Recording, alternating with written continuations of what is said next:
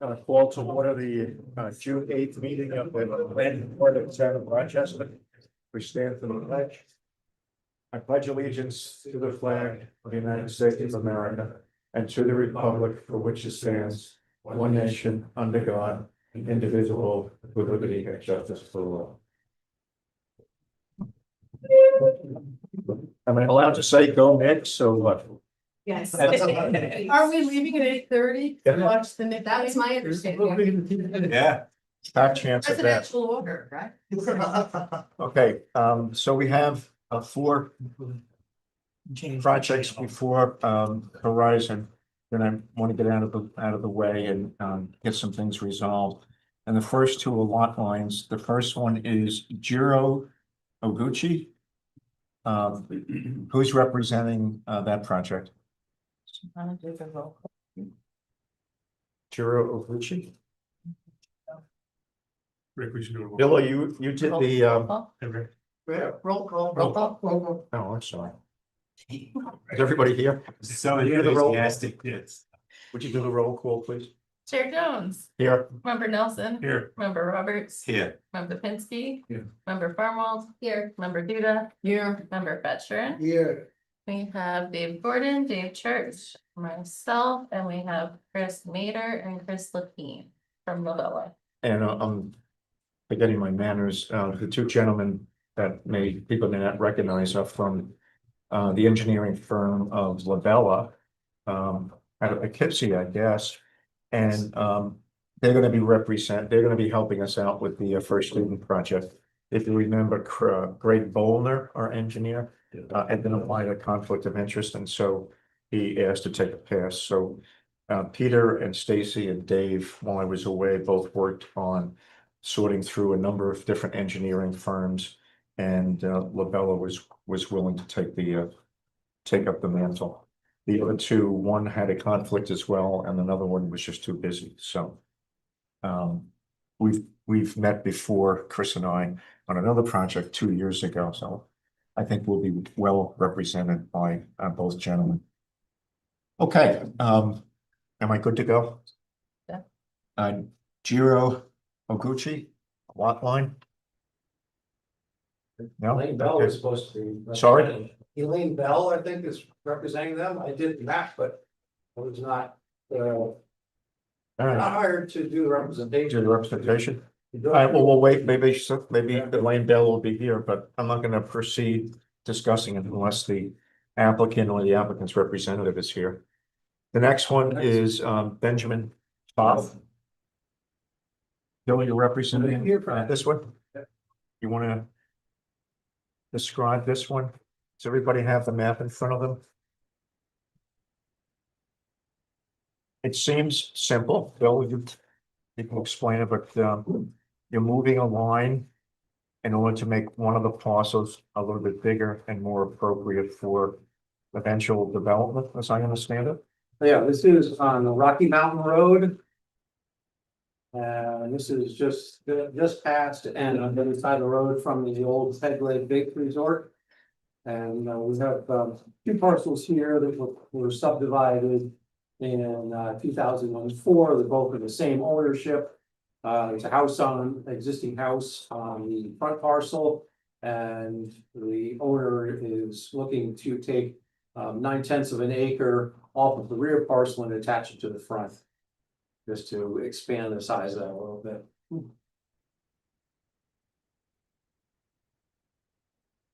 Anybody have any questions about this one? Yeah, I have a question, Bill, on the left side of the map, right of way access for parcel 2, that looks like it's outside the parcel, is that owned by somebody else? Morgan? That was a right of way that was established over that 50-foot strip there. Yeah. It's all in the same ownership, but when they created the two lots, they set that up so that you could come in over that strip and into the house, which is what they actually do. You see this small section of the driveway where it comes in, it's going over the other lot. No, I mean, the one on the other We're side. talking about? The one on the left-hand side, Bill. Inside Um, the dash line. oh, okay, yeah, so I guess, didn't even realize they had done that.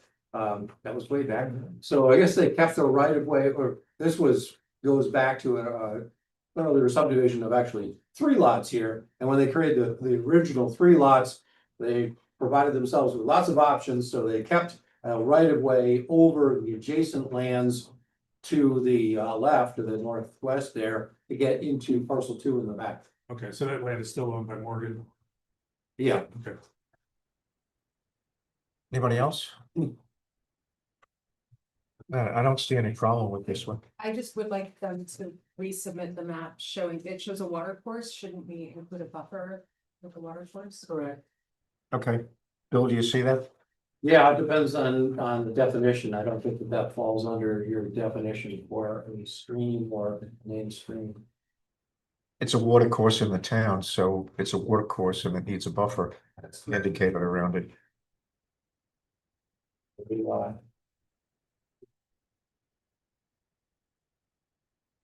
So we need a buffer around that water Yeah. course? I'm looking at, I think if we look at the definitions for under which that 100-foot buffer falls, that didn't apply, but I'll look into it. I'll turn to my expert, Dave.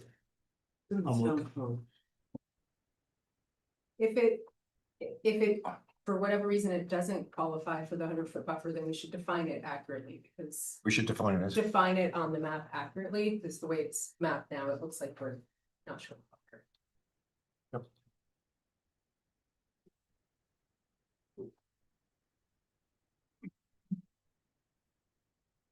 and Bill, what are you saying according to a definition? What definition are you referring to? Protected streams are depicted on the USGS survey maps. New York State DEC Environmental Resource Map are defined as streams or small water bodies is located in the course of a stream with a DEC classification of AA, A, B, or C with or without T or TS, trout spawning. So this is a water course in the town of Rochester, I'm just reading things where the buffer applies. and so the buffer applies to it. Is it No, one of those? it's not a stream that's, that'd be any ditch, any little ditch along the side of the road or something, you say that's a water course. So is this a ditch or a stream?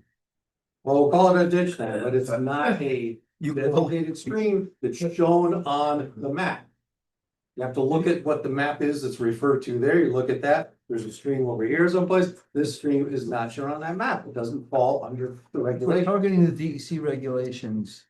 The dividing line usually, and in the DEC regulations for permitting, is if it's a sea trout or better. meaning CT. D, A, or double A.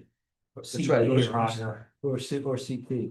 C and below is typically not protected under the DEC permitting program, and the permit you're talking about is a protection of waters permit, so it's for doing physical work in or near a stream, and so there's usually, like, was it 50 feet, the stream itself has that maybe defined in terms of a high water mark plus 50 feet laterally under that program for that permit, and it's, the cutoff is CT and above. Okay. I'm not sure if, is this town code or state code we're talking about? Town code.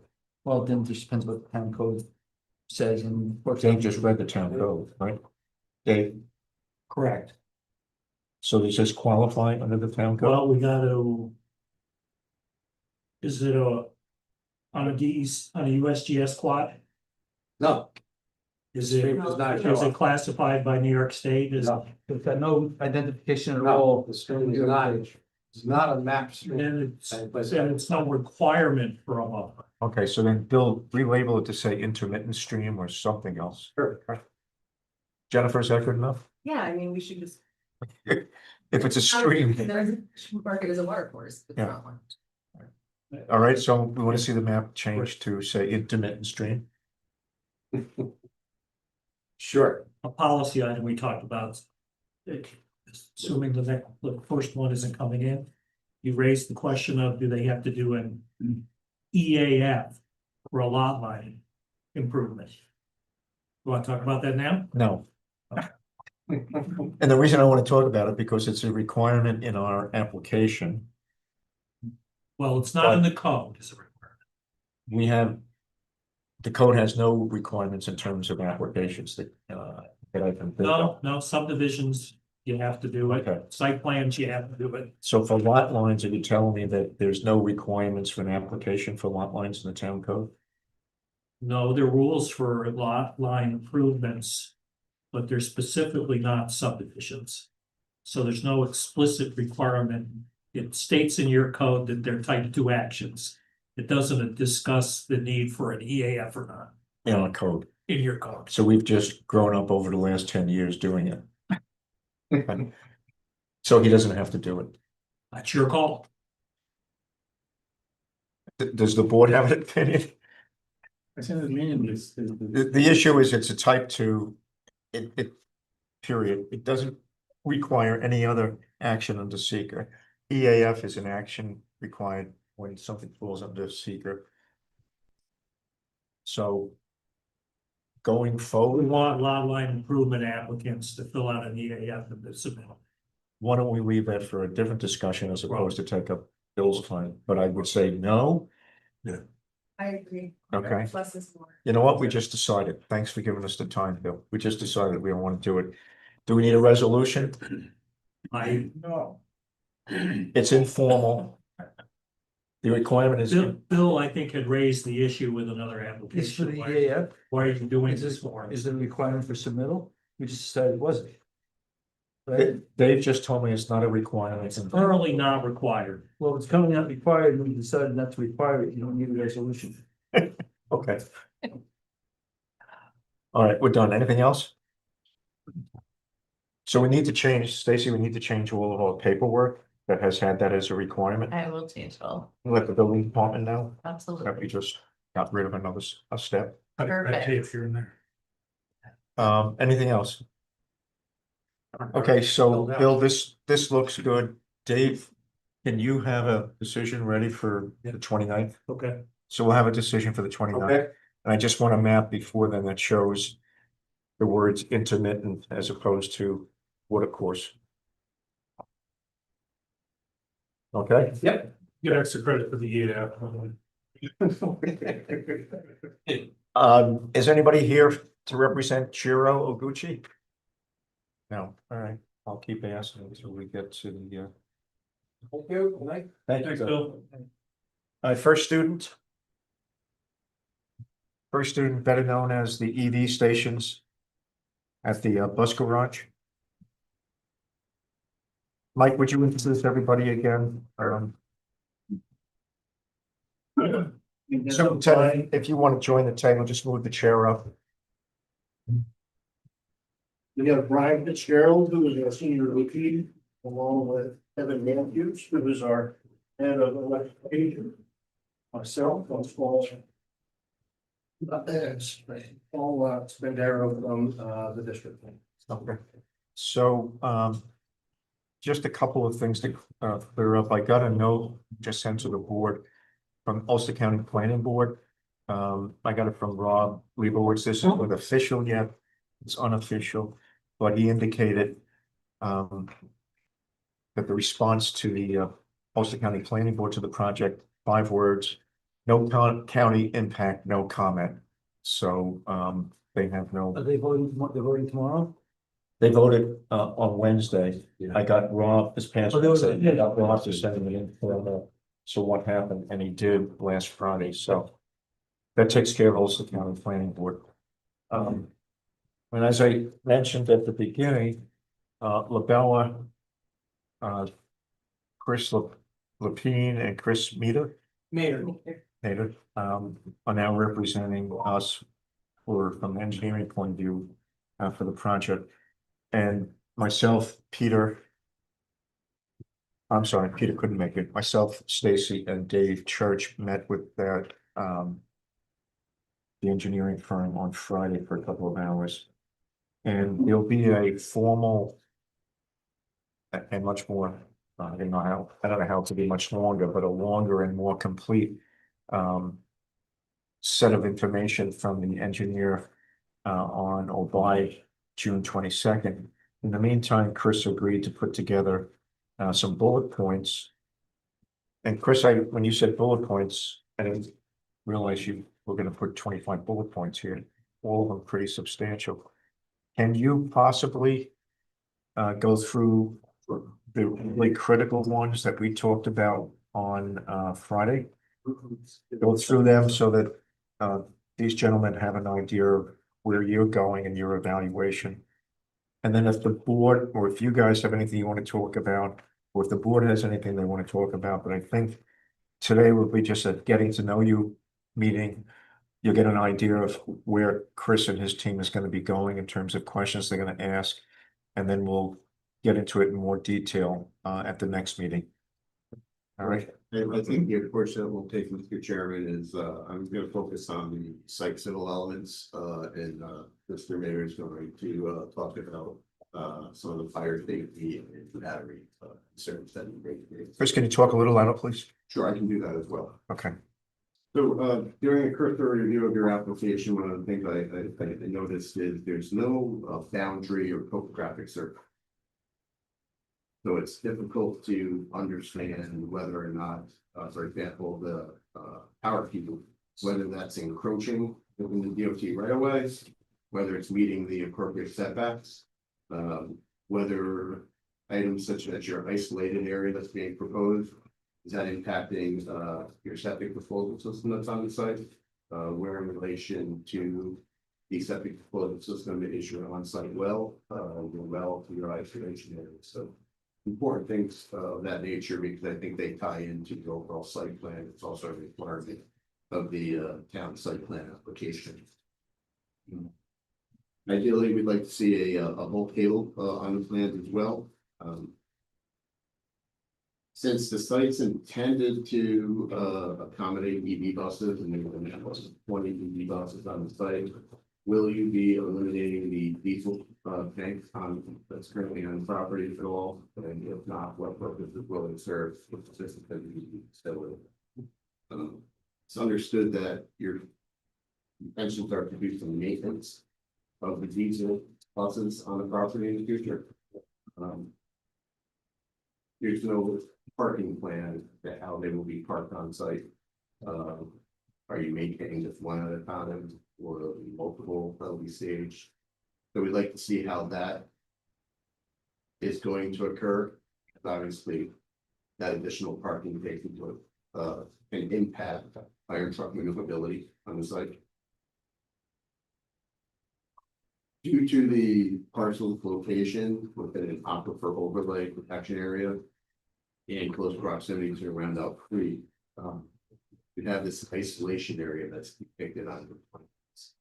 And from what we've been able to ascertain from some of this initial work that we reviewed, it's the intent possibly to pull maybe an impacted vehicle into this isolated area and allow it to burn. But in the event that there is some water that's used to contain this, how is that water being collected? And what are the methods of containment for it? If we can go into detail on that. You mentioned within your cover sheet here that you've complied with all the 2020 applicable building code and standards, but there have been a number of significant changes during the 2025 upgrade, so that we would just ask that your plans for your visit and consider those changes. You have an area that's identified for snow storage, but when buses are parked there, you'll be unable to utilize that area.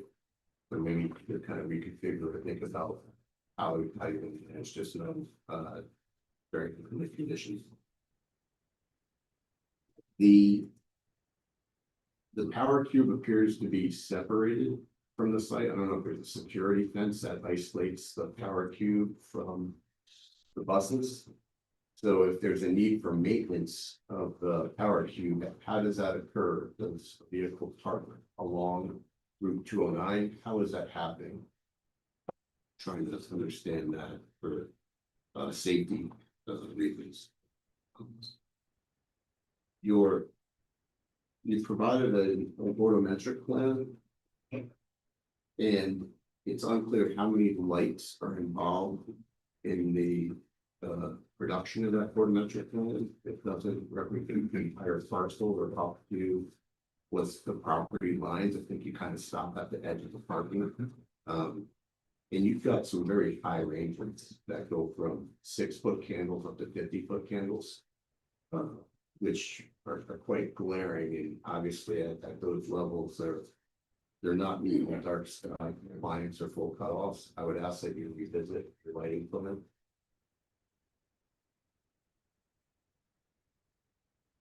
The security fence that's proposed, is there a particular height to that? And if you can kind of delineate where that is on the property, so that we can understand location as how it relates to emergency access. I think the intent of you've shown the screening adjacent to the power cube. Since it's right on the front along 209, I think the screening of that is a concern and the visualization of that is a concern. I think it would be good for to get an elevation of what your contemplated landscaping will look like in front of certainly that structure.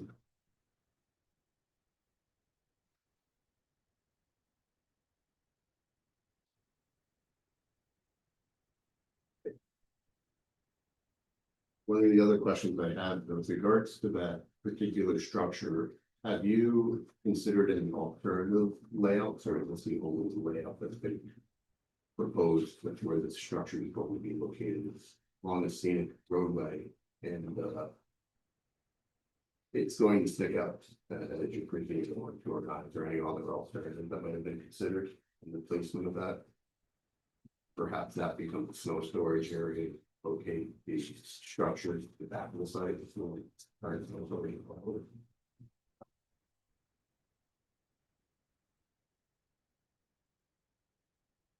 But once we have some additional information, and in terms of the isolation area, one of the questions I have is, what will it consist of? On the plans, you have a radius, or I'm sorry, a diameter of about 111 feet. I don't know what's the surface of that, the depression. Just need some more details to understand how it's being constructed for. I'm going to let Chris speak to some of the high level of fire hazard concerns. I think. So, good evening, Chris Mader, code official, working for LaBella and also retired career fire chief out of the Poughkeepsie area. So we looked at the documents that were provided. I did read them, go through them, and some of the comments may seem like some of that stuff's in those documents, but I really want to get a better idea as to how we're going to handle these things, because I think there's more information that really needs to be involved in those documents. On top of the fact of incorporating the stakeholders that are going to be involved, if there is an emergency event there, including the fire department, law enforcement. I believe Ulster County has an emergency management division. So bring those people involved in the process of creating it. One of the biggest concerns, obviously, because of the lithium LFP batteries, lithium iron phosphate batteries, is the worry about the fire concern. So one of the things I thought that should probably help with creating some of these documents is creating a fire hazard analysis. So my first comment, essentially putting together fire hazard analysis, not just based on fires. We're looking at thermal runaway events. We're looking at charging related events, fires between adjacent vehicles, exposures to structures, all that stuff. Incorporate that to it. NFPA 551 has a document that could help you build out that, really create a more robust document. So as we're building out these other documents, they'll be more comprehensive with what's going on here on the site. So got some questions about what's going to happen if we have a damaged vehicle. We do understand that sometimes these vehicles suffer damage during their normal routes. What are we going to do with those vehicles when they do suffer some sort of damage, potentially to the batteries? How are we going to protect them, stuff like that? How are we going to minimize exposure?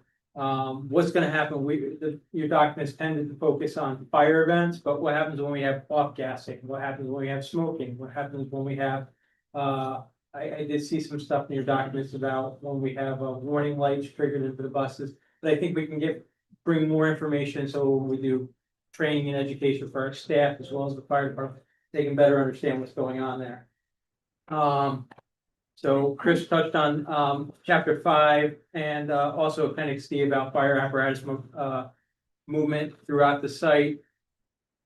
So create some sort of detailed site emergency response plan. We're gonna be looking for bus parking locations, which I understand is on there. The charging equipment, the electrical service equipment, the transformers, all the stuff that's part of it. So when the fire department does show up, they know where everything is on this site. It's not really captured as well as I would like to see it on one document. And later on, we'll incorporate that to an emergency response plan. I'll explain to you how that's gonna tie into that document.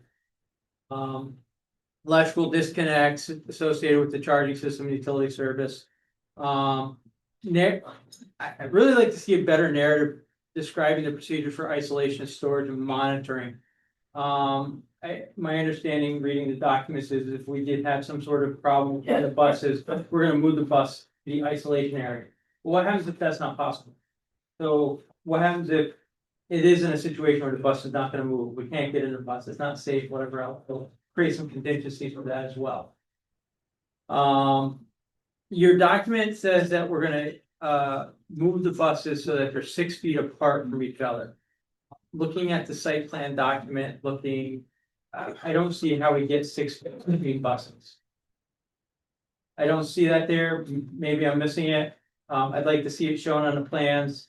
So there should be 3 feet between the bus and the line, vice versa on the other side, gives us our 6 feet. I don't see the 6 feet there. We looked at it the other night and we saw what, 4.5 feet, I think we captured there. So maybe it's just adding a detail, maybe I'm missing it, maybe it just needs to be in the notes a little better. So. So looking at the building where we're doing maintenance on the vehicles now, are we gonna do any changes there, since we're gonna be, doing maintenance with storage? Or are we gonna look at the existing fire protection system? Probably isn't any. Or sprinkler systems, fire alarm, ventilation system, what are we doing to protect that building? Training plan, procedures for employee training related to bus operations, I did see the document there. I did see, your PDF there, I think there's some more detail that could go with that. Risk assessment, identifying unique hazards, we're not just talking charging and fires, we're talking what happens if one of these vehicles gets caught up in a flood or some sort of water event, damages the battery. So I think we can be a little more comprehensive in potential hazards associated with the bus. Looking at NFPA 70, the National Electrical Code, identifying emergency shutdown procedures, disconnecting means, equipment listings, and other electrical protection systems. And then lastly, probably the most important one, the emergency response plan and how we develop that. Really should be in coordination with all those stakeholders that are gonna be involved in this. I look at these documents, and I like to see them set up so that like the first 5 to 10 minutes of an incident are the first 5 to 10 pages, and then after that, we get to the meat and potatoes of the document. But those first 5 minutes are key, not having to go through a whole document. So I think we can improve upon the documents that we do have. I'm willing to help with that, part of this. So, I've seen plenty of them over my years of experience, so, get something together along those lines. But most importantly, include the stakeholders, fire department, EMS, law enforcement, emergency management, and anybody else who may be responding to this type of emergency. And then lastly, where those documents are stored on site, so when the fire department does show up, that they can get it, but they're secured means as well as keeping them updated. So pretty much my, what I have so far. Sorry. So Mike, what I would anticipate, some of these things you have in a variety of different documents. What I think should be done is each of these questions, get answers to them, consider them. You guys need to talk together. Now that we have an engineer representing us, work with your guys to do whatever needs to be done in order to resolve these. What I heard in terms of the site plan is the biggest issues are Are you encroaching on the DOT right of way, yes or no? That's easily indicated by just having the meets and bounds properly located. Where are you putting the cube, the electric cube or the charging cube versus where are you putting the snow removal? I think there was one suggestion that you flip flop where the cube goes with where you're putting the snow, possibly. The issue of maintenance, are you still maintaining the diesel, a diesel repair shop there? Are you gonna be doing the electric repair shop there? Electrical repairs as well to the EV buses. So it's those kinds of things. And then these fire items, which are considered to be part of a safety plan. So I think in an ideal world, these 25 points would create kind of a major response document from you all to say, we agree, here it is, we don't agree, here's what we'd like to do, and to keep the conversation going in the next 2 weeks, a week between the parties. How does that sound? Yeah. Yeah, I think that's fine. Okay, so this encapsulates a lot of what the board members have been speaking about separately. I'm gonna ask the board if they have anything to add to it, but I know you had some things you wanted to talk about, so why don't you? I think ultimately, I think our biggest thing is our time constraint here with the EPA. Right. And we asked that the board put a public hearing for the next board meeting. Yeah. So we're gonna let the board. Well, then let me open it up to the board. If the board has any questions about what was been spoken about so far. And if they have any comments on the public hearing. So I think what the applicant is asking is, can we set a public hearing for Monday, the 29th? By that time, we'll have a full report from Labella. We already resolved the issue of Ulster County Planning Board. So would it be appropriate to have the public hearing for that night? I did indicate to you, whenever we do the public hearing, it's not likely to be a single public hearing night. It's likely to lapse over into or go into another one at the following meeting after that. So what does the board have any questions, comments? I'm gonna put on my project manager hat, because I'm thinking about timeline and about, I haven't had a chance to digest this, so just based on what I'm hearing. And I feel like at our last meeting, we had a conversation about some of the safety concerns, and that some of them were specific to our jurisdiction and what we need in order to vote. But that some of it was really more a fire department, do I remember that correctly? So then I guess my comment on all of this is, and I have no answer, but is any of this, like, can we carve some of this out and say, these are really great questions, but we should really give it to the fire department after approval? But I think what I read in the Chris's draft, Chris's draft memos is that pretty much all their concerns are site specific. And some of them, overlap into general concerns with EV vehicles, okay, but pretty much everything I saw is very site specific to that location. I also think there is a collaboration process that needs to take place with the fire department. They have expressed concerns about this project, and they're available to capacity. That's actually capacity. But I think, as Chris alluded to with this review, I think there's some information that needs to be forthcoming to make a meeting with the fire department truthful, so that they have this information at the hands of the state. I would not want to waste time with the fire department if they're going to raise questions with what we've raised. It would be more beneficial to have this information up front, so that we're all speaking and looking at the same page. Whether it's the board's discretion to have a public hearing or not. The one thing I would add is, if the review is still ongoing and we believe there are concerns that rightfully need to be addressed before site plan approval could be issued, that if you decide to close a public hearing, that the applicant can give you an extension beyond 62 days that you're normally required to make a decision upon closing the public hearing. Well, we're not gonna make a decision until after the public hearing and. Correct, Things have been answered, so I'm not understanding what you're asking or So saying. typically, following the closing of the public hearing, you have an obligation to make a decision within a certain period of time. Uh-huh. If if you see fit to close the public hearing, because there hasn't been a lot of input from the public.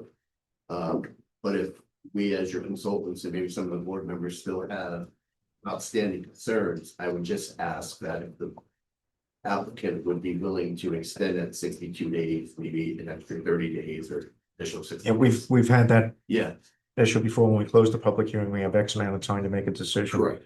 And if we, so if we don't believe that we are going to be able to get to the decision, we just don't close the public hearing. Okay. Or we ask for an, However you see that, I'm just. or else we ask for an extension from. So Stacy, could we, you sent off something to the fire department asking for comments to get any yet? No? Yeah. All right, so let's get this to the fire company, or fire department, right? And indicate where it's from, who it's from, what we did with it. And then I'm gonna propose that the combination of you, Chris one, as opposed to the other Chris, or Chris two. Yeah. And Mike, somebody from your team, approach the fire department. One of you decide, it might possibly come from our engineer. More appropriately, perhaps, indicate that we've reached out to you.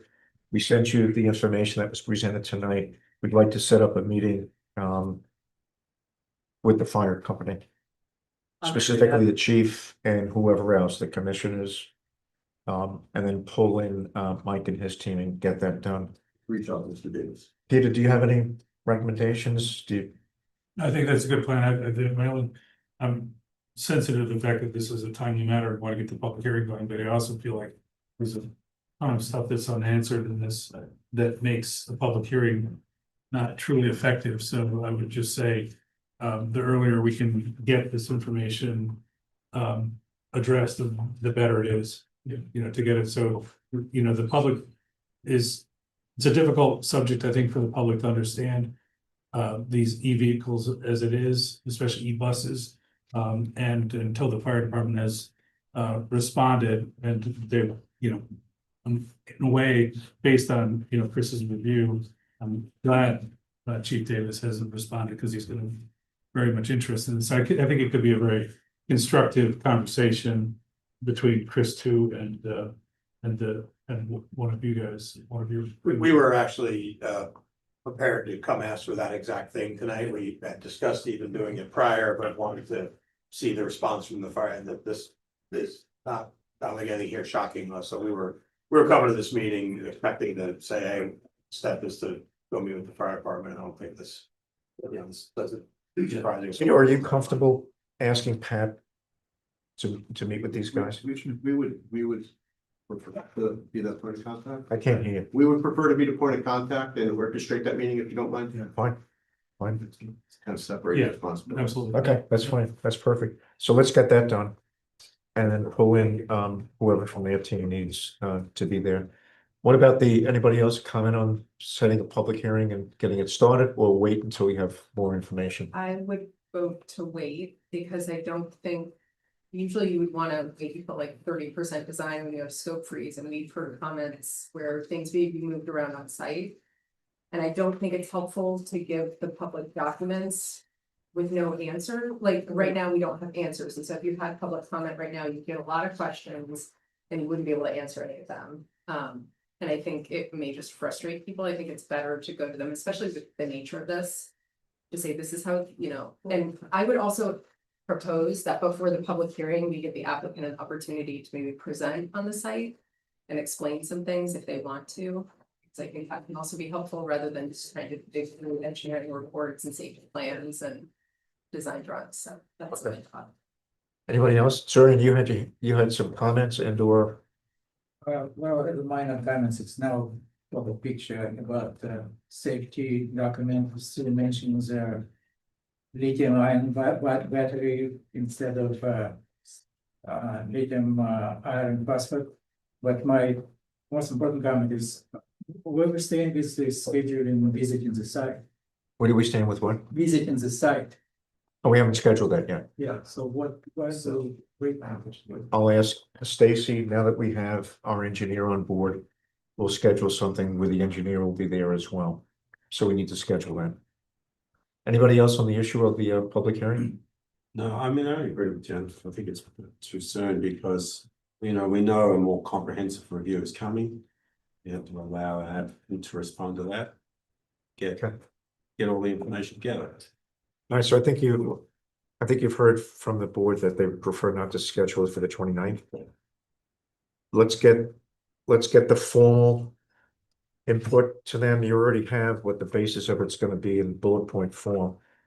Let's get response to this in a narrative form in one single document of whatever length, long enough to cover the subject and short enough to make it interesting for us to read and to understand.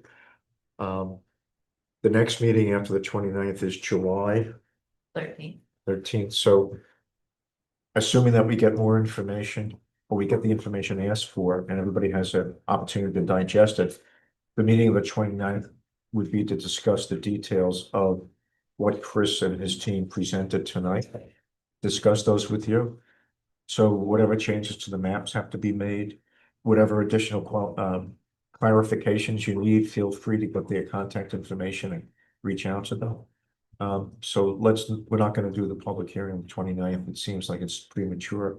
And we probably, if we did, we'd wind up extending the public hearing to July anyway. So let's have more information to be able to be discussed. Can you contact Stacy with a site visit date? And what we'd like to do with that is we usually do 2 dates and split it up X number of people, planning board people to each one of them and members of the engineering team. This week, next week would be preferable. Okay. All right, so just arrange that with Stacy, and we need somebody. I don't expect you to come in from Ohio, but if you want to, you're more than welcome. He loves to get all that. You're closer in New Jersey. Kevin, I forget where you told me you live. DC. Okay, so that's even closer than Ohio, I guess. So we want somebody there from the project team Fair enough. to, and we might even want to go inside the building to see what it looks like. So I think that needs to be done quickly. Okay. All right. John, quick question for me is, can't remember what the schedule was, so July 13th was a public hearing, and that has to go to a second public hearing. I don't, what is the day? If it has to go to the next public hearing, we don't have a second meeting in July. We have enough large projects on the board's docket that we might have to set a second meeting in July anyway. Okay. So there might be a second, we haven't decided yet. There might be a second meeting in July or not. If not, then it slips to August 10th. Yes. August 10th. I think if, just throwing it out there, that I think that, try and expedite this, assuming that we get the information from you all, and we're able to do our site visit and be able to meet with Chief Davis and get it going, then I would say I would propose doing a second meeting in July to accommodate it. That would be perfect for. I would support that for a workshop, except. Yeah. And we Right for a workshop. What's that? We also have the EPA deadline we're up against. Yeah, I know, we've been hearing about that since November. Whether we now have it on July 13th. So I think that thank you for the consideration, if that's possible, and. Just tell them what we're planning on doing and how we're trying to move quickly.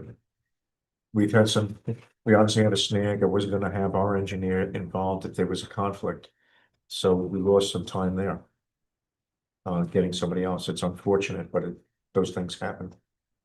We Sorry, you appreciate had a the question? consideration. Sorry? Can I assume that the fire department has yet to formally respond to everything else? I haven't gotten anything yet. We haven't gotten anything from them. We did get something from them, which I shared with you this time last year. March, April of last year, to the original application that was presented by Mr. Morrissey. Rick, as a comments to our consultant, could you please next time to organize those questions and group them rather than listing them? So the people question related to this aspect of the side.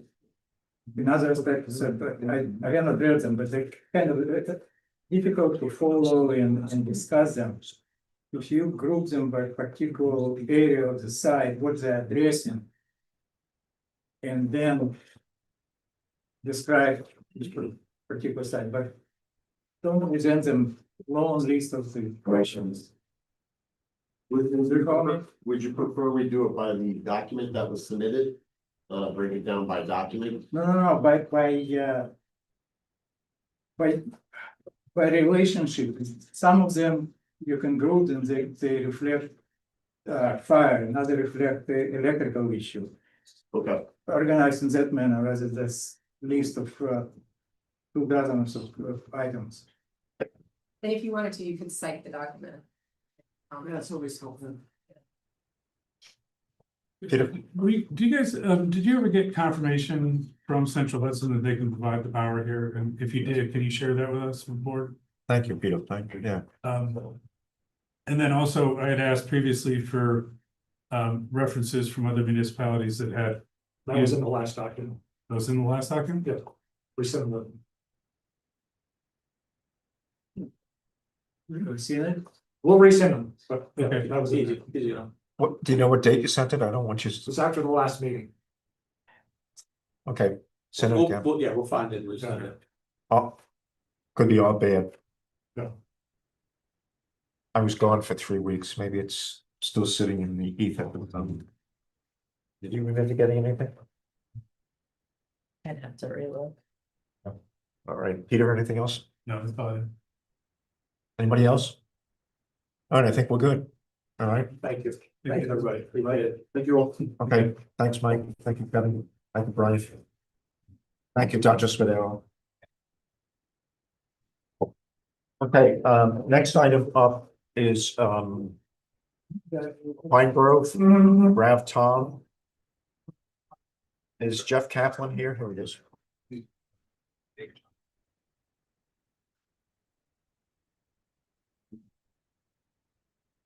Thank you, Chris. Thank Good evening. Mr. Kaplan, how are you? This one. Thanks for speaking. So,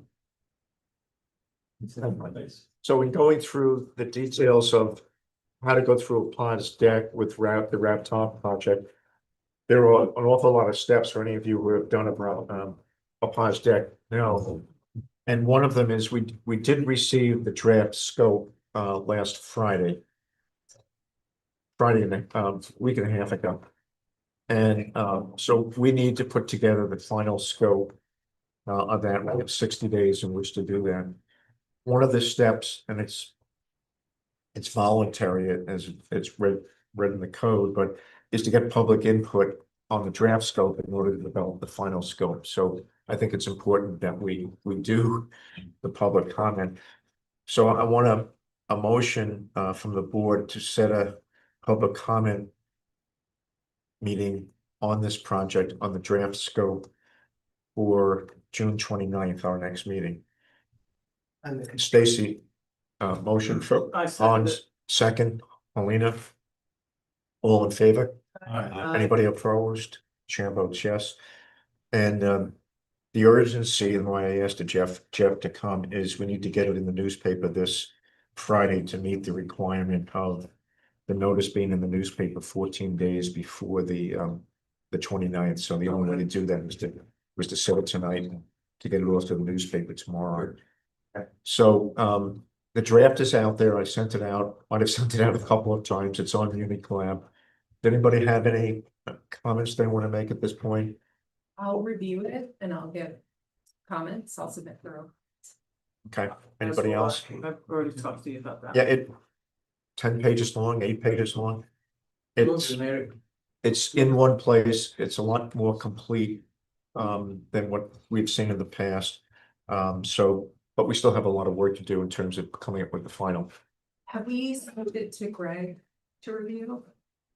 Or, Yes. He got it at the same time that you got it.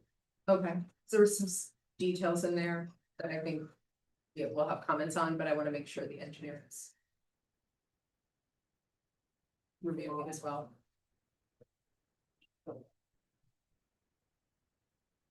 And Dave, we need to talk about when after we, or even before we get to the public hearing on the 29th. We need to talk about how the two of you, how we're gonna work together to get the final, scoping document done. And then Dave Gordon, you were very involved in putting together the pond deck. The pond 3, so we're probably gonna depend on you to do the lion's share of putting together the final document. Okay. All right. Okay. Jeff, do you have anything? Yeah, I had one question. In the papers that were submitted was a proposal for a hydrological study. The hydrological study can't be done while camp is in session because you'd have to disconnect and you wouldn't be able to pump water. So we had proposed to try to get that out of the way this month. I was wondering if anyone had any concerns or issues with doing the hydrological study now. So we could have it for you as part of the review.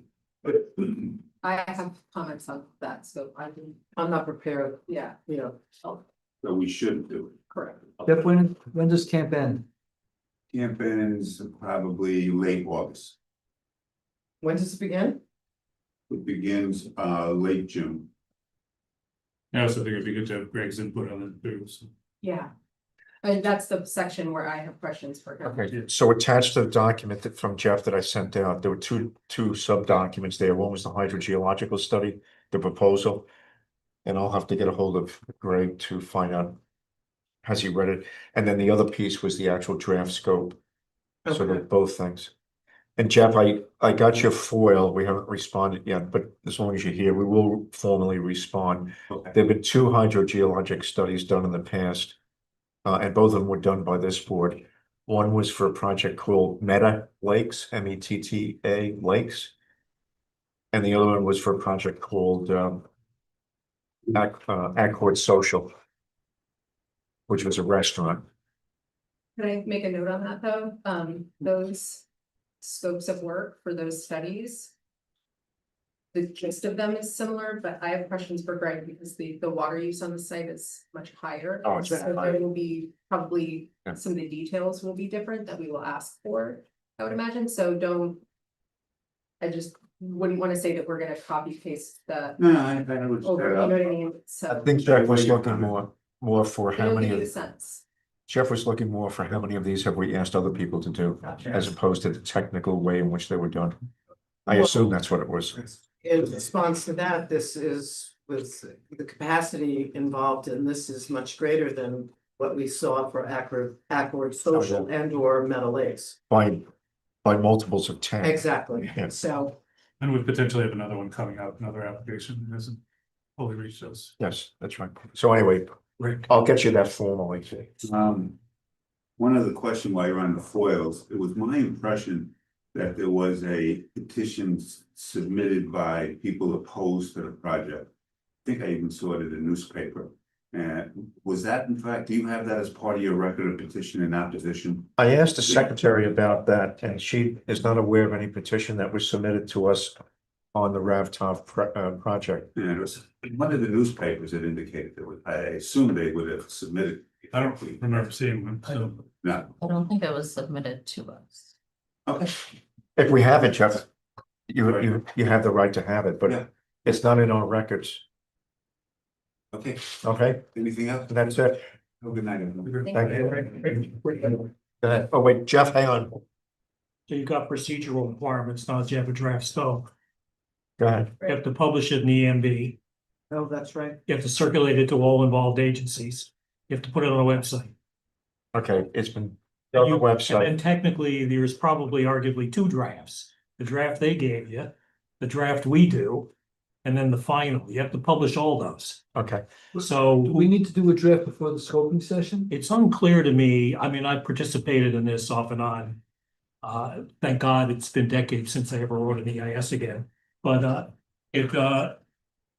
painful work, by the way, my experience. There's often 2 drafts. There's the draft the applicant submits, and there's the draft you put in front of the board to finalize. Do we need to do Do that? we need to do that is a question. No, It's a yeah. question. So Dave, I was thinking about this and I haven't had a chance to review the scope. But we could potentially roll our comments into the plan. Rather Can you than speak up because I can't hear you? We could, if we wanted to, we could roll our comments on the draft scope into the final.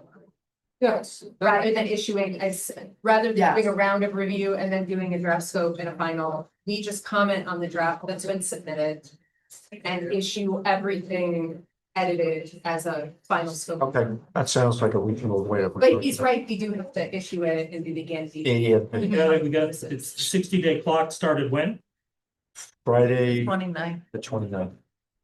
Okay, Okay. so we're into it. We gotta get it in the ENB, which you don't do it on a Wednesday, you wait another Wednesday, right? So Stacy, we received a document from Dave's office, Lori Heldman, outlining all of the steps that are involved. And I don't know that we've shared it with the board yet, but I It will. would be helpful if you did. So Stacy, let's make sure we send it out. You wanna try and get it in for And- Wednesday? Sure. Can you take care of that? Yeah, I can, I don't, if we got everything yet. Well, you have the draft, Right. so that needs to go, that needs to go So- to ENP. If you're okay, it'll be a notice that the draft's available and they'll be directed to the website. Okay, so we have to get it up on the Does website. that work for everybody? And then and then we've got the involved parties from the lead agency circulation. So So we've got to get this draft scope to all those agencies. So Dave, all the steps that we have to take, Stacy's aware of them, and we're working together to make sure we get it. Definitely. So the ENB will talk to you tomorrow about getting that up and running. And I'll share that schedule that we have from Lori, from Biggins office, Dave Gordon's office. And in the past, when I issue a draft scope. I used to do a cover memo, send it to the involved agencies, it's like not Right. a big deal. Yeah. That's what we. Yeah, I mean, it shouldn't be, and the ENB is just, as long as it goes in the website procedural, it shouldn't be that much work. Like, I've taken a quick look at the regulations and I don't believe there's a need for for this board to prepare any comments. To complete the draft scope that we send around to everybody and that we put up for comment. We can take Jeff's draft scope, put it up for comment, publish it in ENB, send it out to everybody. And then ultimately our quote unquote comments will be the final scope after we hear from the public. Yeah, I that agree. saves a step. Right? I agree. So Okay. just looking at the words, looking at it go quickly, we don't need to add another step. That would just kind of. Correct. So the Ralph Top document will be the draft scope and then everybody can just comment on that and we'll finalize that. Okay. We can. All right, so let me get that document that outlines all the steps. And we're gonna put it up on a shared drive so that the board can keep up with it. All right, and the public will be able to see that. We'll work that out. Okay, all right, good. Yep. Thank you. We're gonna take a 5-minute break and then get started with Verizon.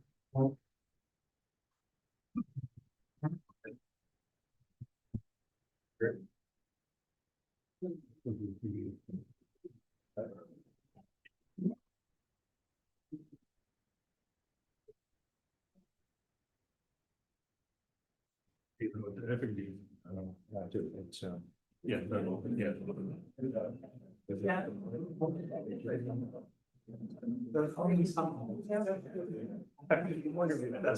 His father had this.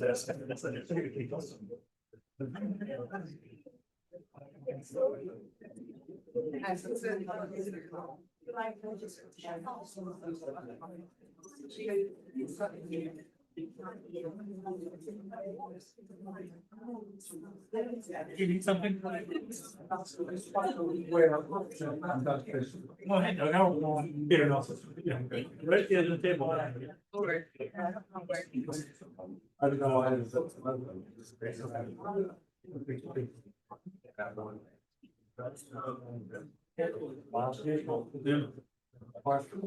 Yeah.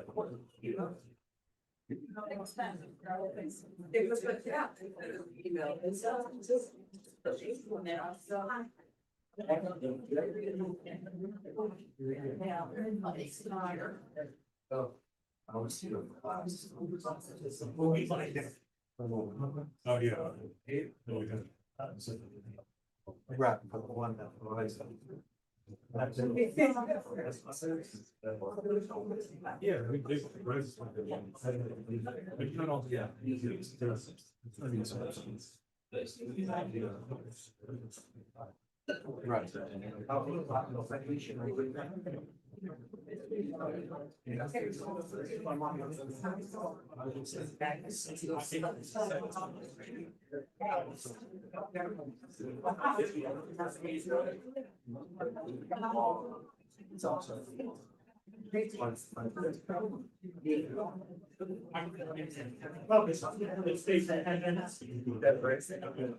They go up in the box. Oh, just, yeah, it's like that. I know it's,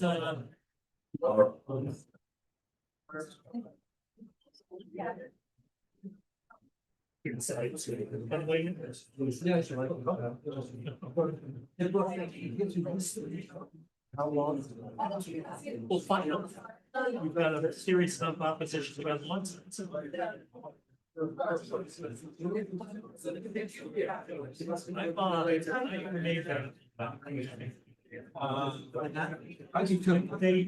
don't know, nobody seems to, they can't even see that. And you can't shoot them.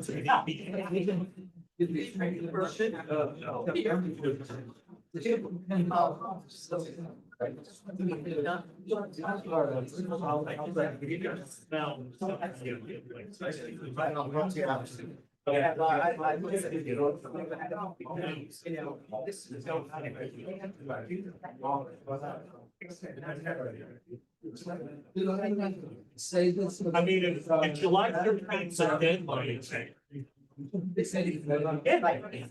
you said we got a deadline now, July 13th. I don't know what that means. We should probably find out. Go back. Yeah, but having managed millions of dollars, you do not want to have to pay back penalty. It's freaking frightening. So if they have a. They have the money. I think.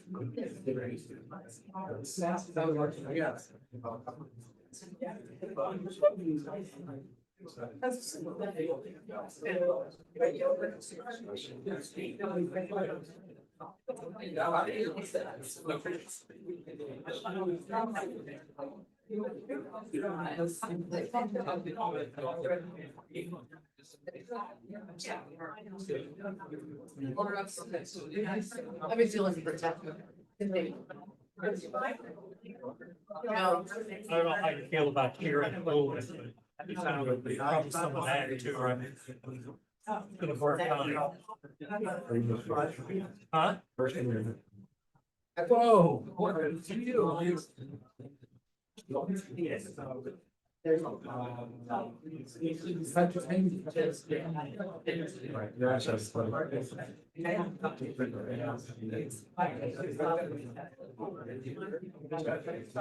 Yeah, it's something that, to me, the first whole person thing is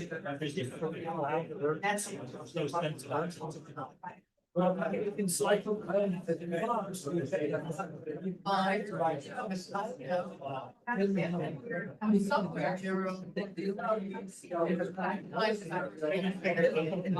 figured they're gonna make us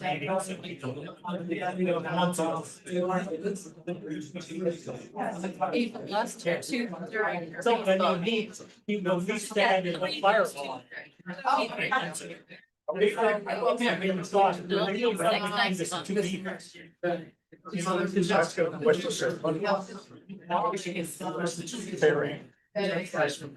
depends on my thought and at the time. Hunters, yeah. Last time Hunter got a whole bag full of pennies, that was all gift. So that's what I heard, that's time. It's like, we're just gonna move along and people like. Okay, I'd like to call on the H water. I just don't sense it's gonna end.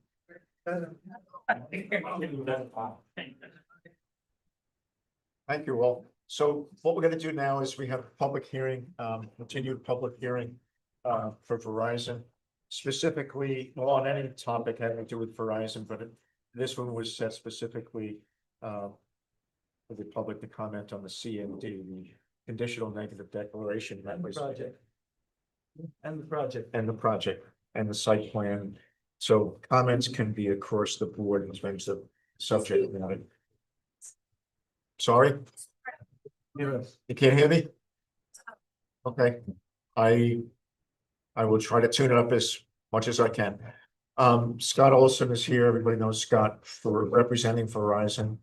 And I also asked Doug Fishman to be here for later. Doug Fishman is our RF engineer expert that we consulted with to evaluate the information from Verizon as well as from the public from the past.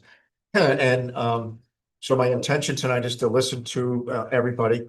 If you want to make a comment, I would ask you to sign in on the sign-in sheet at the front there or the front door. Everybody has, I'm going to give everybody 5 minutes to speak. If you need a little bit more time, fine, but 5 minutes is where we're going to start in terms of time. Direct your comments to the board, and we're looking for items that we may have forgotten, factual matters that we may have forgotten in evaluating the project. After that, the board's intention to discuss the CND, discuss the comments that we hear tonight, and to make a decision, and I want to choose the right words, but to make a decision to confirm that CND that we put together is in fact approved by the board. I guess that's the terminology that we should use. So without further ado, Jennifer, would you mind getting this sign-in sheet from the table, please? So has everybody who wants to speak, have they signed in? If you haven't signed in, you can still speak. Just want to start with something. So the first speaker is Kelly Murphy.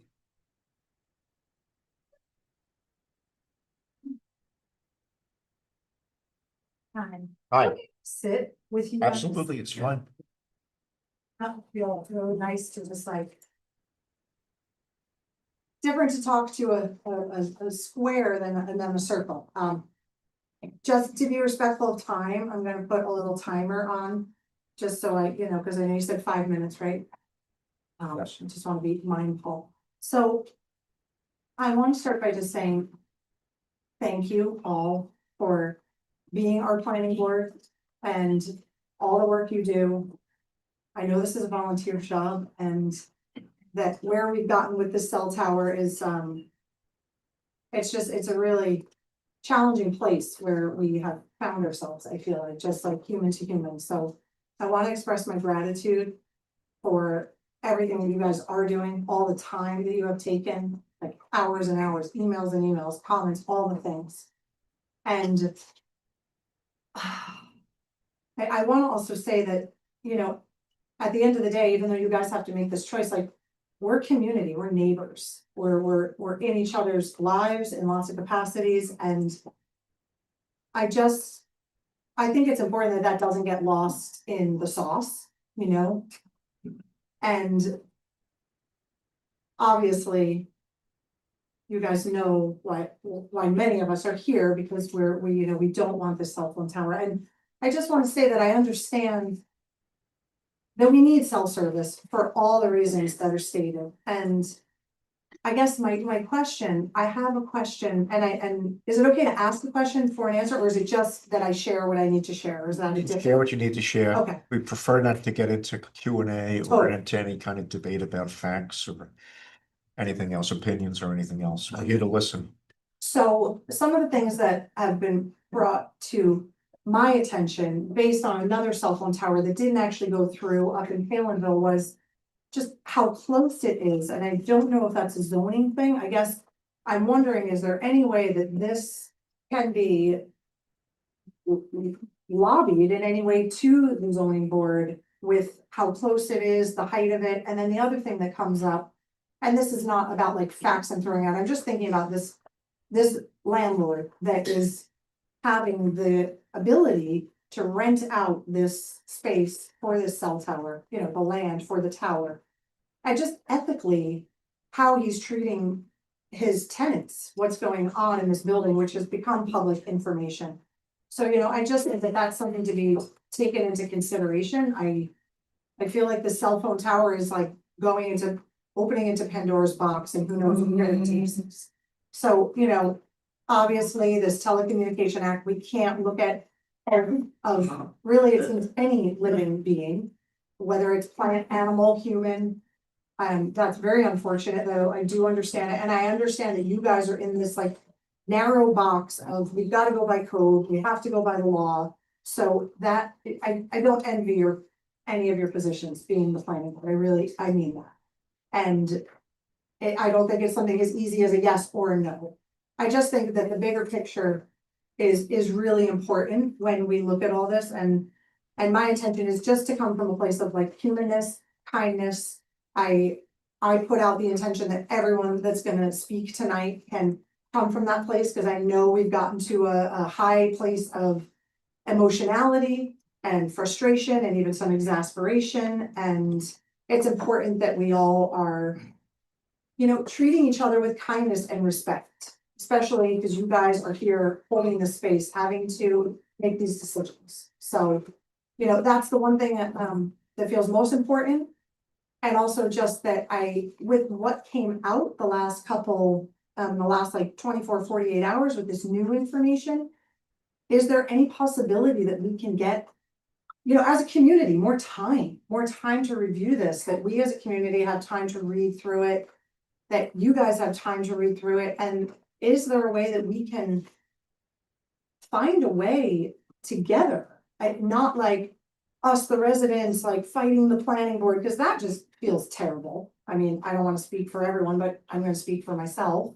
And I can imagine that we might be in the same boat in that place. And also, is there a possibility of a different location? So, you know, I don't know how far the rabbit hole we've gone down with that, but those are some things that are coming up for, you know, all the reasons that we've stated, of course. And I think that's all I really want to share. I want to thank you for your listening, and thank you for everything that you're doing. And yeah, so Thank you. thank you very much. And then I think that most of the people that are on the list are here. Would you guys, do you want to know how many people are here to speak? Would that be helpful if everyone stood up, or just to get a sense of, or? That's fine. We're here for the evening. Okay, so would everyone who is gonna plan to share tonight, would you like to stand up just so? Yes. No? Yes? Yes, please. Oh, he has the list. Yeah. Oh, so you're like. Have a list. Yeah, we have the list. Yeah. Wonderful. Thank you. Thank you. Thank you, Thank you all Kelly. very much. Thank you, guys. The next person on the list is John Medeski.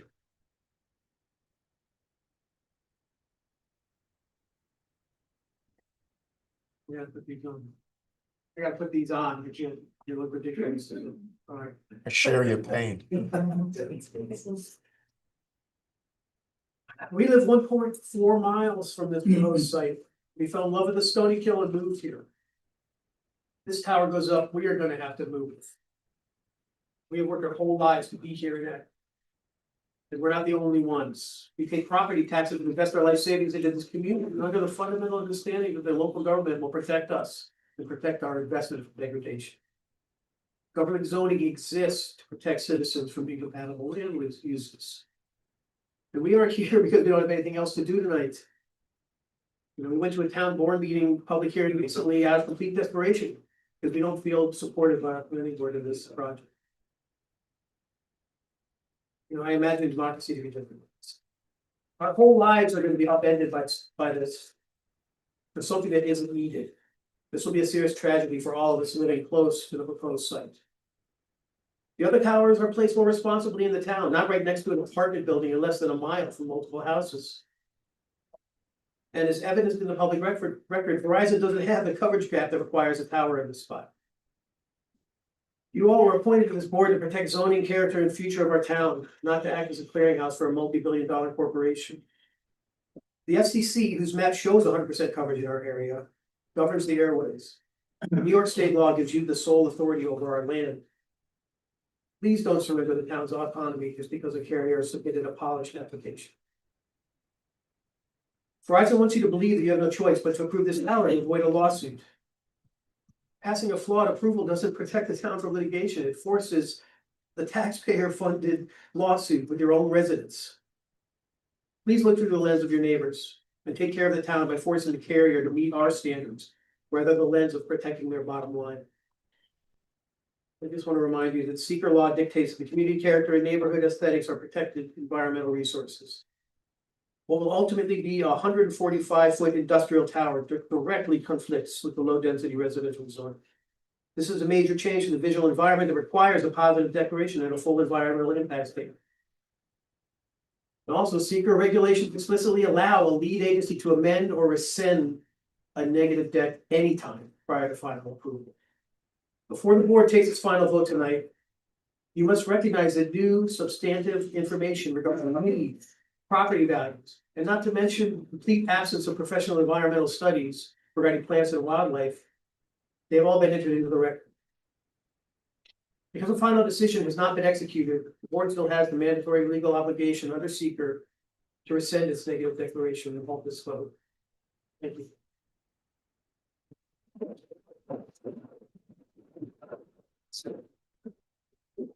Okay, thank you, John. Debbie Modeski. Good evening. My name is Deborah Modeski and I reside on Stony Hill Road in Accord. I would like to state to you that I stand with my fellow community members here in strongly opposing the building of a Verizon mega tower on Granite Road on the Lower Shawanock Bridge. I stand with our neighbors, the children and the elderly whose quality of life will be destroyed by having an industrial giant cell tower looming over them.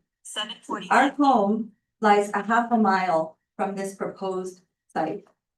When my family moved here 20 years ago, I thought that this would be our home forever, a place that I wanted to spend the rest of my life, a place I wanted to die in, a place that we wanted to leave to our daughter in hopes that our future generations could get to live here in this beautiful place and continue to care for this land as we have. If this cell tower goes up, we will be forced to move, as we do not feel safe living so close to a cell tower. And we will move. And others that we know here that have been and continue to invest heavily in this area are also planning to move if this goes forward. There are many reports of the health risks of living near a cell tower, and we did not leave New York City 20 years ago to expose ourselves to those risks again now. If you allow this cell tower project to move forward, you will be making a trade. You will exchange your residents, people who are invested in making this town of Rochester a beautiful place to live, with socioeconomic opportunities for growth that include real community interaction and connection for a cell tower. You will exchange a beautiful view shed for a cell tower. You will exchange the health of people, trees, land, birds, bees, and etc. for a cell tower. You will exchange an increase of property and land values for a cell tower. I asked, how is a cell tower more important than community, togetherness, care for one another, care for the land that we live upon? So I ask you to ask yourselves this. I ask each member of this board to sincerely ask yourselves, how is this more important? After 15 years of caring for and loving this land, it is completely heartbreaking to know that this is even a possibility. What's even more heartbreaking is to feel that this board that is supposed to be the ones that are designated to protect this town doesn't seem to care about the housing values, the view shed, the animals, the birds, the insects, endangered species, people's health, and the fact that low-income residents that include elderly and children will be forced to live directly under a mega cell tower. The planning board is here to protect its residents and to care about quality of life for the people that they are here to represent. So far, this does not feel like what is happening, but it's not too late. There's still time, still a chance to do the right thing.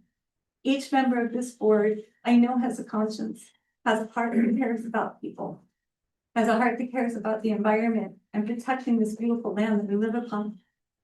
So this is in your hands. If it goes forward, it will be on your conscience. If people get sick, if the bird population decreases, if good residents move away, if property values decrease, and this town turns into other towns that big mega corporations have destroyed, like it has happened all over this country, then you'll know that there's the possibility that that could have changed with your votes. It's a very unfortunate position. I wouldn't want to be sitting in the position that you are, but I know what I would do because I know what I stand for. I stand for community, for protecting the environment from for-profit corporations. I stand for social justice and the welfare of the people, including the underprivileged who don't have the means to just pick up and move from their homes. So my prayer is that each one will look into your hearts, one of you, and ask yourselves, what do you stand for?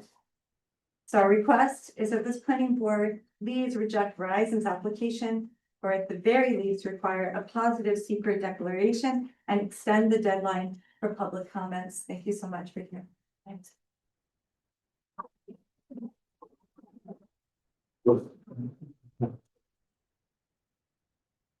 time. James Brighton. Probably pronunciation, nobody ever gets it. I'm sorry, I didn't hear you. I said, good job on the enunciation, nobody ever gets my last name. Not a public speaker, so this is quite difficult for me, that's why I'm gonna sit down. I'm already starting to not sweat as much, so we're good. First time I spoke to you all, I had bullet points written down, so I didn't have real time to get any thoughts written down. My name is James. I live in the apartment building right next to the meadow where the proposed cell tower is planned to be constructed. I worked in the telecommunication industry as a lineman for a decade.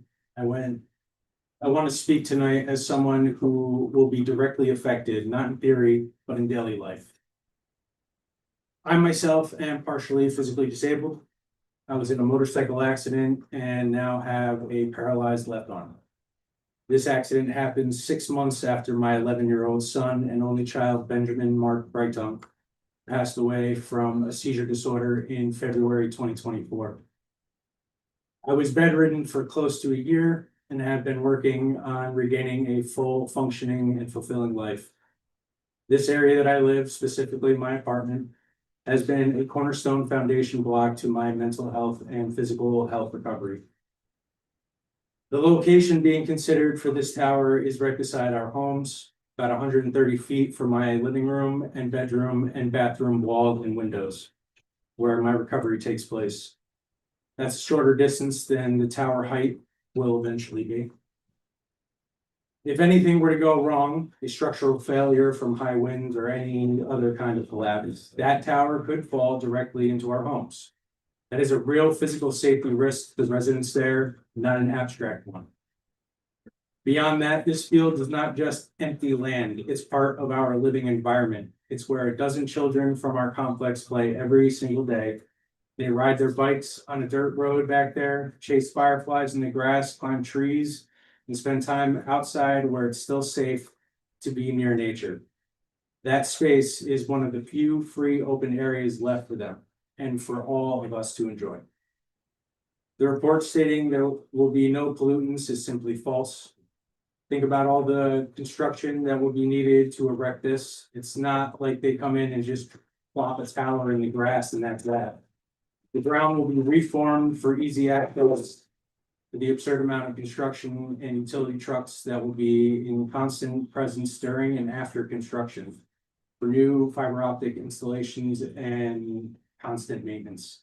Surrounding trees that have been there for decades that make up a part of the view shed will need to be removed to make way for trucks hauling concrete, imported stone, cranes to lift the sections of towers utility trucks and crews to dig out the underground pipes and bring power and endless service providers with fiber optic wires to the inside of the tower.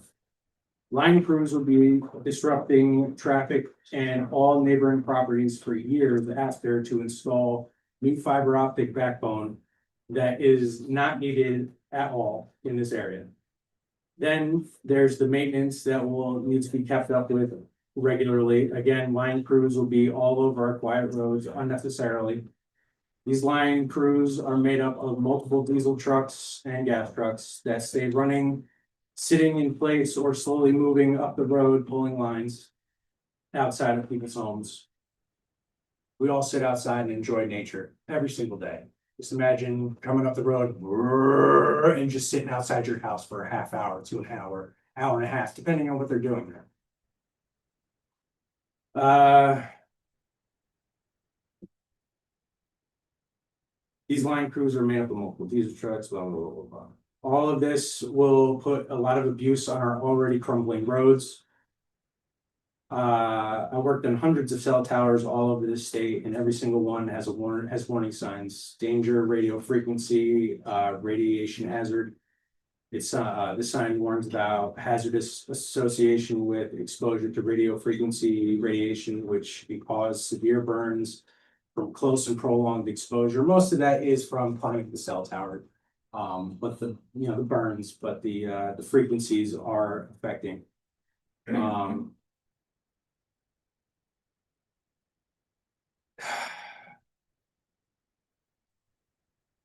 Why would any company put this sign up on their cell tower if there's no definitive evidence to harm from radio waves? The board must consider those effects. It seems wrong for the absence of absolute proof is being used as permission to ignore possible risk, especially when those risks involve our health, our kids, and the land we live on.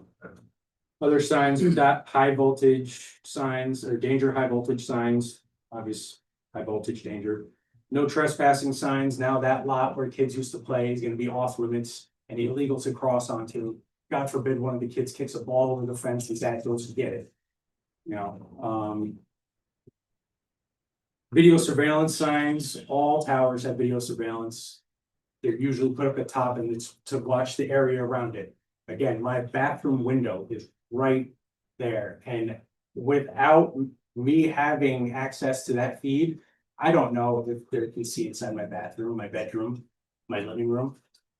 That's unacceptable. I did say at one point before I knew or got word that the hotel could be demolished. I said I felt that not all avenues have been looked at. JFT Tower in New Paltz has panels up on it, and that produces enough signal to encompass the entire town. I feel that could be something that could be looked at, is putting it up on the fire tower, or the stair towers at the top of the hotel. I don't know if they're rebuilding the hotel. That's something to look into. You can also make it the same color as the hotel. Hotel's obvious eyesore already. It would just blend in. Please don't let a corporate convenience outweigh our community's safety and peace of mind. The place we call home and the opinions of the residents deserves careful consideration and respect. Thank you all for all your hard work. And again, I know that it is black and white. You guys are following the rules and you have a path to take. I wish you luck and thank you for your.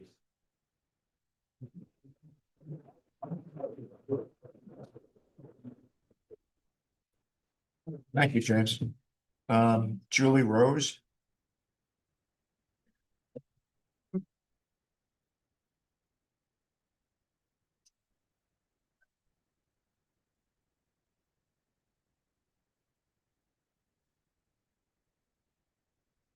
I wanted to say first that I have done decades of volunteer work, and I say this because I can appreciate and respect the considerable amount of volunteer work that all of you do as members of the planning board. So thank you. We have lived in our town on Stony Hill Road for the last 42 years. We've raised our 3 children here, And as lucky homeowners living up against the beautiful Schwangunk Ridge, we have paid our town taxes and we have voted in our town election. I have worked as a child therapist for the last 30 years, and I'm currently clinical director of Ulster County A Home Within. A Home Within is a national organization that pairs volunteer therapists with traumatized children in the foster care system. I am extremely concerned about the 9 children that live in the housing apartments that are so very close to the site of Verizon's proposed cell tower. The cell tower would certainly compromise the health and life quality of these children by, at the very least, destroying their outdoor play area. Outdoor play is essential for the growth and healthy development of children. Exposing them to noise, heavy machine traffic, harmful radiation, and by stressing their families. I'm also very concerned about all the children and their families who live in the residential area closely surrounding the proposed site. I have always assumed that our town government exists to care for our community. I feel strongly that we all need to care for and about each and every child in this world in any way that we can, especially at this moment. We need to care for the children in our community, our town. From that perspective, I feel that Verizon's bid to build the cell tower in this particular location, so extremely close to the homes of 9 children and very close to all the children in the surrounding residential area, is deeply disturbing and unethical. I ask you please to give this serious issue more consideration and at the very least to return positive secret declaration. Thank you very much.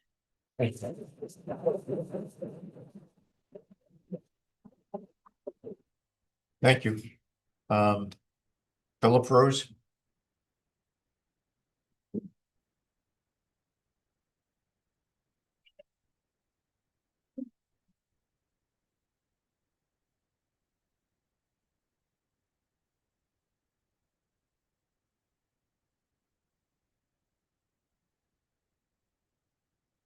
Well, my wife let the cat out of the bag. My name is Philip Rose. Some of you know me. And I live on Stony Kill Road 2. We raised 3 wonderful children, goats, chickens, and bees. And we've all roamed and appreciated the beauty of the Schwangum Ridge, which is basically our backyard. I'm a retired software engineer, former ASO soccer coach and referee, past president of several local boards, guitarist, and possibly one of the funniest people you'll ever meet. You see what I mean? I'd like to make a final comment to the planning board with regard to the secret process and Verizon's application to build a new cell tower at 439 to 445 Granite Road. The town board in the most recent workshop meeting has recognized that the town zoning code for wireless telecommunications facilities, 14029 in code, needs revising, particularly with respect to setbacks for residences, and we expect the town board will address this need. The board seemed unanimously dismayed at the proximity of the proposed site to the apartment buildings. We share their dismay. Of course, code revisions will not be germane to the current application. However, a number of other problems have been identified during the course of your planning board hearings. The foremost being the requirement to demonstrate an unmet coverage need within the provisions of the Federal Telecommunications Act of 1996. The document from Verizon in early May and released late last week by the planning board posits a novel interpretation of coverage need that does not seem relevant to adjudicated standards of the FCC. Beyond that, and I know that there's been a response since the information that I saw regarding that. So that's an issue that we need to look into. The document, no, beyond that, there are mandated reports in town code that appear to be inadequate, at least to me, such as wildlife and vegetation assessment that was not done on site, and property value impacts that were not based on local data. There's also the issue of the nearest tree line height, a parameter that's used to generate the permitted height of the tower, which Verizon has also fairly recently asked to adjust in their application. To my knowledge, there has been no finding of fact by the planning board to settle this issue. Finally, there are issues of the purpose and intent of section 14029. Statements to, quote, protect the town's health, safety, public welfare, scenic, historic, environmental, and natural or man-made resources. And another quote, promote the location of new telecommunications facilities in areas which are not zoned primarily for residential use stand out. The last paragraph states, minimum, and this is a quote from the code, minimize adverse aesthetic and visual impacts, protect the natural features and aesthetic character of the town with special attention to the Schwambum Ridge, Beaumont Preserve, and Catskill Preserve. Frankly, reading this part of the code, I don't see how the application has gotten as far as it has. I'm proud to live in a community that practices democracy. Many of us have addressed you in the town board to share our concerns. More than 500 people have responded to our petition asking for a full environmental impact statement. We are people from diverse backgrounds and political affiliations, not one narrow faction. What we have in common is that we share concerns for our neighbors. We want to preserve the character of our town, and we love the natural environment that we have inherited. Like others before me here, I would like to acknowledge that the Verizon application is challenging, and it's a lot of work for everyone involved. We have tried to advocate in a responsible way and to provide resources to make a substantive case against granting a special permit at the Granite Road location. We do this in good faith. I continue to hope that if you disagree, that you will, at a minimum, recognize the number of issues that deserve further analysis. And for that reason, return a positive secret declaration. As it stands, this application seems to me to be deficient. The planning board needs the time that a full EIS will provide to make sure that we get it right.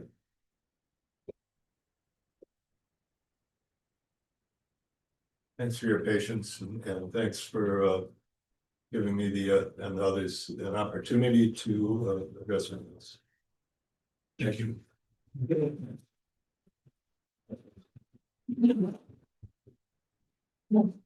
Thank you. Catherine Krybeck.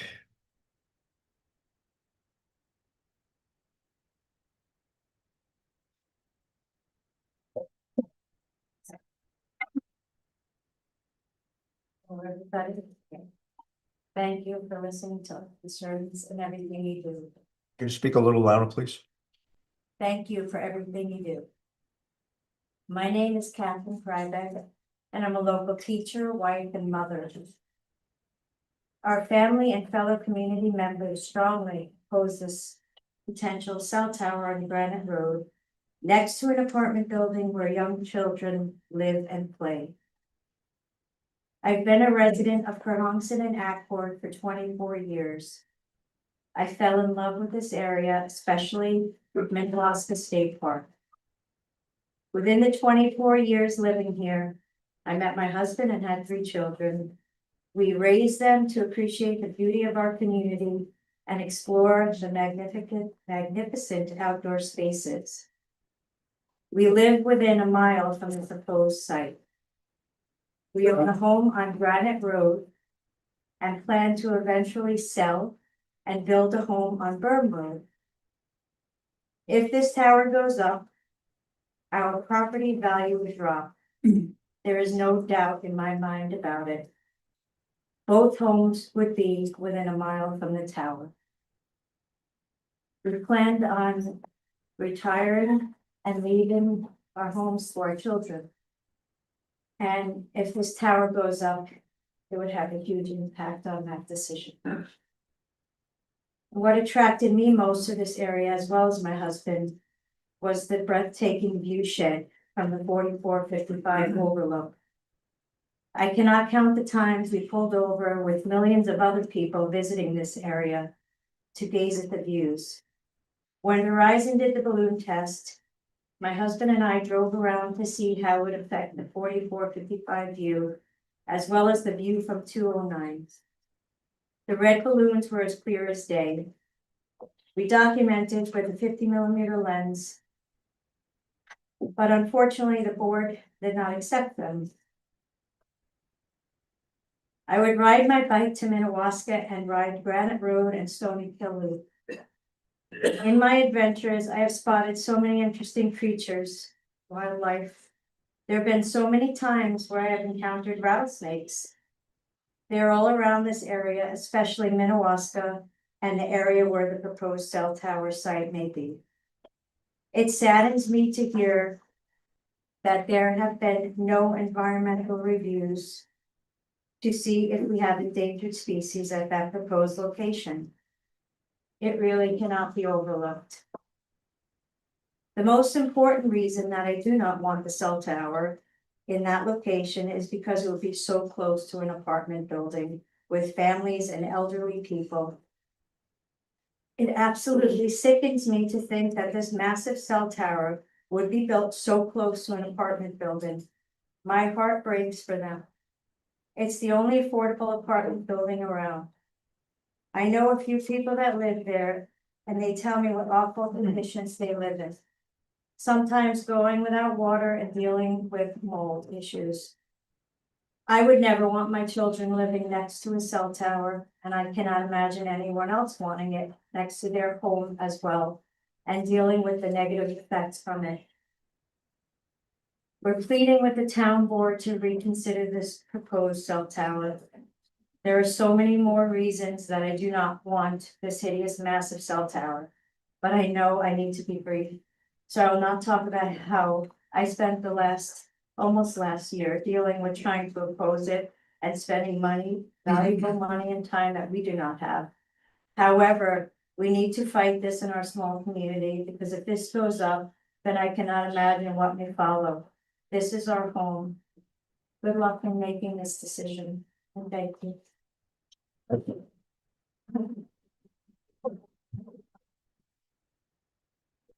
Larry Friedman.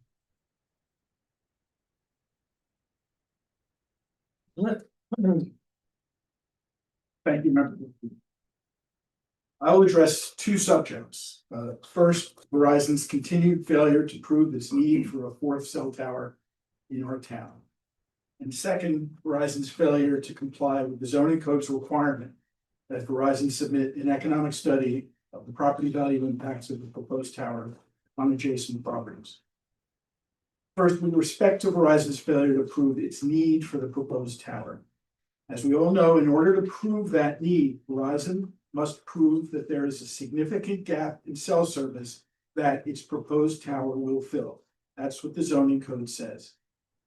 Verizon's most recent filing on this subject is a May 4 report by its engineer, Mr. Hennessy, which I note the planning board mysteriously withheld from the public for 1 month and did not disclose until last Thursday, June 4. Even in this most recent filing, Verizon still has not proven that there's a significant gap in cell coverage. First, Verizon continues to rely exclusively on its propagation maps, which are merely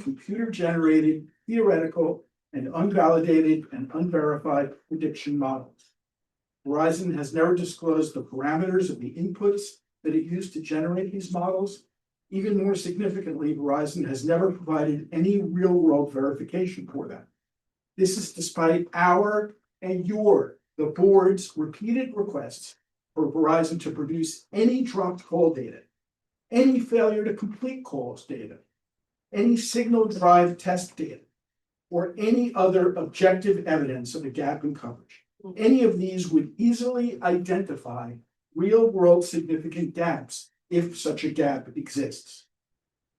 The planning board cannot lawfully conclude that Verizon has proven that there is a significant gap in coverage based on theoretical and unverified numbers. Second, Verizon's most recent submissions, as recently as today, confirm that it is applying a legally invalid definition of need. In Mr. Hennessy's May 4 report, he finally admits that Verizon is defining need for this purpose as, quote, whether users can obtain reliable in-building service. No gaps in service outside, according to him. What he is admitting, what we've been saying all along, that the reason Verizon is doing this is that it wants to get signals in our homes. As our lawyer, Mr. Berg, shows in his May 5 letter, that standard of need, that notion that need is satisfied by showing a desire for in-building service is not consistent with the controlling legal standard for a finding of need under New York federal court rulings that the zoning code requires the planning board to follow. As Mr. Berg explains, Verizon's claim of need based on its business strategy to provide in-building coverage is similar to Verizon's unsuccessful claim of need in the Extenet case. In that case, a New York federal court case, Verizon wanted to improve the quality of its existing wireless service without showing a true significant gap in service.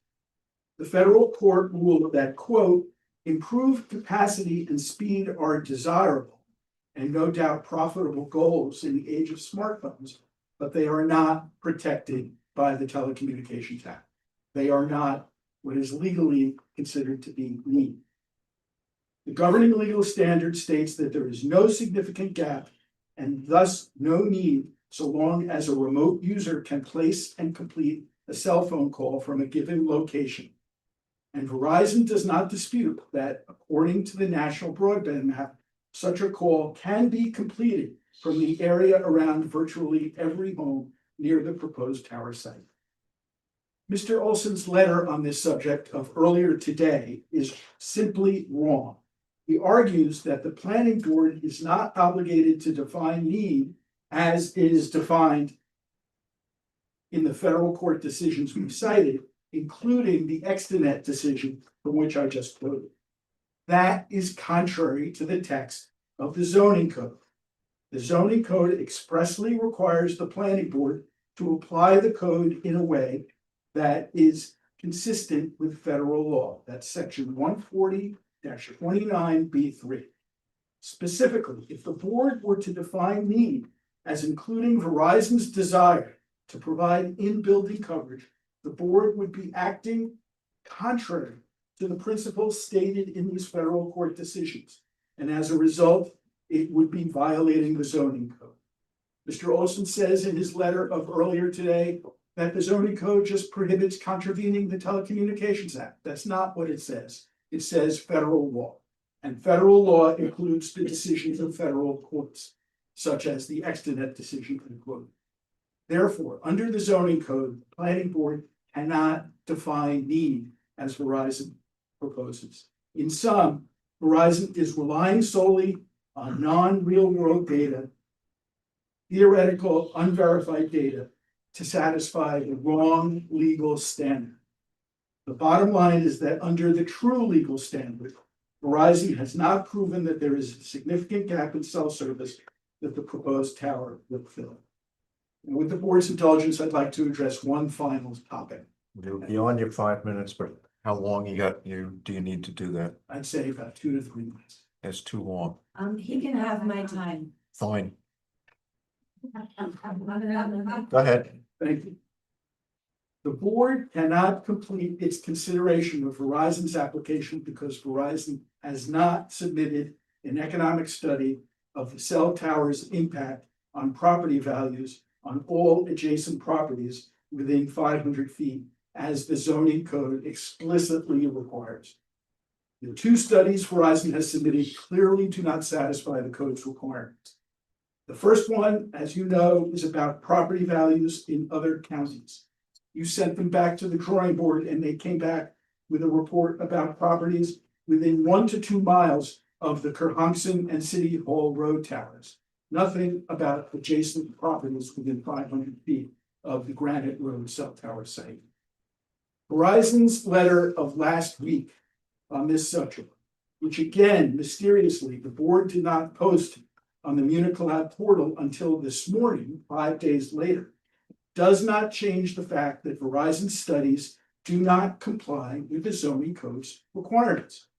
Verizon continues to argue that the absence of home sales to support a before and after analysis of property values on impacts on properties within 500 feet of the proposed tower precludes doing anything more and supports relying on analyses involving other supposedly analogous sites.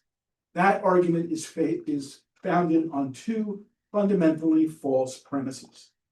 First, this argument is based on the false premise that the only type of economic study that could be performed here is one based on a before and after analysis of sales of nearby properties. But there are other kinds of economic studies that the geniuses at Colliers can come up with, I'm sure. If there's an insufficient number of transactions to support a before and after study, Verizon needs, under the zoning code, Verizon needs to procure and submit another form of economic study of property value impacts. A before and after study is not the only type of study. The zoning code requires a specific kind of study. They have not submitted that study. This board can't waive that requirement. They need to perform and submit that study before this board can move forward. Furthermore, Verizon's argument is premised on the false notion that the Kerhonkson and City Hall Road tower sites are analogous to the proposed Granite Road site. They're not. We all know that. The Kerhonkson Tower is in the middle of a large field with no nearby homes. The City Hall Road Tower, which they didn't even disclose until we called it to their attention, the City Hall Road Tower is in a heavily wooded area, again, with no nearby homes. The absence of impacts on property values within 1 to 2 miles of those two towers is not indicative at all of what the impact on property values would be expected to occur as a result of the Granite Road Tower. Bottom line is Verizon's studies don't comply with the letter, let alone the spirit of what the zoning code requires. The bottom line is that Verizon's application cannot proceed until Verizon submits and the board has considered the type of economic study that the zoning code requires. Thank you.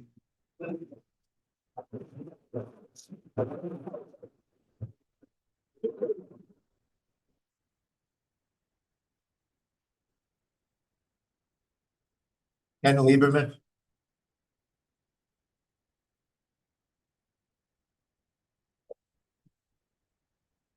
Good evening. My name is Benjamin Lieberman, and I live in Accord with my wife, Emily, and our daughter, Love, who was born at our home here in Accord, March of 2025. I'd like to thank the board for the chance to speak tonight, for its work on this application, and for you all did that well. Before I start, I'd like to note for the record one correction to my written comment that I submitted earlier today. Page 9, I referred to conditions 14 through 20. That should read conditions 11 through 17. Tonight, I'd like to focus on one central point. This is elaborated in more detail in my written comment. The board's own FEEF identifies moderate potential significant adverse environmental impacts to plants and animals, aesthetic resources, noise, and consistency with community character. The question before the board is therefore not whether impacts exist. The board has already recognized that they do. The question is whether the mitigation measures in the conditioned negative declaration actually eliminate those impacts to a level that is no longer significant. I believe there are substantial deficiencies in the mitigation conditions listed in the CND. That the CND therefore does not satisfy the requirements of the SEQRA regulations. According to SEQRA regulations, a CND may be issued only when the lead agency, quote, has imposed SEQRA conditions pursuant to section 617.3b of this part that have mitigated all significant environmental impacts and are supported by the full EAF, any other documentation. The regulations state that, quote, the conditions imposed must be practicable and reasonably related to impact identified in the BIS or the condition negative declaration. I believe many of the proposed mitigation conditions do not satisfy this requirement. A number of the proposed mitigation conditions do not actually specify mitigation. Instead, they require future experts, future surveys, future recommendations, future monitoring, or future approvals. This is particularly notable regarding conditions for mitigating the impacts to plants and animals that's identified in FEEF parts 2 and 3, especially conditions 2, 4, 6, 7, 9, and 10 of the CND. Condition 6 is perhaps the clearest example. Condition 6 requires that, quote, the area of ground disturbance will be surveyed by an ecology or related expert prior to construction, provide the town with recommendations for any species and habitat mitigation measures. If the recommendations for mitigation have not yet been determined, how can the board conclude today that all significant impacts have already been mitigated? SEQRA rules make clear that potential impacts must be mitigated by the conditions in the CND. A condition that requires appropriate mitigation measures to be determined later, after issuance of the CND, and after approval of the proposed action, cannot satisfy this requirement. That same pattern appears elsewhere in the conditions. Important decisions and determinations are being deferred until after the CND has been issued. In the interest of time, I will not read through all of the conditions and the ones that I've elaborated, but I will direct you to my written comment earlier today. I respectfully submit that this is exactly why SEQRA provides for a positive declaration and an environmental impact statement process. And there are still unanswered questions about impacts and mitigation. The purpose of the EIS process is to answer them before approvals are granted. SEQRA regulations require that, quote, a lead agency must rescind the CND and issue a positive declaration requiring the preparation of a draft environmental impact statement if it receives substantive comments that identify one, potentially significant adverse environmental impacts that were not previously identified and assessed or were inadequately assessed in the review, or two, a substantial deficiency in the proposed mitigation measures. I believe the comments of record in the application file, including those submitted by myself and others, as well as many of the comments voiced tonight, constitute the kind of substantive comments that trigger the board's obligation to rescind under SEQRA. I respectfully request the board to rescind the CND and issue a positive declaration requiring draft EIS in accordance with its obligations under SEQRA. Thank you for your careful consideration.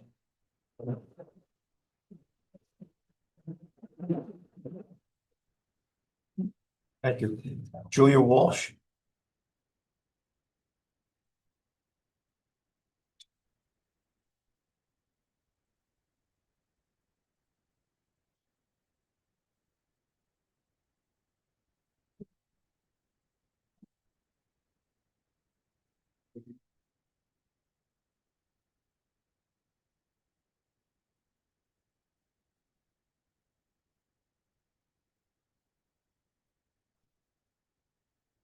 Well, yeah. My name is Julie Wall. I've been a taxpayer and landowner here for 20 years in the town of Rochester. I want to start off with what I said the first time I made a public comment on this issue. I served as an elected official in the village of New Paltz for 4 years. And I made some decisions that I look back on and I regret. but those decisions are minor compared to the decision you're going to make tonight. Because as you all know, it will impact people's health. Many people will move and leave this community.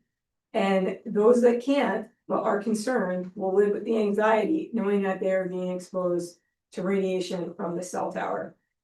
If you vote in favor of this, you will individually be responsible for it. That's the unfortunate part of being an elected or an appointed official, because you have to take personal responsibility for this. While health is not an issue that we can comment on, community character is, and we are supposed to be a community that protects our environment and protects our neighbors. That's why I imagine most of you are on this board. I believe that a majority of the board members here are against this project, but you feel that your hands are legally tied. Contrary to what I believe you've been legally advised to do, you have a very strong legal case right now to reject this application. I've spoken to an RF expert recommended by my lawyer, John Brown, who's been widely used by many municipalities in this area. And the whole legal case for this application and any cell tower application centers on need, which would be reviewed in a positive declaration and a full environmental impact statement. He looked at this and he said this is a capacity, not a coverage issue. He cited, as Larry Michel's lawyer has done, that the legal precedent of Sprint Spectrum versus Willet in New York in 1999 and established in 2004 of XNet Incorp versus the Village of Flower Hill is clear that a municipality is not required to approve a cell tower based on capacity, whether they need it or not. It's not your job to give them a cell tower. This is the same exact situation you are in. You are not legally obligated by the 1996 Telecommunications Act to approve a cell tower for an applicant for capacity, only for a coverage gap. To our surprise, after saying how much there was a coverage gap, Verizon posted a document saying there's a capacity issue because the coverage does not include in-home use. That is not the legal precedent. Furthermore, it is deeply frustrating that all of us are taking time out of our lives to protect our community from this tower, and the planning board did not post Verizon and Doug Fishman's submissions for over a month, and posted them less than 3 business days to the Muni Lab for the public to comment on. Whether this was a mistake or intentional, it is imperative that the board not close the public comment period tonight and leave it open for the next month, or at least until the next meeting, so that we can read this. We can have our lawyers review it. We can have experts review it in order to make a substantial public comment. It is unethical to move forward tonight, having posted these critical documents that the entire case of the cell tower rests on, with less than 3 days to make a public comment. I mean, I've not even had a chance to read this. In short, for those of you on the board who believe your hands are legally tied, it is clear that they are not. It would be one of the greatest travesties of our entire lives in this community that you would approve a cell tower that is actually needless, and that you would win in court based on precedent. You have the authority to stop this. The issue of need is a reason for a positive declaration or for an outright rejection of this application. I also want to state for the record that over 500 people have signed a petition for a positive declaration, and the business community signed a letter requesting the same. Businesses including Saunderskill Farm Market, Arrowwood Farm, Flying Goose, and many other local restaurants, farms, and realtors, including Tap Realty. In that letter, and as I raised at the last meeting, it is a farce to state that lowering the tower 20 feet is a mitigation number. Under the Spectrum Act, a federal law that you will be required to follow if you so choose to move this tower, and the citizens are not able to win an Article 78, that once this tower is built, you can't stop it from being raised. Peter asked that question after I raised it. He answered, your lawyer answered, you cannot stop it. It will be brought back to this board and you can mitigate it with another plastic branch, but you cannot stop it. That is the law. Furthermore, we went to the town board to raise these issues Because we have been saying them over and over again to the planning board, but we do not feel like many of these issues have been addressed. This is another reason why, if you choose to move forward with a positive declaration, all of this would be reviewed. And I know it's been 18 months and you've gone through a lot, but there are a lot of gaps. There are gaps in the need. There's not one wildlife expert has ever stepped on that property. Hudsonia was reached out to by the planning board chair. We've been in touch with Hudsonia and Eric Kiviat. He has a proposal and a scope for $5,000. It was never followed up on. How is this board environmental if you don't have one person there to see if they're endangered species? The community is extremely frustrated. So we went to the town board and we raised these concerns and we were met by overwhelmingly a very positive response that the town board is also, for the record, though they did not make a recommendation on a positive recommendation, and all they did was send all of our documents that we sent to them to you. They said in public meetings that they are concerned with the siting of this property. They don't understand the finding of fact. Why is it so close to to these buildings? They're concerned this is an environmental justice issue, and they are concerned the same thing that I just said. Why are we using the mitigation measure of 20 feet, lowering it, when the Spectrum Act, if it's built, would raise it 20 feet? We did not go to the town board to kind of create any kind of animosity toward the planning board. I think this body of people have been more than respectful to you at every single meeting. I heard rumors that we were being painted in another light, which I really did not appreciate, because I think we've all gone out of our way to be very respectful of this board. But we are upset and we're frankly scared. People are scared. They do not want to live under cell tower. And I want to ask each and every one of you, if you have children or grandchildren, if you would want them living in James's position, less than 200 feet under a massive cell tower, which there's plenty of scientific evidence to state that there's an issue with radiation. But even if you don't agree with that, there's enough there to suggest that you wouldn't want to live there. I will say, in closing here,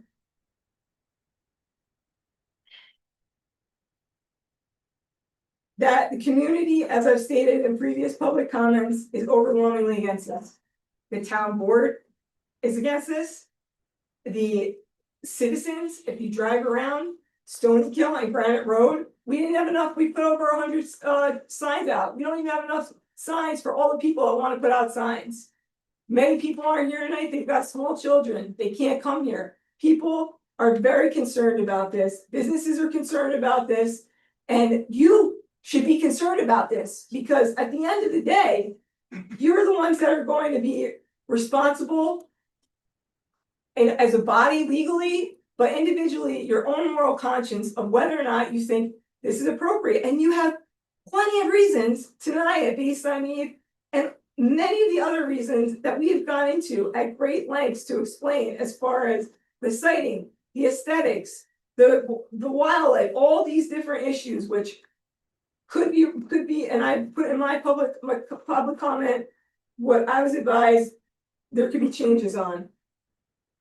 If the board moves forward tonight, it will be a major mistake, both because you sat on critical documents that the public need to be given time to review and comment on, and because this conditional negative declaration is wrongly based largely on a mitigation measure to lower the height of a tower when it will be raised.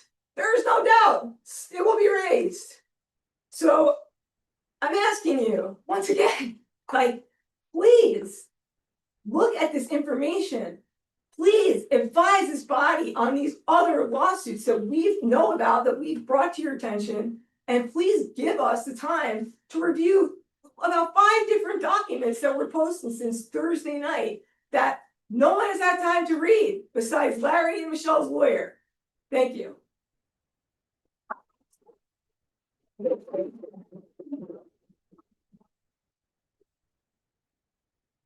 Dave Ford.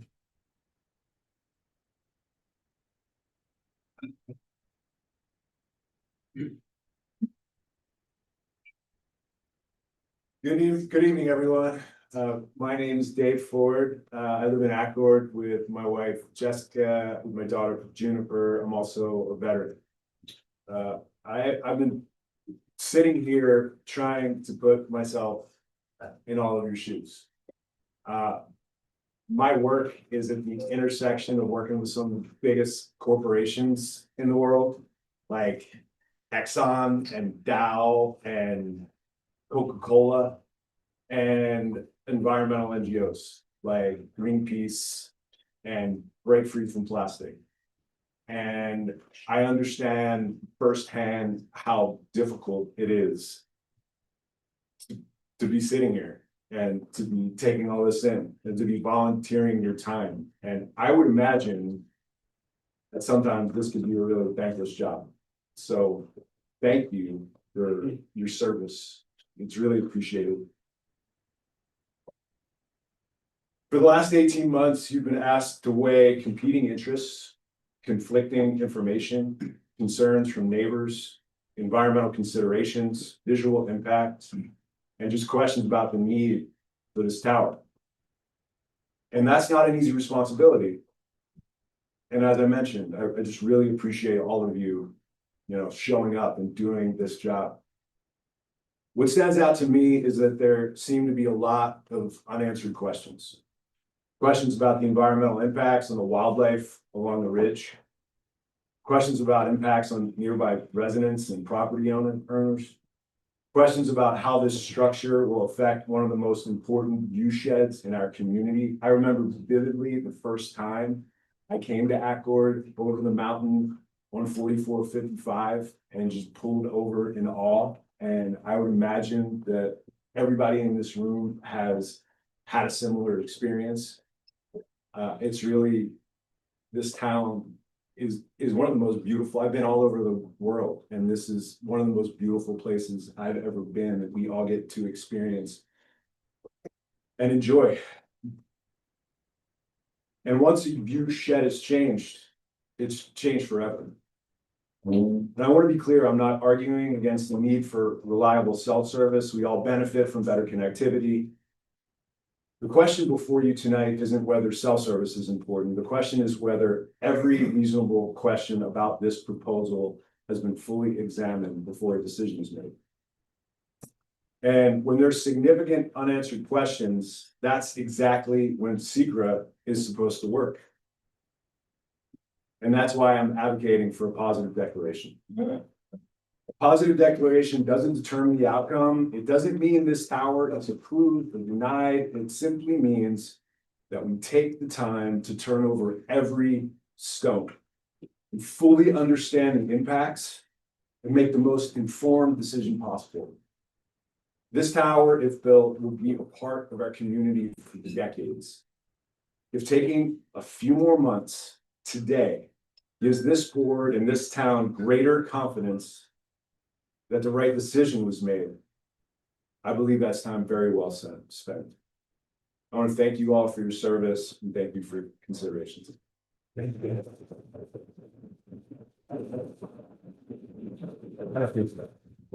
Patricia Linear.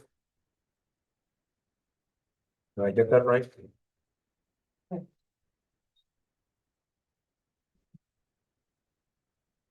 Thank you for letting me speak today. I really appreciate it. Some of what I'm going over, some of the other speakers. It's just a very short presentation. Good evening, my name is Patricia Linear. I am a resident of Okay, I'm a resident of Accord. I lived here for 48 years. I have been a school teacher in this valley most of my career. I really agree with Julie Rose about the impact on the children, the 9 children that are living there, and all the children that are in the vicinity near the cell tower will be impacted. And I tell you, it affects their learning. My last job was in Rosendale, and I worked as a reading specialist. And I work with the children in our community that have difficulty with learning. This stress will impact the children's learning. I understand the importance of reliable communication services, but I am concerned about the proposed location of the cell tower in Kerhonkson. This will have an impact on the nearby property owners and the character of our community. For many families, their home is their largest financial investment. The apartment complex that will be next door to the cell tower will have a negative impact on the families in personal and environmental ways. It will impact all the nearby property owners of our community. For many families, their home is their largest financial investment. Studies on cell towers and property values have produced varying results, but many have found that towers negatively affect property values when they are highly visible and located close to residential properties. I have spoken to a real estate broker in our area, and she has confirmed that there are many people who will never buy a house near a cell tower. And some people might buy a house near a cell tower if the property is reduced significantly.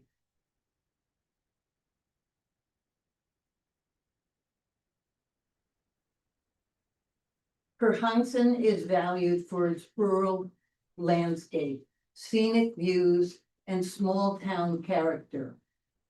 Once a large tower is constructed, the visual impact is permanent. I urge the planning board to carefully consider the placement of the current cell tower Verizon is wanting to place on this location. I respectfully ask that the board place significant weight on protecting homeowners, preserving our community character, and ensuring that all responsible alternatives have been thoroughly evaluated before any approval is granted. As of now, there hasn't been an evaluation of the effect on property values. I hope that the board will consider this important study. I thank you for your time and consideration, and I really appreciate all the time you have put into this. And I want to have faith in the people who represent all of us, that you're going to do the right thing for the community. Thank you so much.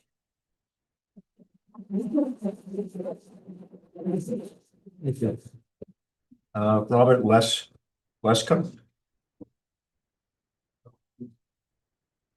Good evening, everyone.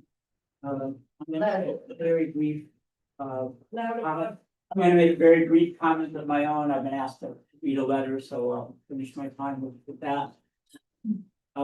Just feel it's important under the circumstances, with the documents that you've received as recently as today, and the documents that the community has received, only over the last few days, to prolong this process, prolong the open comment process, at the very least, to give yourselves and to give the community more time before a vote, which I know is your intended activity for the evening, to actually take a vote on the proposal, and to postpone that vote. So I feel that it would be in very, very best interest of the board and the community to postpone that vote.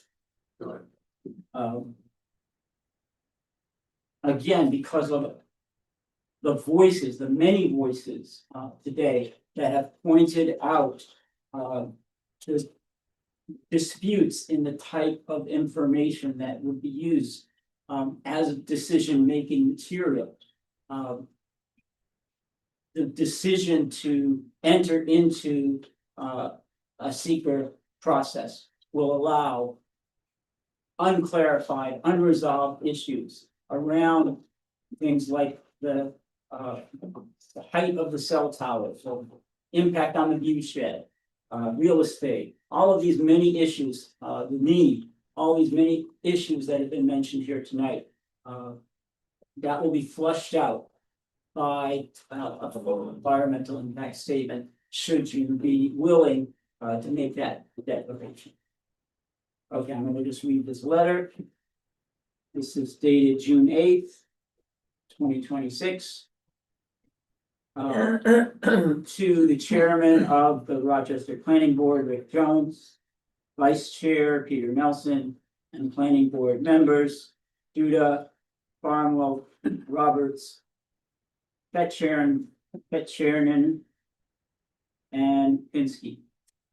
Copies to the town of Rochester supervisor, Nguyen, town board members, Alba, Smuseth, Coleman, and Wynn, and zoning board of appeals chair, Zarovsky. Can't see that all tonight.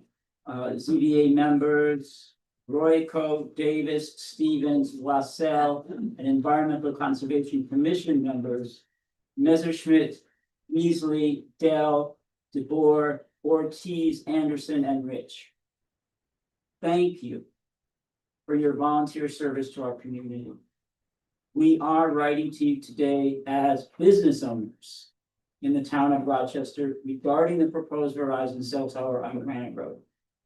We are very concerned that the planning board appears to be moving forward approving this proposal without an environmental impact statement under the State Environmental Quality Review Act.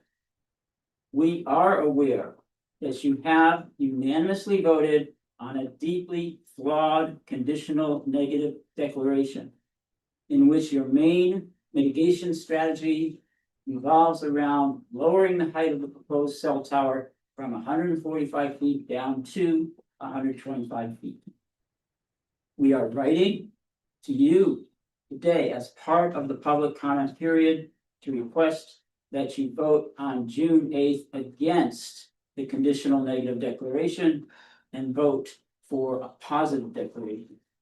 That will result in a full independent study being done on how this project will impact the aesthetic of the view shed and the socioeconomic impacts that the CEQA process requires the board to consider, as well as a balancing test as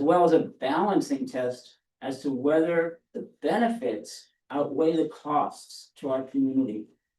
Further, we ask that the board conduct a full economic analysis as required in the town of Rochester zoning code on the impact that the proposed cell tower would have on the local property values. As business owners who greatly value the scenic beauty and world-class view shed of both the Shawangunk Bridge and the Catskill Mountains visible from the Shawangunk Mountains Scenic Byway, it is imperative that the impacts to our view shed be considered and how they will impact our tourist economy. The proposed cell tower will be in the Catskill Mountains view shed from the Shawangunk Mountains Scenic Byway from both Route 209, looking toward the Shawangunk Bridge, the two scenic overlooks on Route 4455, looking out towards the Catskill Mountains, and the Minnewaska State Park. That will make the tower a pervasive feature in the scenic landscape with a massive cumulative negative impact on our region. Under CEQA, the aesthetic is a major factor in a positive declaration. We are asking that it be considered as such. It would be short-sighted of the planning board to issue a conditional negative declaration with a mitigation strategy to lessen the negative impact of the cell tower by reducing the tower 20 feet. When Verizon can, under the Federal Spectrum Act, raise that cell tower by 20 feet after it is built. Under this federal law, the state and local governments are forbidden to deny requests from cell phone and cell tower corporations to modify wireless equipment, including raising the height of existing cell towers up to 20 feet. If the cell tower is built on Granite Road, there is nothing that can be done to stop it from being raised to 20 feet. And therefore, the apparent compromise that the board says it is reached with Verizon will be temporary at best. We, the tax-paying businesses of this town, believe that the conditional negative declaration is not acceptable, and that the board should issue a positive declaration where the full EIS must be done, where our businesses and the public can participate. Furthermore, the secret process with a positive declaration can also take into consideration the socioeconomic impacts that the tower will have on our viewshed and community character as a pivotal component in the balancing test. We should like this to be done. We would like this to be done. Finally, to our understanding, Verizon has not complied with the town zoning code's requirement that Verizon prepare and submit an economic study of property value impacts the construction and operation of the proposed cell tower may have on all adjacent properties within 500 feet of the parcel boundaries on which the facility is located. The board cannot proceed unless and until Verizon complies with this requirement. The planning board has implied that they cannot delay approval of Verizon's application because of the federal shot clock, end quote. We do not believe this is the case. The planning board as lead agency on this project must follow the law, and we believe that requires a positive declaration. On behalf of the businesses and the customers whom we serve and live in our town or visit it because of its natural beauty, we ask that the planning board issue a positive declaration on this project and require Verizon to prepare and submit an environmental impact statement under CEQA. We must ask that the planning board conduct a full economic analysis as required in the town of Rochester zoning code on the impact that the proposed cell tower would have on property value. Sincerely, Arrowwood Farms, Braxton Alexander and Company, Flow Valley Creative Arts Therapy, Flying Goose, Hans Auto Service, Lindsay Arnold, Nutshell Realty, New Earth Permaculture LLC, Sacred Traditions, Saunders Skill Farm Market, Stars of the Meadow Flower Farm, Tall Tree Realty Incorporated, and Tributary Farm. Thank you for hearing me.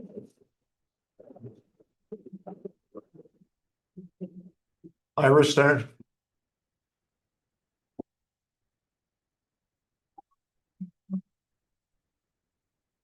Hi, I'm Ira Stern, Quebec Road. Thank you for the opportunity to comment and for service and consideration. I want to speak just directly to the CMD in two sections, community character and zoning, which you included in your write-up. On community character, you have two findings that as you know, 18E, the proposed action is inconsistent with predominant architectural scale and character, and 18F, proposed action is inconsistent with the character of the existing natural landscape. I agree with those findings, but the document doesn't go further to define or describe the community character in which you have produced these findings. And instead, it states, and I quote, "This research found no guidance to help define the community character of the Granite Road neighborhood," and there it is left. Certainly, if a planning study, comprehensive plan didn't do neighborhood characterization, one should be done.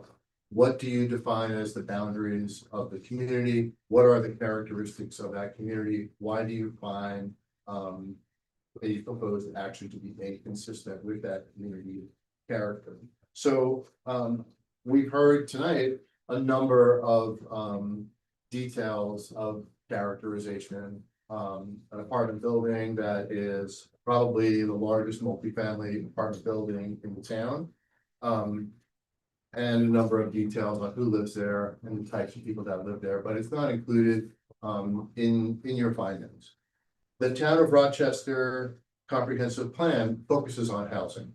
I don't want to read all the quotes. I submitted this to you over the weekend, but there are 3 places in the comprehensive plan that shows the town's intent on preserving and creating affordable avenues for housing. We should be trying to preserve and enhance one of our largest multifamily buildings in the town. The impact on housing is not covered in the CND, and that impact on housing should be included and considered and mitigated if possible. It doesn't expressly acknowledge the residents of the apartment building and the impact of the loss of open space on the parcel for these residents. You heard from some of the residents today what the loss of the open space would mean. And that's contrary to the zoning code, section 140.26H, multifamily housing. Any new multifamily housing in the town should have 50% of the land set aside for open space. That should be reconciled in the CND idea. The town of Rochester comprehensive plan also states, quote, on page 20, community character, prevent intrusion of incompatible uses in residential areas. Losing open space to a 14-story cell tower could reasonably be considered an intrusion by the planning board, and it should be noted in your CND and reconciled with the comprehensive plan. EAF number 11, impact on open space and recreation, is inconsistent with your own findings. So I don't know how you can say no impact on open space and recreation when your findings 18E and 18F are opposite to that. I feel that should be reconciled. There's also very little mitigation in your community character section. So if you have 2 findings, the only mitigation that I saw there were screening of equipment in that 50 by 50 foot fenced in area and submission of as-built drawings and a landscaping plan. I respectfully request that you revisit your community character section, realign your findings with the EAF, and reconsider the mitigations. All leading up to further study, really done for characterization of the community, and looking into some of the impacts on housing and open space in that area. And then finally, on zoning, the resolution mentions some zoning issues, but the zoning issues are not specified. They've been raised here, you're acknowledging them. They should really be specified. What are the zoning issues? The end result of that section is that there's no zoning analysis. And we've spent time presenting to you, what is the density, what is the zone, what's already built on the property. And I won't go through that again. I know that you know them. They're mentioned here, but they're not detailed, they're not mitigated. And so therefore the zoning issues remain unresolved. And the residents of the same parcel that this tower is building on deserve a full zoning review and analysis and the full protection of the zoning code. The CND is silent on that, and I think you could do a better job. And one of the ways to do that, really for community character and zoning analysis, further study is warranted. I hope you will take time to consider that and include that in an EIS, which could go deeper into community character, deeper into zoning, and justify why this tower should be built in this area. And then finally, just because the zoning code allows a cell tower in an R5 zone, the planning board is given discretion on issuing a special use permit for it or not. It's up to you. It's not, it shouldn't be something that you push through because it's allowed in an R5 zone. You have the discretion under a special use permit to consider the exact location of the entire R5 zone. This is put right next to the largest apartment building in the town. It's a poor location, and I also I'm dismayed to hear that more reports are filed today and that we haven't gotten a chance to look at them. I don't know how you have been able to, but I think all of this warrants further consideration, and just urge you to reconsider the conditional negative declaration and issue a positive declaration for more study, and also to really reconsider your discretion in issuing a special use permit. Thank you very much.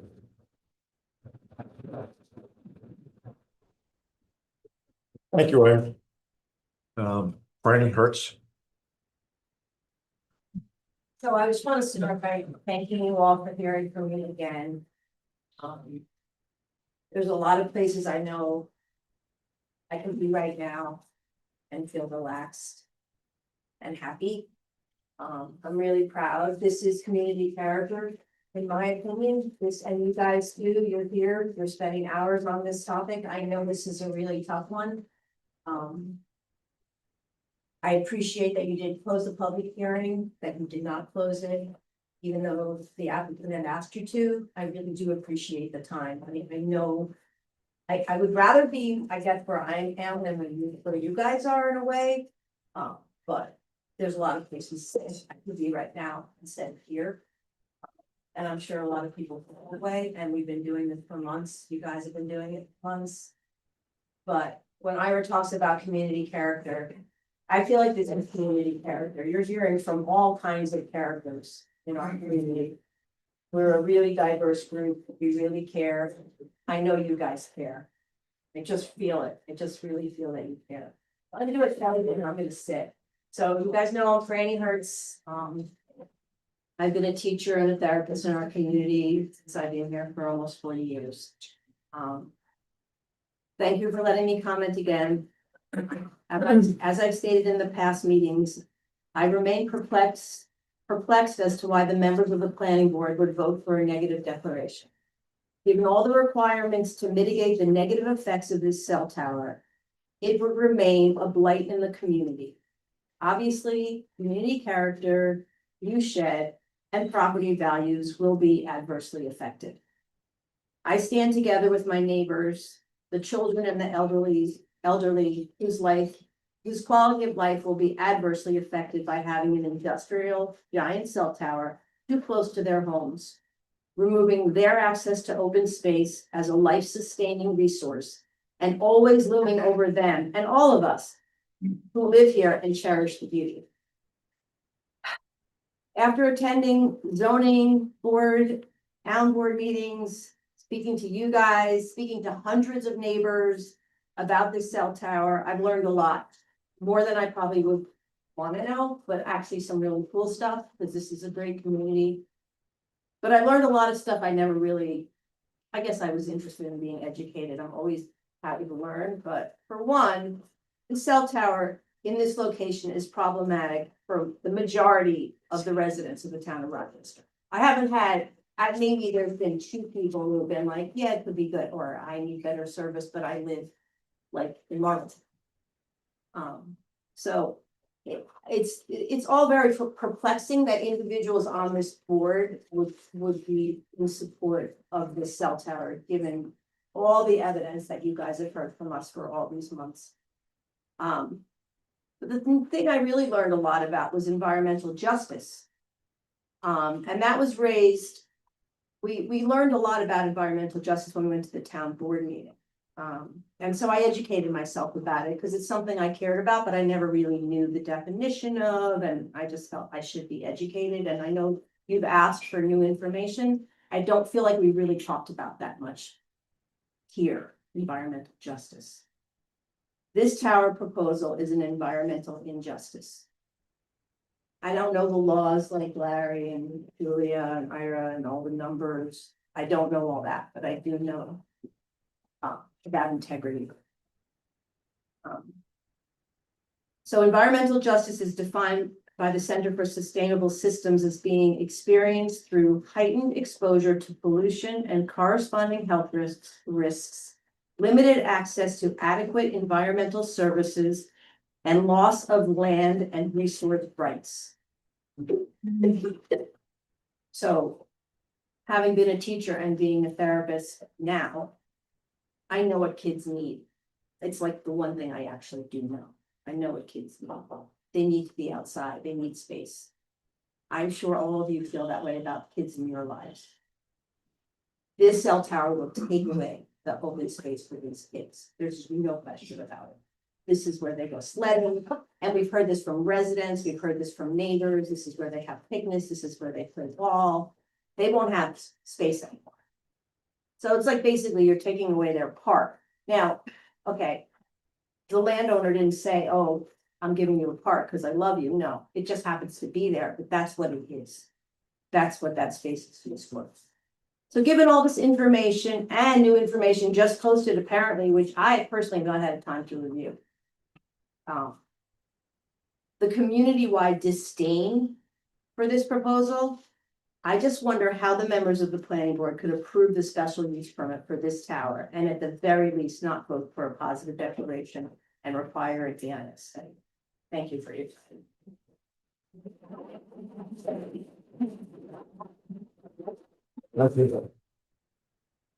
Michelle, I'm not gonna let you give up your time to your husband, so if you want to speak, go ahead. Actually, I will say one thing. I disagree with what everybody has said here. I think that you all need to look into your hearts and really consider this. You will be making a decision that is going to change people's lives so intensely, and thank you.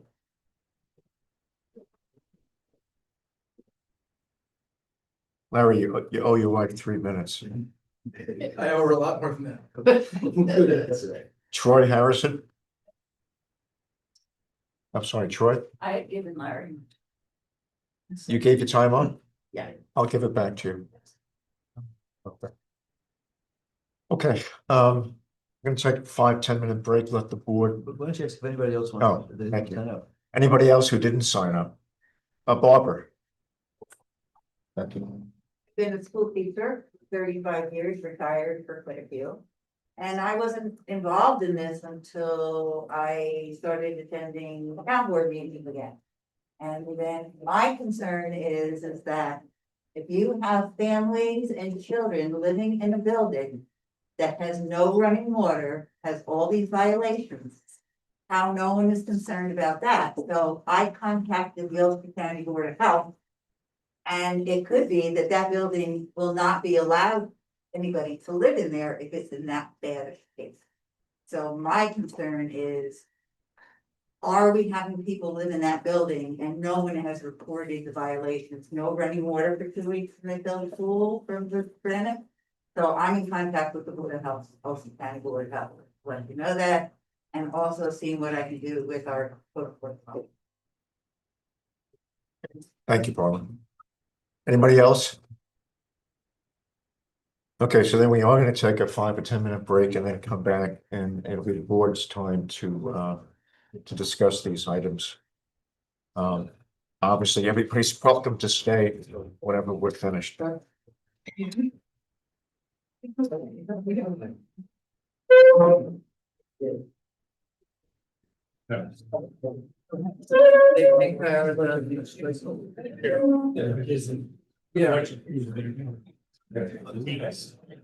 7 days a week.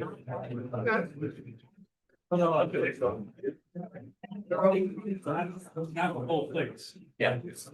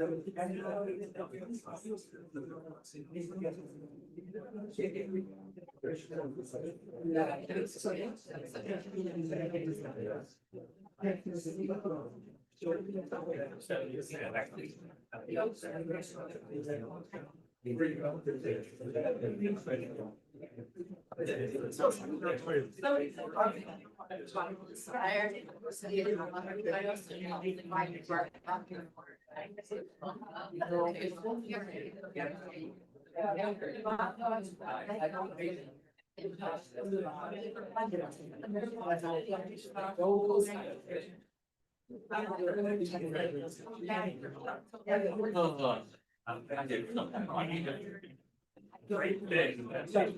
No, I just.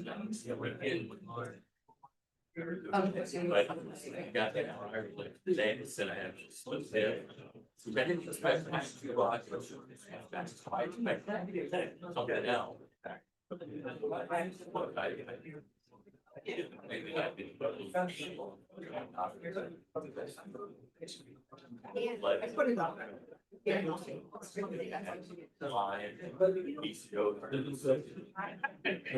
It was just like, it just every day, like,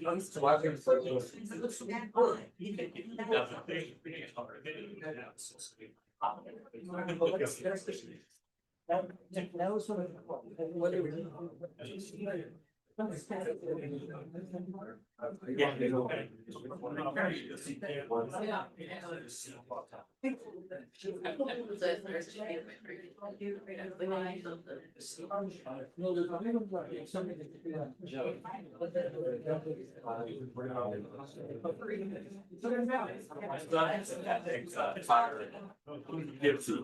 Yeah, yes, you know. Yes, that's what I heard.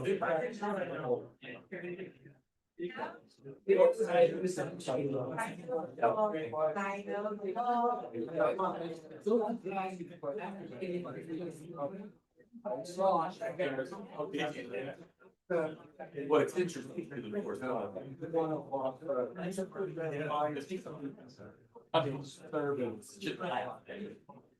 Yeah, yeah.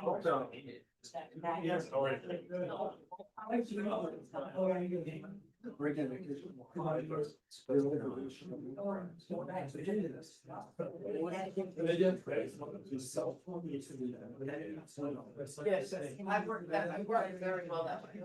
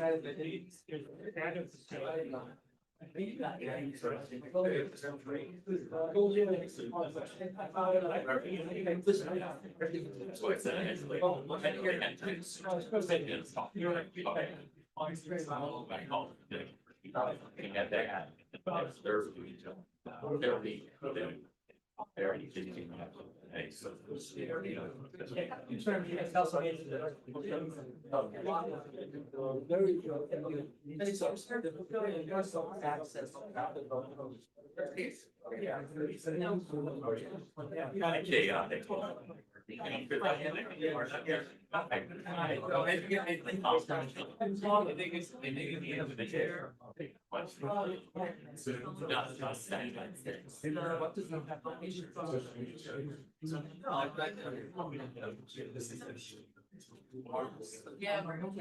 Oh, it's just. Nice. Yeah. Started out, I mean, I grew up real bad. No, I like it there. You know, I was pretty. Especially that part. Really, or. Look at you, right back.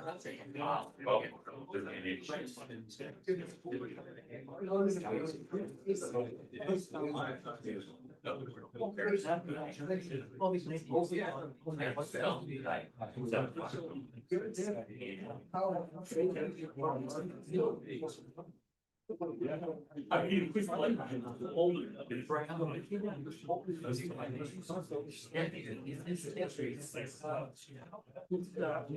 I'm sure.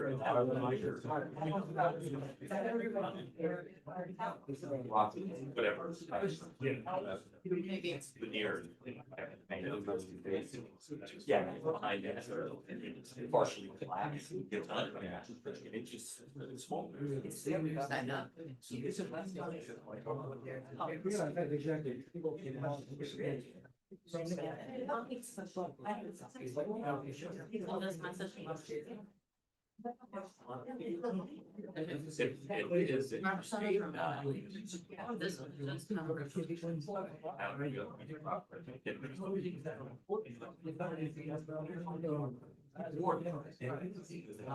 This one doesn't.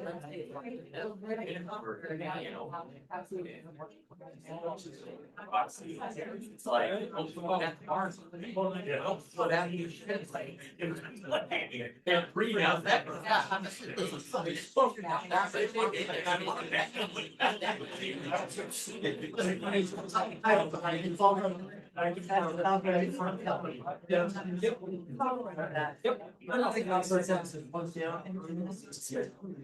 That's why they decided this plus the and how.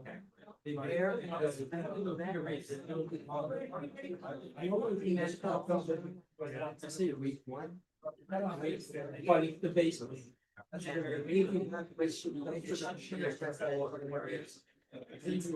think you got right.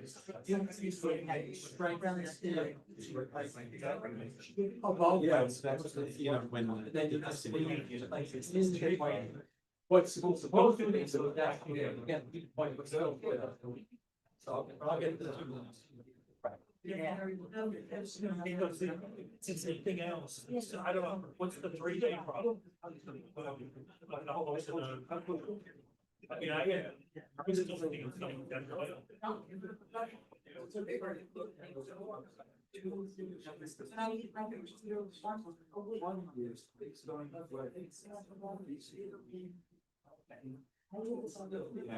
Yeah, but you see, there is.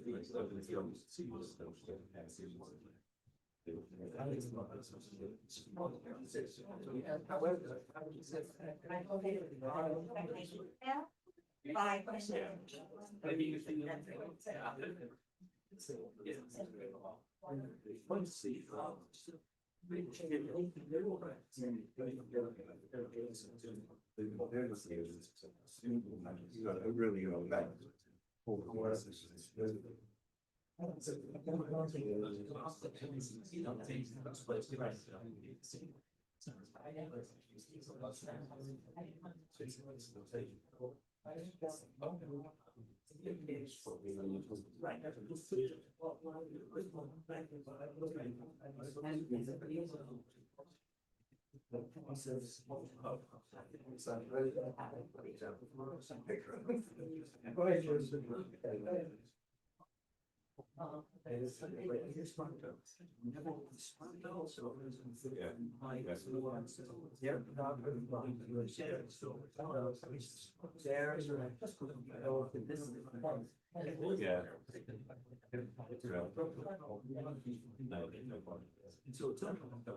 Sure.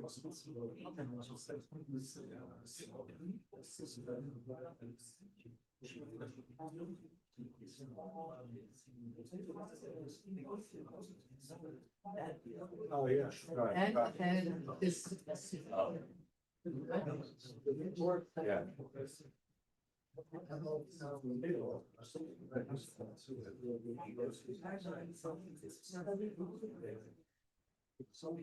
Well, yes.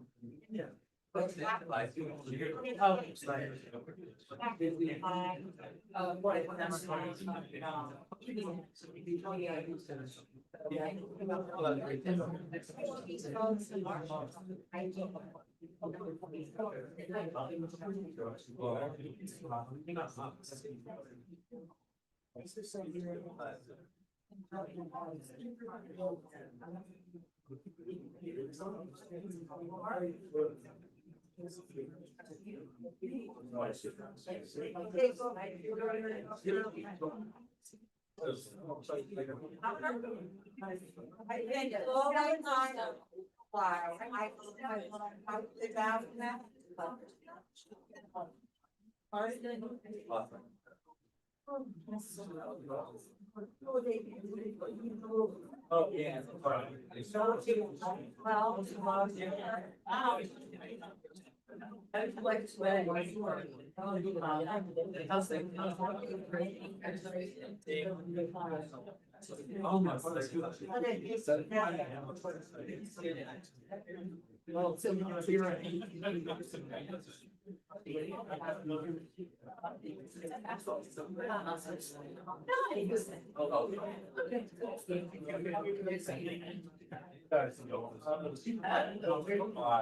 How many months?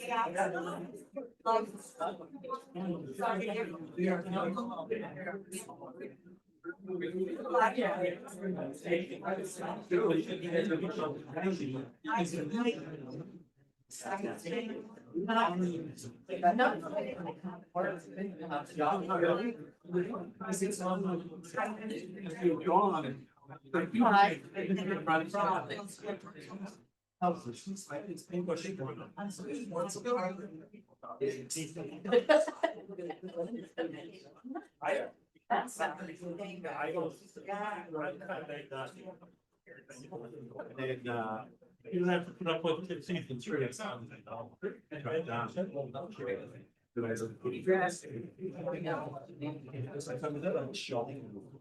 Oh, nice.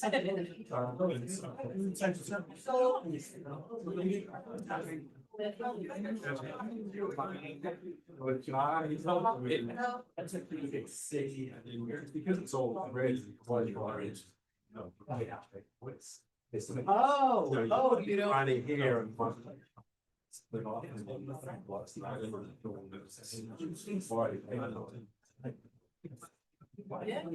Okay.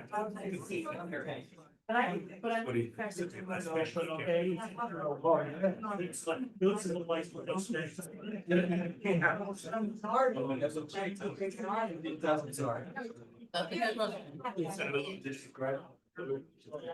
it's just like. Stay there. We can break the names up. No, remember you and I got, no, we got into trouble. Oh, no, right, we've been separated. We've been separated. She said. No, Dave.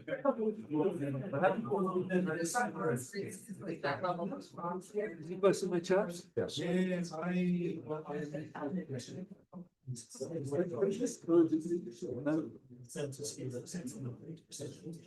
It isn't what I'm saying.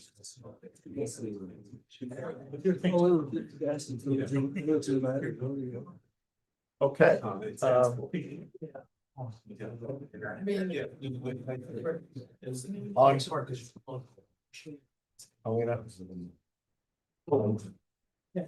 right. There was a lot said tonight. And I have quite a number of things. Hey, can everybody hear me? I have quite a number of things that I want to address. And then I'm going to ask for input from the applicant, Scott Olson. Doug Fishman, I'm gonna at some point ask him to comment on, he's not a lawyer, but to comment on the whole issue from his perspective of needs. And then I'm gonna have quite a number of questions for our attorney. So I'm gonna come at it, I'm gonna jump around the notes that I was making. First, I want to address, for personal reasons, the whole comment that was made about mysterious emails. And by the way, this is not going to be a discussion between us and the public. Like, the public hearing is only for tonight. And I may even ask for a motion to close the public hearing permanently, with the possibility of continuing with written comments, but I'll see. So this is for the board, but I am going to address some of the comments that were made by the public. The comment about the mysterious missing emails, or letters rather, one was from Verizon and one was from Doug Fishman. I had asked for those back in early May, as I recall, when I began the process of putting together the outline for the decision. And one of the items that I did not understand enough about was the issue of the needs analysis and the technical pieces that were presented by Mr. Chamberlain, Mr. Coney, Mr. Fishman, by Verizon, by Mr. Hennessy, et cetera, et cetera, et cetera. So I had 6 questions that I asked Scott Olson to answer, and to get his technicians to answer. When he gave me the answers, I still wasn't completely clear, so I asked Doug Fishman for a letter, which I got. And I got both of those at the beginning of May. I think by May 9th, I had both of them. On May 11th, I had a meeting in this room that I had to prepare for. And on May 13th, I went away for 3 weeks. So the mysterious missing, not appearing emails were not purloined deliberately for any reason, but I was on vacation. And so when I came back from vacation, I immediately asked our secretary to get them up and running. The exact dates of those inquiries was April 23rd, I believe, was the date that I asked Scott to give me answers to the following 6 items. May 4th, I got that letter back from him. And then on May 9th, I got a letter from Doug Fishman. And as I said, May 11th was a large meeting that needed preparation. And I left for the wonderful West, Montana, Wyoming, and North Dakota for 3 weeks. And so it didn't get done. So there's nothing mysterious about that, I can assure you. Period. I am concerned with this whole issue of the space that Ira, I'll call it anecdotally, play space, open space, green space, whatever kind of space that Ira mentioned tonight.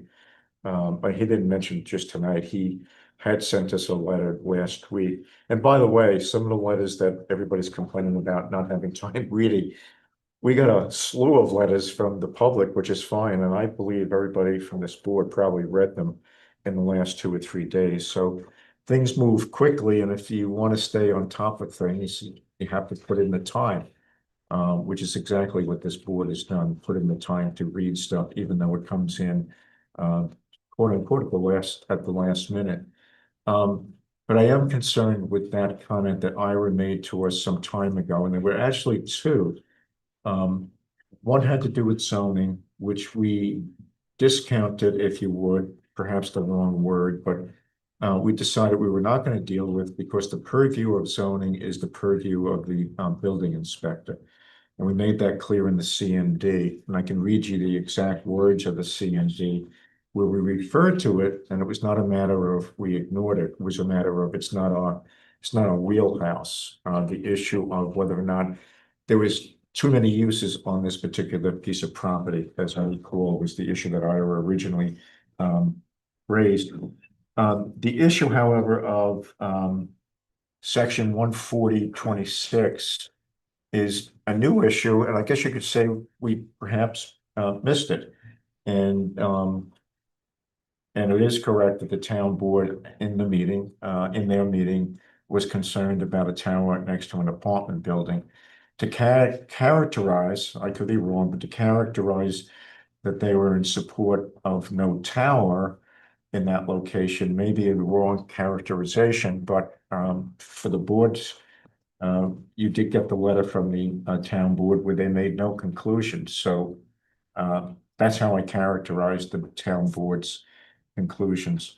So we are going to have to visit, I believe we're going to have to visit the whole issue of green space, play space for the entire community of that apartment building. We're going to have to deal with that in the CND through an amendment to the CND.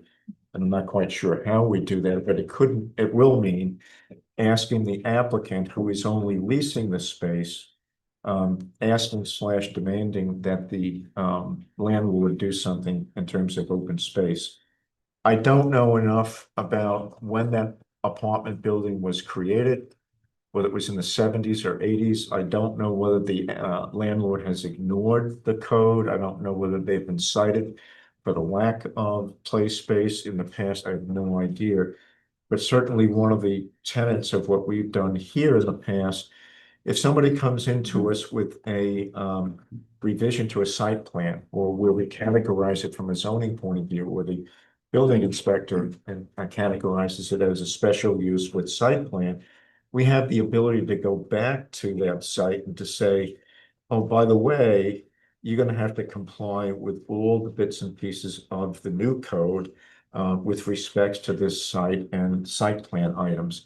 A good example of that is First Student. You saw them mumbling a little bit, perhaps, that they don't really want to have to change their lighting, all the lighting in the property.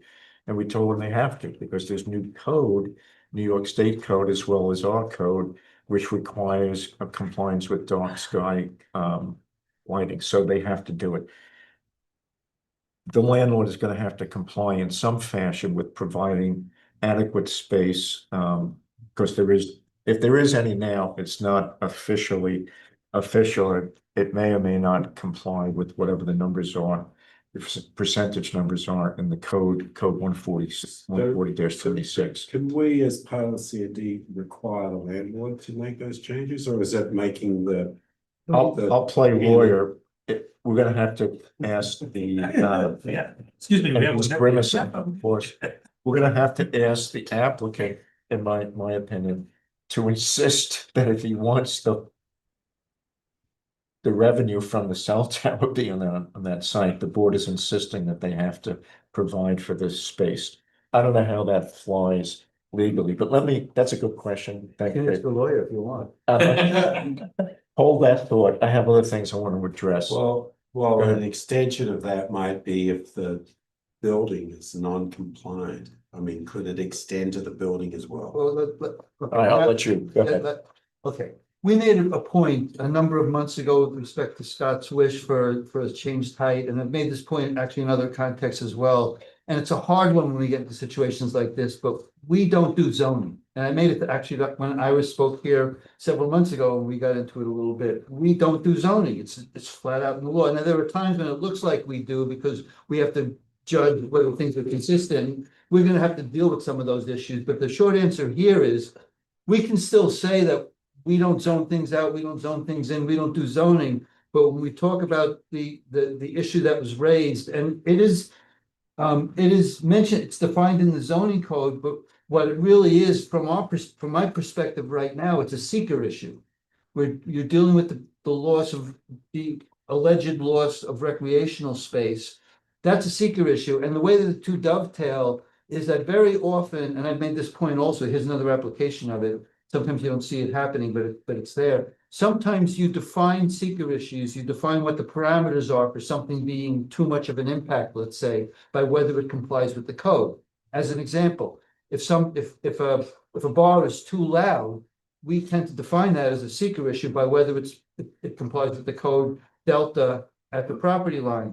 If there's runoff from a site and we have to figure out whether the runoff is too much and whether we have to pause deck it, what we'll look at is whether the developer is building a detention basin that complies with DEC standards. And if it does, we typically typically neg deck it. So we deal with seeker issues. That's clearly our jurisdiction. We don't do code enforcement, we do seeker issues, but very often a seeker issue is explained or defined or guided by the code. And in this case, we have the allegation can be easily interpreted as a seeker issue because you're arguably losing recreational space for children, and it happens to be defined in the code. Right. And so we've got a pretty clear guidance before us. We could actually choose under seeker a different standard, but we're not going to do that. You could, obviously, if you thought there was one, but at this point, this one's right here before us. The town board decided this was important.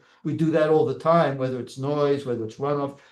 There's a lot of things where when we approach seeker, we use the code as very important guidance. But fundamentally, it's a seeker issue. We're looking at a CND. We need to figure out whether there's an issue here that requires us to take a second look at it. And code enforcement is actually, whether we enforce it in the site plan or whether we go back to the building inspector, we've been around that a lot. We're probably not going to physically go back to the building inspector for a zoning determination, but that doesn't mean it's not a seeker issue. And so it's there before us. And we know that that's the way I would approach looking at it and not deal with the concept of code enforcement or the building department or any of that stuff. So that's my. Isn't it easier than that? Because what we do is site review, right? Well, again, but site plan review is not zoning enforcement. The courts have said we cannot deny a project because it does not comply with the zoning. The next thing I want to get into, and I'll be coming back to you in a second, Dave, is I sort of want to, this whole notion that by doing a pause deck or an EIS, is it somehow going to get us more information? And that the conditional negative declaration and the route that we chose is not the proper route. I just completely disagree with that. We have more information. We have enough information to choke a horse, and having a POS, a positive deck rather, does not, I think some people are mistaken, does not guarantee that we're going to be denying that all the information, extra information gathered, we're going to be denying the project. We've gathered every bit and piece of information you could possibly, or at least I believe the board believes that we have every possible piece of information that is necessary to complete the review of this, including enough information about environmental impacts that we can look at, which is impacts on plants, animals, birds, et cetera, et cetera, et cetera. We have information from Fish and Wildlife. We have information from New York State Heritage. And the whole notion that we should go to Eric Kiviat was considered at one time on a 50 by 50 plot of land that we're going to charge the applicants $6,000 or $5,000 or $7,000 to look at a 50-foot plot of land. 50 by 50 just doesn't make any sense to me, and nor did it make sense to the board when we discussed this.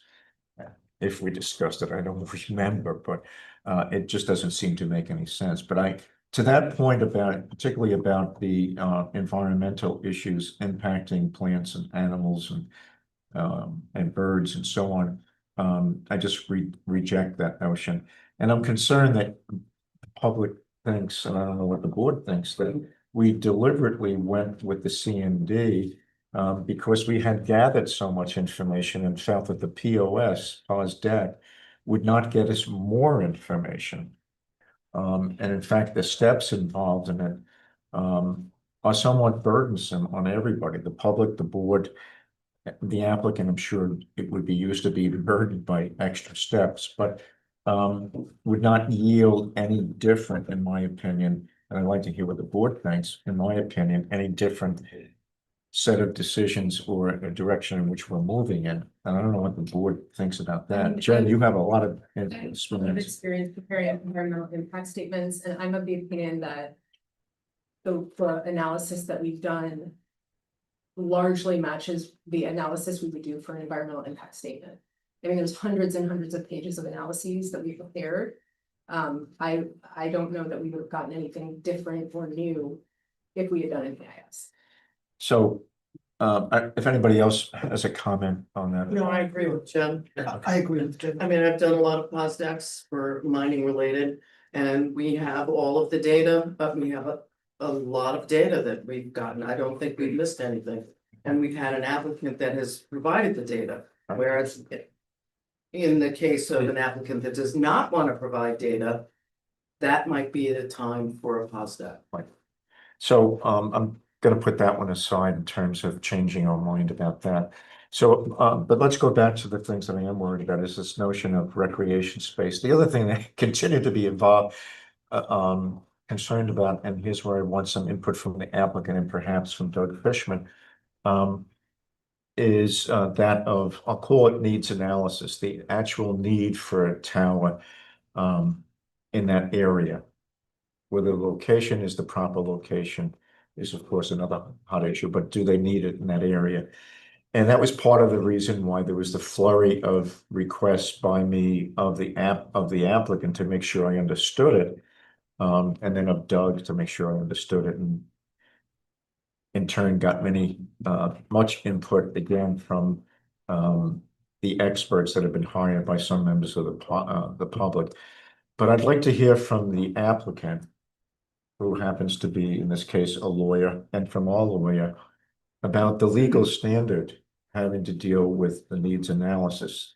What I've heard is ranged from it's all over the place. You can't take a look at whether you have coverage in a house, outside of a house, in a car, outside of a car. The whole notion of the template that is used by the nationwide system that we were exposed to is not adequate because it doesn't deal with the level of granularity that you have to deal with. There's just a whole host of things I keep hearing. I've made some conclusions based upon stuff that I've read from the opponents to the project, as well as material that I've read from Doug Fishman. And I have, doesn't mean the board has to, I have concluded that the applicant has made his case for the need for this cell tower. But what I'd like to hear is on the issue, what the federal standard is, or even if we have to follow the federal standard. There were some claims made recently in one of the letters that we don't follow the federal standards. The standards that we follow are the standards that are set in the town code in terms of has a need been established. So I think the board would be willing to listen to the applicant tell us about that, to our attorney reference that, and then for Doug to talk a little bit about the technical aspects of that. So, Sure. Scott. Thank you very much. I'll try to keep it brief. So one of the first things and it's very nuanced. I was kind of telling my wife over the weekend, it's like explaining this is not, unless you've been doing it a long time, it's a very nuanced situation, because you have a federal standard and you have state standards, and one would think they'd be the same. Well, they're not. First things first, the FCC gives very broad discretion to each licensed carrier to basically build out the network the way they deem fit to build it out. They choose the technology. They could put, 5G small cells in, they could put large towers in, they could put whatever the technology is, they choose it. They also choose the signal strength. The FCC simply cares about, you have a license, you need to make sure that you serve the area pursuant to what our standards are. Just don't go over our thresholds. So whatever signal strength you want to use, you can do it. On the federal standard, I was quite shocked to read Bob Berg's letter. I was equally shocked to hear Larry Friedman talk about the federal standard, because there is a federal standard. Unequivocally, it does not apply here, and let me explain why. It does not. It does not apply here. The federal substantive needs standard was developed by the court system, the federal courts, when there are actions brought pursuant to the Telecommunications Act. That's after a decision has been made, typically a denial has been made, the carrier sues under the Telecommunications Act. And the court has come up with this standard of, well, it's called the effective prohibition standard.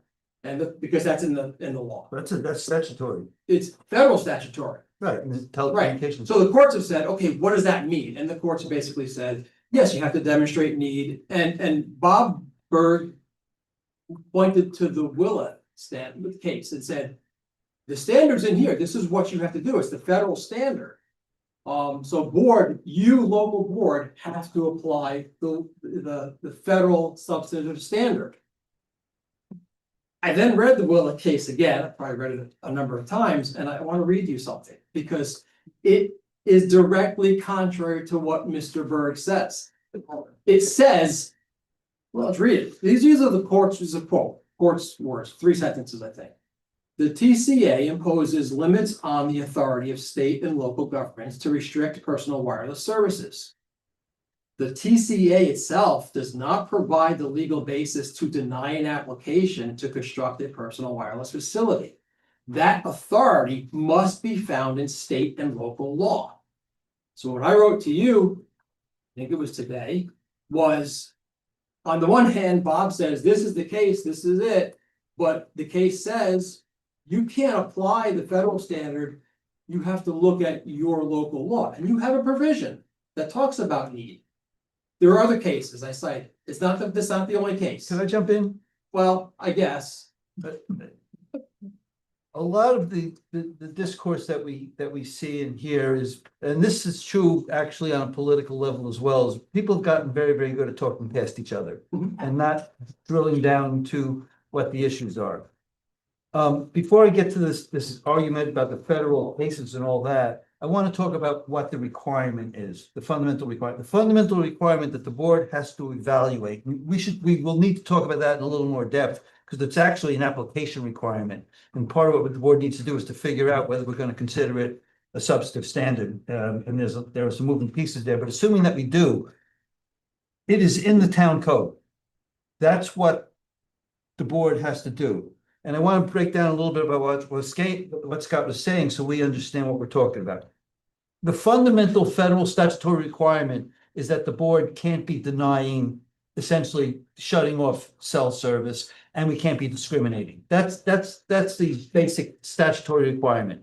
And so what happens in some of these cases is that a board denies the project, and the job of the federal courts is to determine whether that denial is legitimate or in particular, specifically, is a violation of the federal standard, which is, and correct me if I'm wrong, which is you can't be basically denying cell service.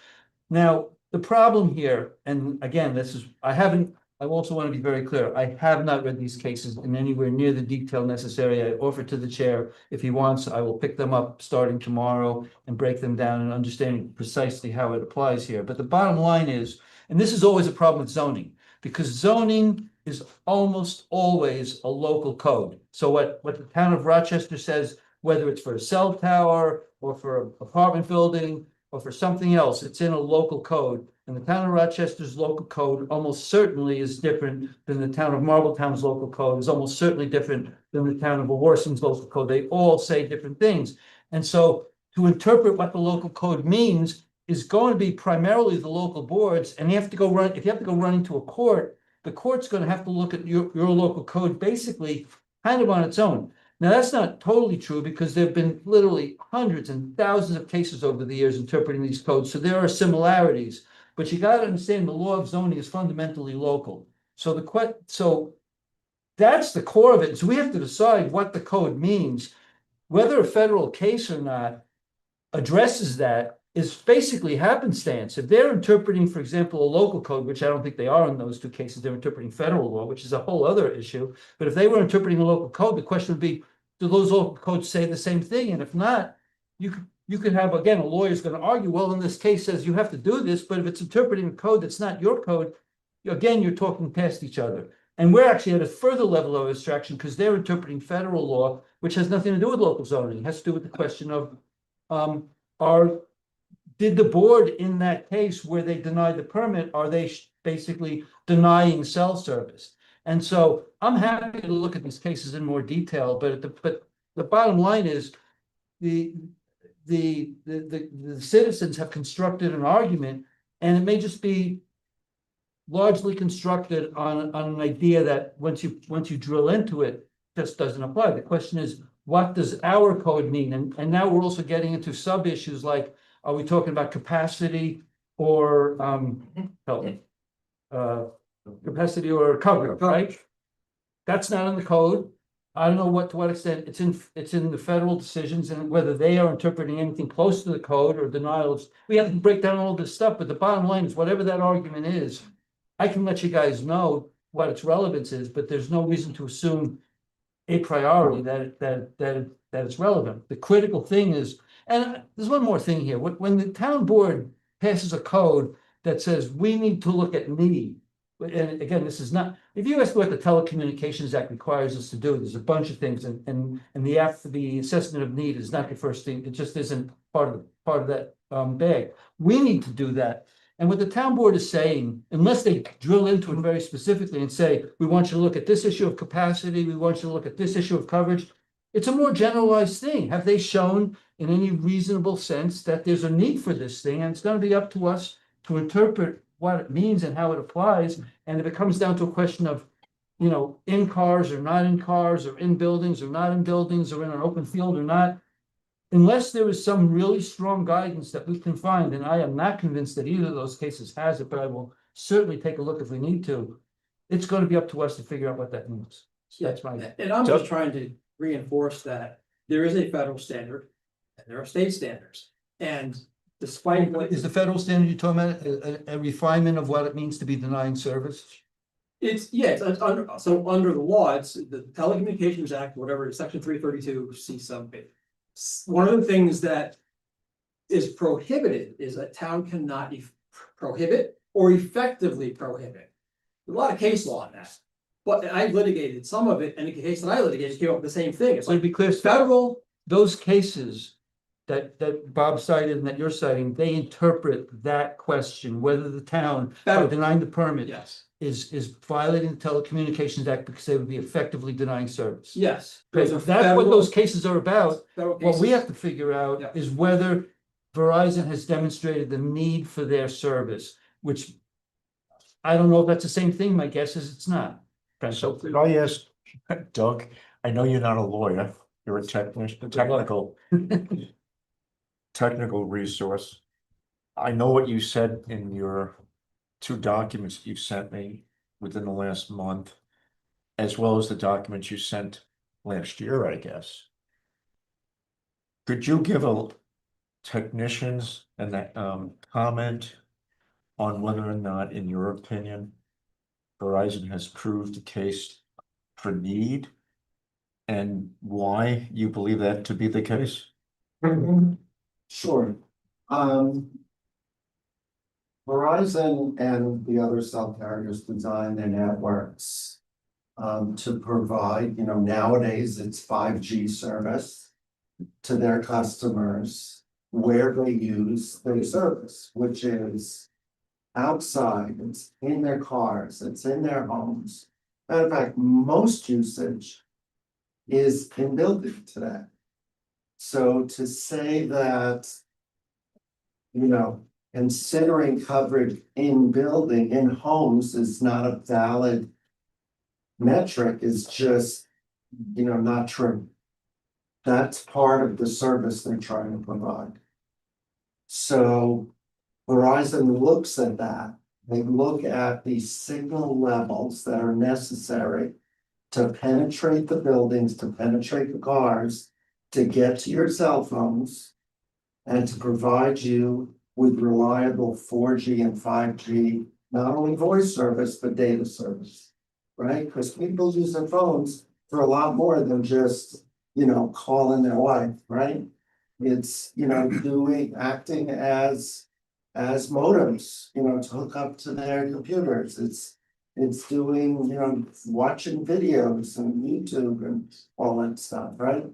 So to provide that service, they, in this case, came out with a series of maps, predictive maps, using, industry standard tools that showed that in the subject area, the signal levels that are actually there are below the level that's necessary to provide the reliable service.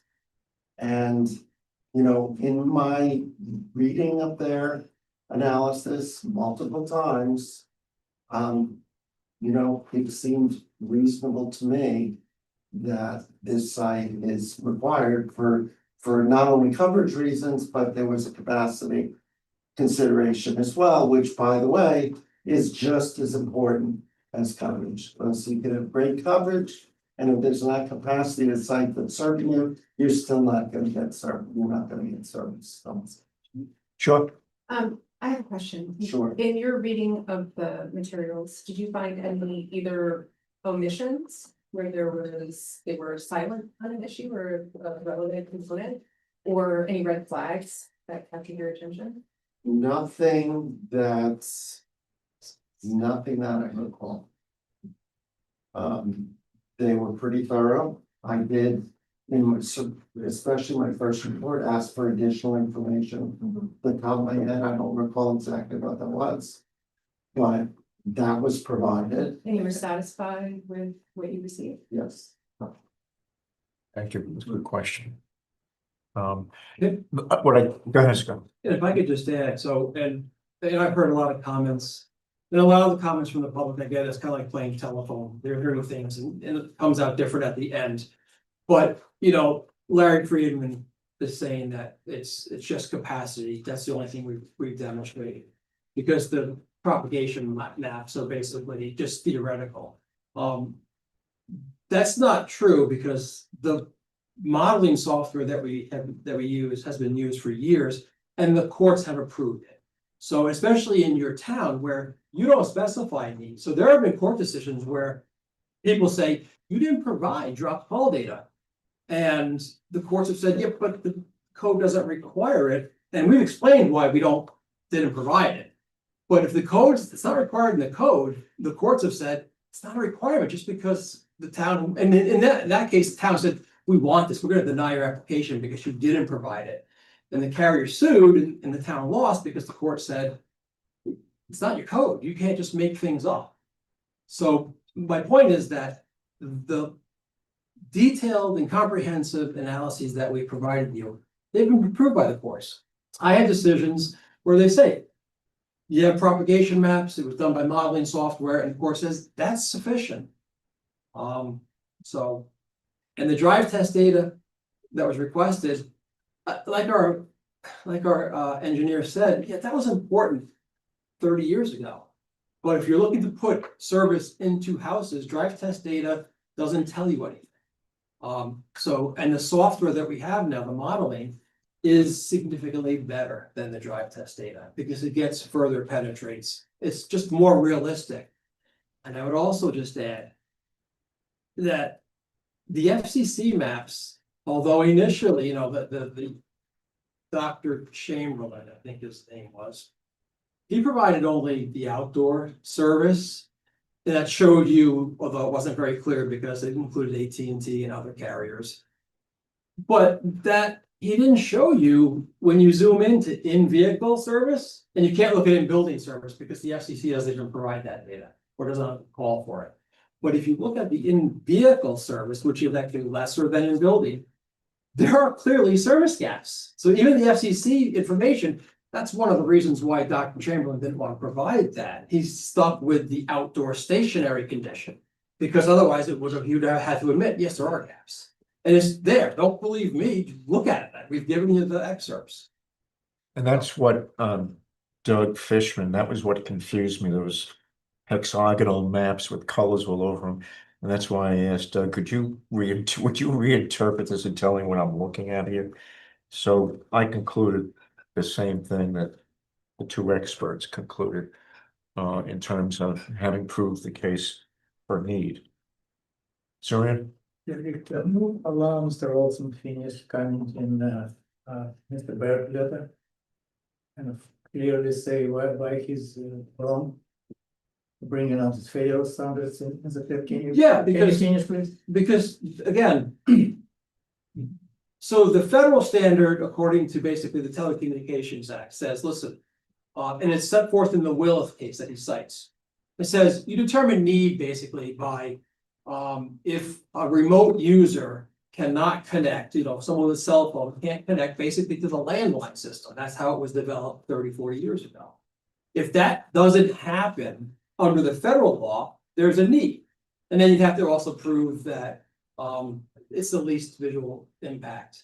But so the Willis case says that, but then the Willis case says, but local municipalities can't apply this standard. You have to rely upon your own needs standard. That's why Mr. Berger's wrong. And that's not the only case, because I was involved in a case in 2015 with the town of East Fishkill. Same issue came up. We won, and the court said, you don't apply this. It only gets applied if there's a case brought pursuant to the Telecommunications Act. That's the only way it gets applied. Could I, so I'm gonna shift gears just a little bit. I made the statement before, it occurred to me that I don't think the pause deck, if we had done a pause deck, it would get us any place other than or deeper than what we have gotten already. You're this probably the most knowledgeable seeker person in the room right now. So that's actually a compliment. I expect you to pay for breakfast next time we have friends. But would you comment on the difference of pause deck versus the C and D that we chose relative to the results, namely the information that you? Well, I want to pump the brakes on that because that's not the statutory standard. So I think that that's a practical issue for the board is, if we pause deck something, are we going to be getting, what's going to happen with the process? We're going to get into more and better information. That was one of the reasons why we gave a pause deck on Ralph Taub, is we felt that unique among the applicants we'd seen before us, the course of time was not giving us substantially more information. It just wasn't working. We needed an EIS to extract that information. And we typically don't see that with other projects. We get more information as it goes along. But I want to be careful. That's a very practical way of looking at seeker, but it's not the statutory standard. So I want to be really careful. The statutory standard is whether there's at least one significant adverse environmental impact that has not been mitigated to the extent that it's no longer a significant adverse environmental impact through the course of time by the applicant coming forward with more studies or modifying the project to get below that threshold. That's the standard. And so having laid that standard out, and that's why I want to be careful what you were saying, I want to take this opportunity to tell the board sort of what I would suggest we do in this particular framework right now. The issue before us right now is whether to basically ratify the C&D that was drafted last month, or whether we want to work on it some more and modify it. And the most critical, well, the core of the C&D, which is what we did, is that it's a determination to do a negative declaration and to not require an environmental impact statement, but only as long as certain conditions are met. And those conditions must be listed in the C&D, and they were listed in the C&D. We've listed what, 22 conditions. 23. So the core of the C&D with all the verbiage that's in it, which is important, but the core of it is where we've made a determination to not require an environmental impact statement because there will be no significant adverse environmental impacts as long as these conditions are met. And so I believe the best way for the board to understand its charge here is to determine whether or not that needs to be changed. And do you have the information necessary to make that determination? In other words, the citizens have raised a number of issues, a number of criticisms, maybe a number of other observations about impacts. The question to the board is not whether there's more information that maybe could be looked at or maybe in a different place should be looked at. The question is whether we are aware of any information that makes us think that the impacts may rise to a level where there could be a significant adverse environmental impact, and therefore we either have to revisit the negative declaration at the core of the CND, or add conditions to the CND that ensure we don't get to that level where there's the potential for a significant adverse environmental impact. And I would make one other point. If there are issues that are raised, but we still don't think that, however the issue would be resolved, that we'd have a significant adverse environmental impact, we could still go ahead with the CND. But if we wanted to have another condition, we could always make that a condition of site plan approval. And I'll just give you a specific example. That sounds like there's too many complications and moving pieces. One of the allegations that was made was that there might be an impact on species here. And the chair made the observation, which may make sense to you, that what we're talking about here is 2,500 square feet of real estate, which is somewhat similar to basically the clearing that would be required for a house. So the board might think that no matter what we did, and I'm not saying you should do this, and I'm not recommending it, I'm not evaluating it, I'm just throwing it out there as a possibility. The board might think that no matter what we do with that 2,500 square feet, it's not going to rise to the level of environmental impacts. It's not going to rise to the level of a significant adverse environmental impact, but we still might want to do something with it. And therefore, we can put that in as a condition of approval, but it wouldn't necessarily change anything in the CND. The question for the CND is, for those 22 conditions, will that guarantee that we're not going to have a significant adverse environmental impact? And so that's what I want the board to think about. And I want the board to evaluate everything that was said tonight and everything that was submitted with that criterion. Okay, you've talked about, that the, whatever species on the property, or perhaps the use of pesticides, or this or that. Is that going to cause us to revisit the idea that there might be a cause deck here? And if it is, do we resolve that with a condition? And if that's where we're at, then we probably ought to go back and pry open the CND. If it's something else, either we're not concerned about it, or we think we can handle it as a site plan condition, that could be outside the CND. Let me ask you. That's the way I would break it down. Let me ask the board this. I mentioned that I thought that the comment that was made about the available outside space for the apartment building dwellers was an important thing. And it's in our code. How do we handle that? We don't have an answer to that yet. But let me ask you something else. And Scott, I'll start with you. The economic analysis. I don't remember the exact words of our code, but it requires an economic analysis of every piece of property, affecting every piece of property within 500 feet of the subject site. Correct. My recollection of the Collier study was they looked at doing that, and they couldn't find enough sales within the area immediately surrounding the subject area to have a statistically valid economic analysis. And I heard it suggested tonight that there's other ways of looking at economic analysis other than price points before and after the erection of a tower. Question or statement, I'm concerned with doing any kind of an economic analysis based upon suppositions about something that's not even there yet. Thus, the reason why, since they couldn't find any sales in the area and there was no tower in the area yet, they went to someplace else where there were towers, 3 towers. And I'm familiar with those areas. They're not similar in the character of the neighborhood that I can recall, as is the site on Granite Road. They're different. So that's why they had to use the half-mile to 1 mile to 2 mile radius analysis. But specific question, you've done a lot of these. What other way of doing an economic analysis is there to do an economic analysis other than to look at price points, value points of houses, pre and post erection of a tower? This is the most accurate way to do it. But the economic analysis, at least the December 2025 one that I think is being talked about, did more than just that. It also included our appraiser's 50-year experience with appraising properties. And, you know. The letter that came in saying that it was not properly done.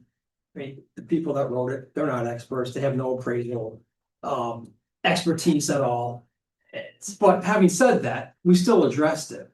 And you go about determining impacts by looking at other properties next to cell towers in similar situations as you can. We can't make it identical because the towers are located in your town where they are. So that's what our person did. They looked at before and after. They always go out 1-2 miles. And then he looked at it and said, okay, do I have anything within 500 feet? And they don't. And they normally never do. I mean, there are 2 properties here within 500 feet. The point is. At the current proposed site. Yes, so and again, it's being, one sentence was cherry picked. This was not a simple 2-page analysis. There was a lot of data. And there were before and afters. And so then the appraiser's job, if you can't get the perfect data, the appraiser's job is to use his experience with the available data to make an opinion. And that's what he did. And he concluded, there is no credible market evidence that the construction of a cellular tower would have any negative impact on the prices of nearby single-family residential properties. So it wasn't just, oh, there are no before and after sales for properties within 500 feet. So here's my conclusion. They looked at a lot of data. On top of that, he did say, and it's also my experience over 2 decades of doing this with cell towers, that my experience of looking, he's looked at literally hundreds of before and after sales. There's no appreciable negative impact. That's what his opinion is. Contrast that with, there's nothing in the record that says otherwise. And I heard someone say, well, we spoke to a realtor. A realtor's opinion, it's just not evidence unless there's actual data with it. And we've, again, litigated that. I'm not trying to be obnoxious about it, but you have to have evidence. And just because Michelle Hertz thinks she knows about appraisals, you know. Excuse Scott, try not to apply, use names. Well, I mean, I was a little bit attacked by somebody, so. You're a big boy. But I know. I want to make a couple points on this. There's a couple moving pieces here that I think the board should be aware of. The first thing is I do want to read the code and I want the board to understand something which is a little bit interesting and disturbing about the code, but we need to start getting into what it says. And that is, there are 2 issues that are in the code as part of the requirements for an application. They're not at all in the code as part of the criteria for approval. And I'm talking specifically here for cell towers in 140-29. Say that again, because it took me a while to, and you told me. That. Among the requirements for an application for a cell tower in 140-29 is the following, relating to both need and the economic analysis. And the need is number 1, the economic analysis is the last one, which is number 7, and I'll read them both. They're not that long. Wait, can you Start the actual standard? Where are we? No, that's the point. These are not 140-29. 140-29I. That's what I need. B, I just little need I. it up. Special use review requirements. So Helena used a word that I want to talk about, which is standards. These are not standards of approval. They're not. That we may decide that we want them to be, and that's going to be part of what the board needs to decide. They are requirements for an application. That's what they're written in. And the difference is actually, it could be quite important for a couple of reasons. So let me read B1. This is a requirement for an application. Written report demonstrating the need for such services, cell services, which shall illustrate gaps in the current services and show how the proposal will remedy these gaps. The report shall demonstrate with written documentation that it has analyzed the feasibility of the proposed telecommunication facilities in comparison to opportunities for co-location of existing facilities and or the use of other pre-existing structures as an alternative to new construction. I'm losing my power here. We've gone on too long. Anyway, I'll stop reading because my battery's dying. This is a requirement for the application. It is not a criterion for approval. So just keep that, put a pin in that. And also the last one in that list for the application is actually a little shorter. I'll read it. An economic analysis study of the property value impacts the construction and the operation of the telecommunications facility may have on all contiguous and adjacent properties located within 500 feet of the parcel. Those are requirements for an application. Neither one is a criterion for approval. So So if that economic analysis can't be done because there's just no.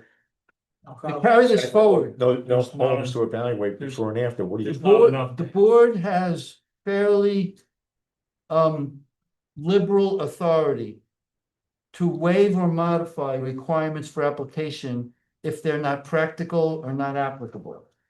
So I'm just throwing that out there in terms of this discussion. You may or may not want to apply it.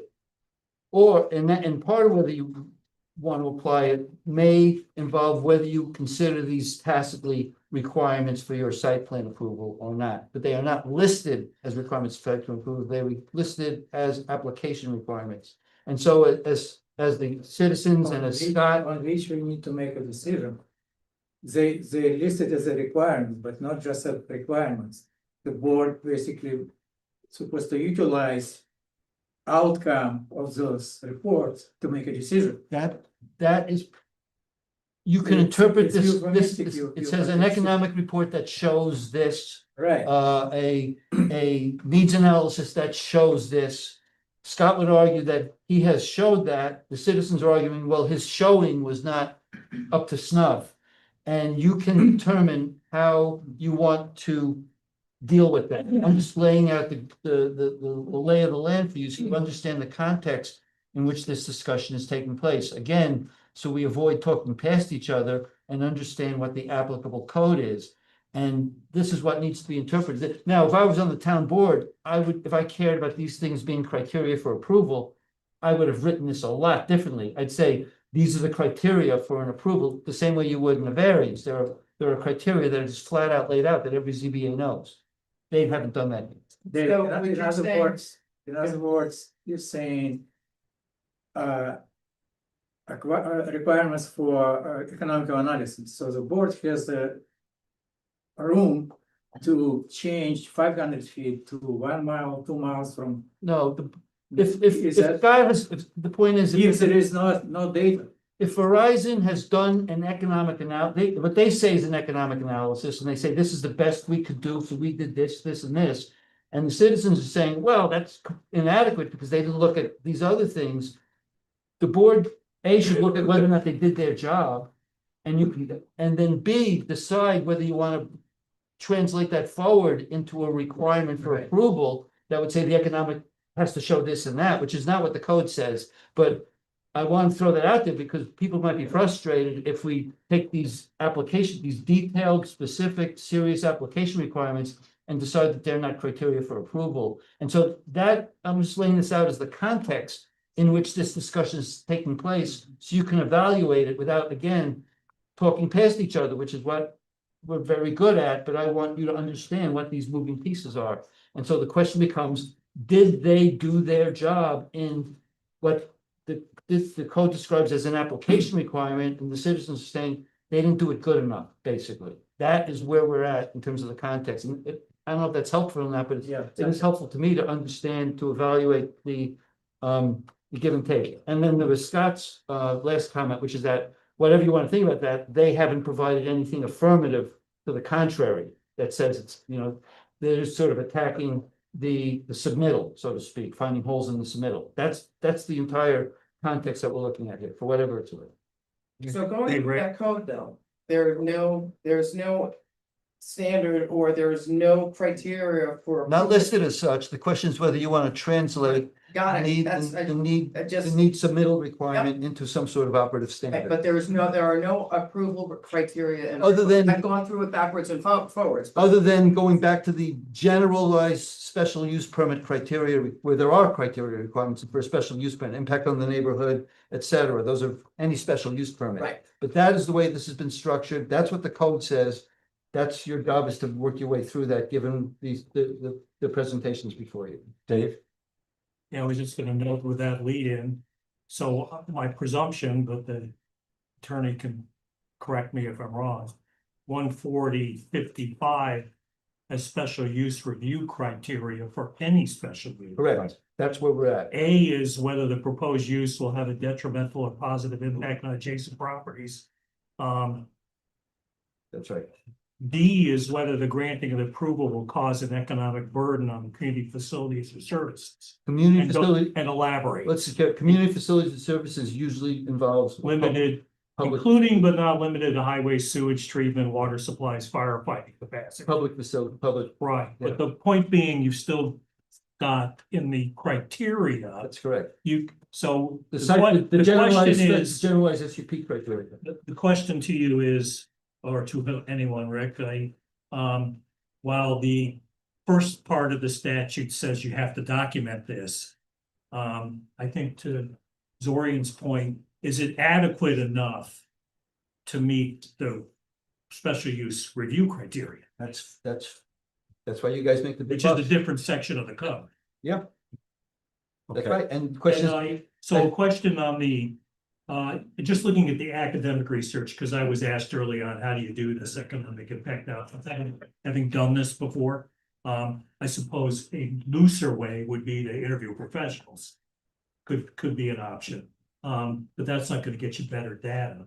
But what I did read is regardless of long-term impacts that the appraisal professionals might say, that the professional data appears to suggest there's almost always short-term real estate impacts.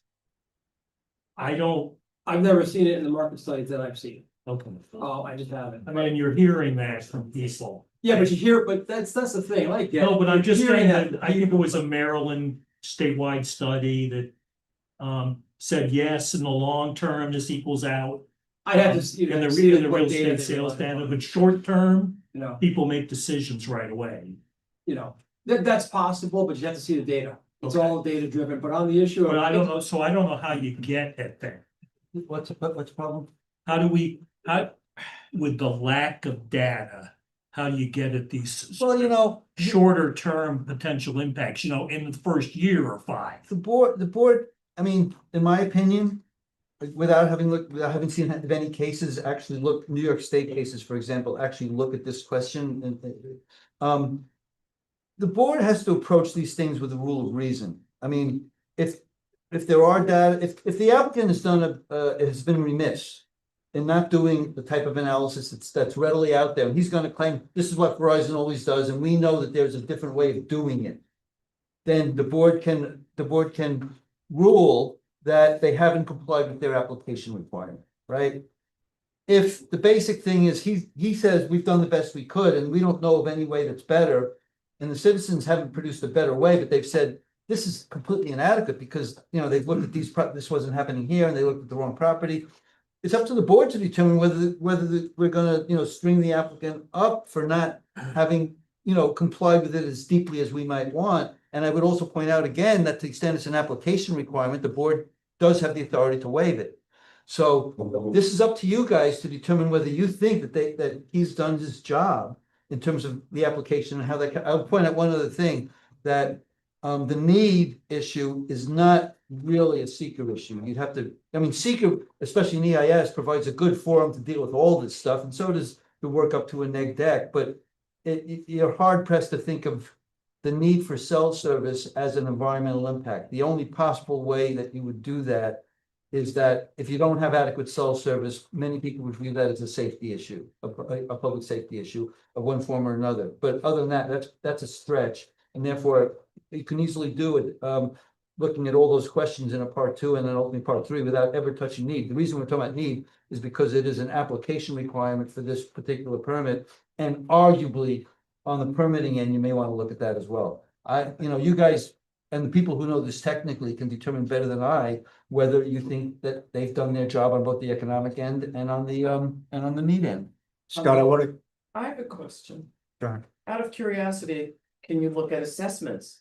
Can you look at what? Assessments, the tax assessment, the way that the town has been, is so you have the property over the cell tower at the transfer station. Has that adversely affected the assessment, the assessed value of the properties there? Can you look at it If there is no data, because there's no sales within, 500 feet of that property, can you then look at the assessed value of the properties that are close by to the I would cell advise you towers to that are in consult place? somebody who's professionally knowledgeable about this type of analysis. All I could do for you as an attorney Okay, is I'm go just check. throwing go that check to out see- as another is go way to check see get if any information. cases have addressed this issue based on similar terms, but otherwise you need somebody who's really good expert at how to do this sort of economic analysis and tell you the various options. I am not remotely. Okay. On that issue, part of our analysis, the appraiser went to your assessor. And asked him and spoke to him, and that's in the report, and the assessor for the town said, no, we haven't seen any decrease. Okay. in Just thought I would bring that No, up as no, it's a another good way point. to So that's why look at I should data. have mentioned that. Because it was more comprehensive than just, there's no data, because there is data, it just, there are no sales. Right, you just have to. Yeah, well, so he went out to look at other things like, hey, assessor, what's your experience? You live and work there. Scott, how do you intend to deal with my comments? First comment I made about 140-26 and the issue of Well, play space, green space, open space, and I didn't have time to really look at the issue, obviously, except I did just, look at my phone on your code and. I don't know that the cell tower taking away 2,500 square feet is a violation of your code. Because you don't define recreation space in your code. I didn't see that. I didn't see anything like that. I think the only requirement is that if it's a multifamily property, you have to maintain 50% in open space. Or recreation space or whatever. This is a large parcel. You have more than 50%, even with our, small 2,500 square feet. Again, I looked at it on the phone. My initial thought is, we're in compliance. Property Yeah, compliance, if it's only required 50% and we have that, you don't need any specific. Playground equipment, there's no definition in there. Yeah, my discussion with the chair earlier on this matter was in reviewing the comments that came to date, is there are some standards, including there's a minimum standard for recreation facilities, and it's 50%. It's got to be defined. It just can't be sort of, there's nothing on 50% of the property. It's the leftovers. Yeah, it's So it's gotta be like, actually gotta be like. it's gotta be delineated, it's gotta be known, it's gotta be available. And the question is, does the board feel like you wanna go back and visit that? For an apartment complex that clearly hasn't defined any of that. how does the board feel about that? Well, if you have a legal force, if you have a legal means to enforce applicant to ask the property owner to do something. Yeah. Yes. If it would- The landlord is not the applicant, Right, the but lessor is the- relationship, but I also want to bring the reality. For the board, I know somebody who lives in that apartment. And I talked to her specifically today, she has 2 children. I asked about the so-called open space, she said, nobody goes there. The children. Nobody what, sorry? Nobody's children going there. Opposite, the tenants got together and created a playground between 2 apartment buildings because the owner didn't do anything for them. So that open space is basically undeveloped space and children do not go there. It doesn't mean that we shouldn't require the if we can, the owner of the property to allocate open space for the tenants, but reality is that open space is essentially undeveloped. Where the tower gonna be installed. Yeah, I don't, just to read it, again. Board will need advice from David about the applicability of this, and is this essentially an amended site plan to this property? Code now says for multifamily housing, all areas of multifamily development not conveyed to individual owners and not occupied by building and required or proposed improvements shall remain as permanent open space or dedicated to recreation area to be used for the benefit and enjoyment of the residents of the particular units. No less than 50% of the tract shall be used for this purpose. And it goes on, you can't do a fee in lieu of, like you've done with some subdivisions. And then there's a second section that 50% of the 50%, in other words, 25% of the total tract shall be dedicated to recreation area for the benefit and enjoyment of the residents of the units.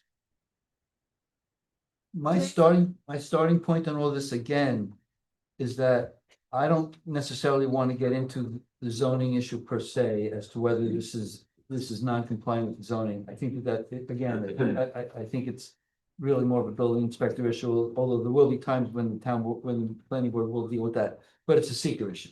If there's an allegation that this project is reducing recreational space, it right or wrong, I don't, like Zorian's put in an important data point, I don't know who's right, who's wrong, but if that's the allegation that there's a significant, that there's recreational space being lost, that is a seeker issue. That's a result of the project, that is the loss of an amenity to the community.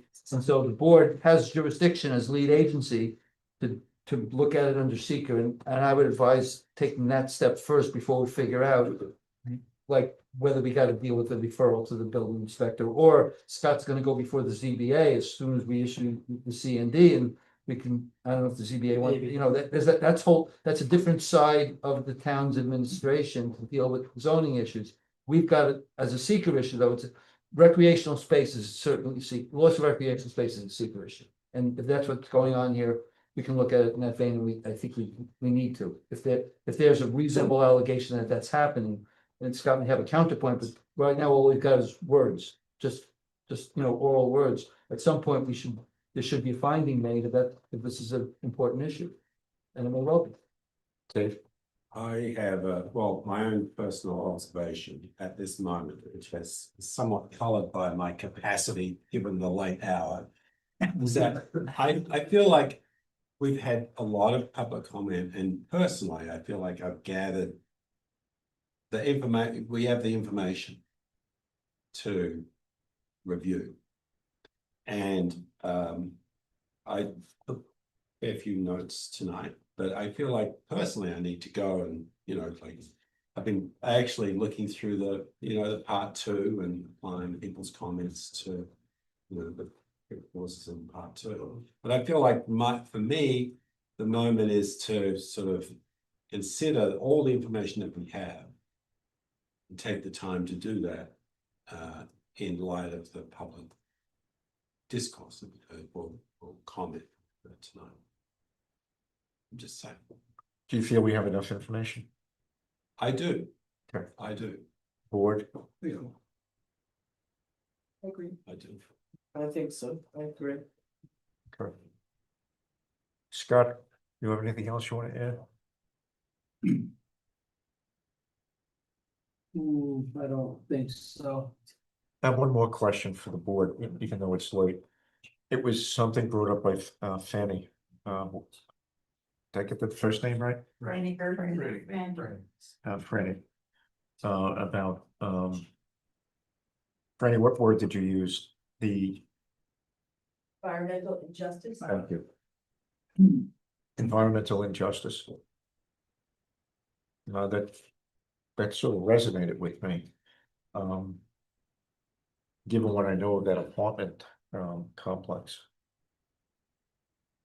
Counselor? So. Well, turning it around, environmental justice is and it's been a theme of environmental issues for probably at least, at a high level, 20-30 years, including state law. What it means is that there are certain often certain actions have a disproportionate impact, or just certain conditions, they could go back a century, have a disproportionate impact on stressed communities of color, communities at a lower socioeconomic level. I'm not exactly sure how the speaker intended it to apply here. Obviously, it applies to the apartment building, whether that by even of itself is a stressed community, or there are communities within the apartment building that would apply with it. But basically what it means is we have to be very careful when we cite facilities that can have a disproportionate the clearest example in the country is probably, in Louisiana, where they have mile after mile of chemical factories and petroleum factories along the Mississippi River, and there are, many poor and minority communities that are hit by this. So it goes from that extreme to the situation where there's a proposal for an industrial site or in a case like this, and it's going to have more of an impact on a poorer community, and it's going to go to the benefit of a potentially a wealthier community that, you know, lives 2 miles away and is going to get better cell service, but it's the people next door that are going to be impacted. I believe that's what the speaker was referring to. She didn't go into detail, but it's an issue that and the state, by the way, to be clear, DEC and the state have made this a serious issue for consideration, including in seeker reviews. And so if we want to crack the book open on that and take a good look at it, that's, I believe, what the speaker was referring to. I can go into more detail. Well, I can go into more detail, I'm saying. If we're basically on the right track, let's continue with the board discussion. My understanding is with EJ, it's designated by the state. So Yes. there's so in. Certain communities, you mean? Yes, for EJ areas. But how granular is that? Ellenville. Does that mean, how granular is that? Are they gonna get into every community where there might I've be? got the maps up now. Yeah. Based on Oh, census the question's got tracts. the answer. It's the entire town of Warsing is a disadvantaged community. I believe this. There's is in nothing in EJ. this town. Wait, Jennifer's got it. What did you say, Jen? I believe this is in an EJ area, but it's like got an overlay, so I can't see through. What- see what the is street EJ? names. What is Environmental justice. And When you it's say need, designated by New York is that a State. state designation? Are you looking at the state designation Yes. in Rochester? New York State designation. And so Granite Road is part of it? I'm trying to see. Yeah, it's confusing because the seeker now says you to analyze disadvantaged communities, So which is that's what the allegation. which is a separate map set than what she's looking at. Okay, The- that's the allegation. If you look at the map set she's looking at, what we got, north and west of Granite Road is. If you look at the disadvantaged communities maps, which the seeker references. And what is this, 50 I'm feet? looking, This is there's nothing in the town of So Rochester. this is 50, oh, Right. wait. Oh, so we gotta figure out which map we're using? Apparently. Yeah, When I'm I not sure. looked it up, I didn't see any. I mean, I'm just winging it now. Yeah. I mean, in the previous analysis I've done for a different jurisdiction, they used the New York State Disadvantaged Communities tab. Which isn't. So the just to Department of State. translate It's for the also a board. complex issue because there's a lot of programs that seek to bring cellular coverage to environmental justice areas because they oftentimes do not have access to broadband, so Yeah. it's more complex. So than the just two moving saying- pieces, one, it cuts both, it potentially cuts both ways, and two, there may be different measurements of what an EJ, of which of the EJ Yes, communities, based and- on whether it's a DEC thing or a Department of Housing thing, or there may be different EJ maps. Yes. So we got different Yeah. EJ maps potentially, and also this could cut both And ways in census- terms of giving them. Census tracts are bizarre on the land. So- I mean, nobody All right. knows what census tracts So, are, right? it is getting late. I have a couple of thoughts. One of which is in our breakout, when we broke out before, there was some discussion about whether the board was ready to close the public hearing. The verbal public hearing, if you would, but obviously allow and invite any kind of written continued public input. So we have to figure out what we're doing with these items, but is there any sense of the board that we want to end the public hearing process? I haven't. I hear that folks feel like they didn't have enough time to review some materials that came out recently. And I feel like I don't know if we're gonna hear a lot of new information, so I'm conflicted. That being said, we could consider closing the public hearing X days from now to give folks a chance to review materials. We that will, have we been would arranged. always invite written comments. We're not gonna specifically this kind of public hearing. Because what I feel we have is enough information and there are still some nettlesome issues.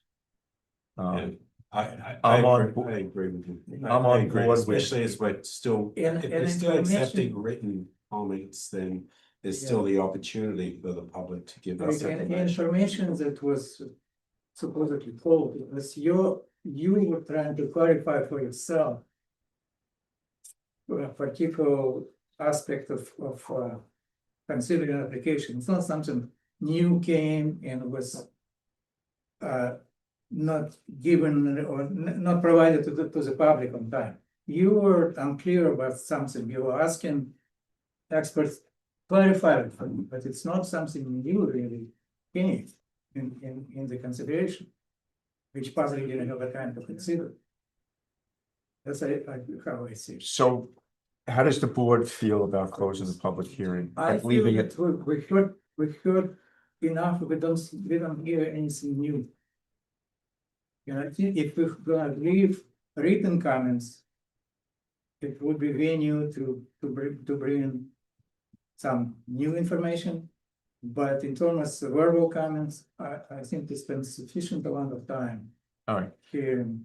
so I'll entertain a motion to close the public hearing, but leave it open for written comments based upon what they hear happening in this meeting, the discussion that we now have. Limit it to a certain period, or do you wanna? I think the written comments we should continue. And there's no harm, no foul. I mean, May I just? If you have written comments come in, we're gonna have to respond to them. They're gonna wanna respond to them. We're gonna wanna respond to them. well, let's test that. Why do we have to respond to written comments? Why? Yeah. We don't. If we think it's the applicant- necessary. The applicant's gonna want to. We have we have an opportunity to. I don't think we can be denied the opportunity. No. For the applicant. And so then listen, I understand, there's a lot of public opposition, and the people, I understand it. At some point, you have to say, we've heard a lot. And I don't wanna be dramatic. I've never gone 8 or 9 public hearings like this, ever. I'm sorry, I haven't. I think you have got more information than you need. But it's a good thing for the record. But seriously, our position is, this has been a little bit going on a little too long. We request that you close the public hearing, close the written comment period. Because what we submitted recently was just a response. We didn't provide new information. We submitted an information response to letters that came in. So that's our position. All right, so does somebody want to propose closing the public hearings and leaving it open for written comment for some period of time? I make the motion. Give me some words. Just that, so that the. Use your words. It's late, I'm sorry. That we close the public hearing, but we still accept written public comment. For a period of time. For how long? I think. 2 weeks or until the next meeting? 2 weeks till next meeting. Yeah, that's The 29th, Week before. Or maybe before. the week before. week before. All right, so I'm gonna encapsulate what I think I heard. And just to be clear, for me, the purpose is, as Jennifer said, people are commenting on the fact that they haven't had time to review some of the materials that just came in. It gives them time to do that. All right, so. Just for the discussion, I read through probably 15 letters from the public that came in today. Yeah. And that's, I read them all. Yeah. I feel it's important to read them all, but it's the same standard that if you have time to respond, we have time to digest it. So I think that's why a week in advance. Of the meeting. So- Yeah, I agree. 20 seconds the week before. All right, so I'll encapsulate what I think I heard Dave say. Dave, I think you said to me, you made a motion to close the public hearing and continue to receive written comments until the 22nd, which is a week before the meeting of the 29th. Yeah. That's the motion. Is that all right? Yes. I second it. Alina seconds it. All in favor? Aye. Aye. That doesn't mean that for some reason, that we might not have to reopen it for some reason. I don't know why, but we always have that possibility. And then the next thing is we've got to work on these issues of the environmental justice. We don't have the data in front of us. We don't know what map to use. And we need to, hang on one more, and we need to work on this area of what I call the play area. Okay. All right, so we need to work on recreation space. Thank you. The address for I'm sorry. I plugged in the address for the disadvantaged communities. And it clearly stated that it is not in a disadvantaged community, but as you go further down to the south on Granite Road and into the town of Warsing, that's when you come into. Okay, a so we need to whole sort nother it. slew. We Why need don't we- time to sort that out. Right, Let's put that in writing. but that, Okay. All right, so those two items are okay, items, church can, items that I heard tonight, we need to resolve. Are there any other items that we need to resolve? The, Why don't we also talk about what the process is gonna be on the recreation space? Scott, do you want to do a submittal on that? Or I have to look at it, but yeah, but the issue would be the loss of the, you know, the site is 2,500 square feet plus whatever is extra as a recreational space for the people in the building. yeah, I'll look at it. I'm probably gonna come back and just say that it's not a significant loss. So you should we determine don't- what else we should be doing. If I'd only, Get I the bump. suggest we need to define what the 50% is. Right. And see if his project is influenced to 50%. Okay, could you work with Scott then, Dave, on this issue of, not you, but this Dave, Yeah. and determine whether or not, given that standard, given the size of the property and the configuration of the property, is it significant decrease in the recreation area or not? Now, we've heard, I'll only note that based on what I've heard from the public. There's no open space or recreation area defined on the property currently, no, there isn't. so.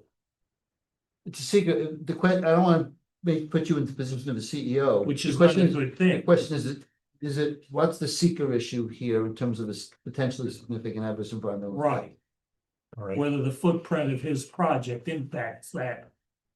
Is it gonna be taking away enough recreational space that we have a potentially significant adverse David, environmental? did you say 25%, 1 quarter for it Half of specifically? the code says half of the total for multifamily houses. Half of the total parcel has to be open space and half of the half has to be recreation area. And by the way, if you determine that there might be a significant adverse environmental impact, you can propose a condition that would solve that problem, that we can add to the conditions. That, and keep the. so let's get the two of you to work on that. Yes, and then the other item I noted is. Go ahead. Based on some comments, I do think there's a potential. At least one spot, if not two, to amend the part 2. Okay, Check mark, change the check mark. It's arguable that the impact on land should be checked yes. I'm not sure if it will affect your decisions on low or no impact on specific questions, but there will be disturbance to land. so can you do that first, Dave, and then? If it's a question, do you want to do? Yes. Address Yes, this? And then there's the impact on open space question, noting that the impact on open space goes further to describe the fact open space essentially inventoried in a town plan. And that's why you said no. There's no park there. There's Yeah, that's no, true.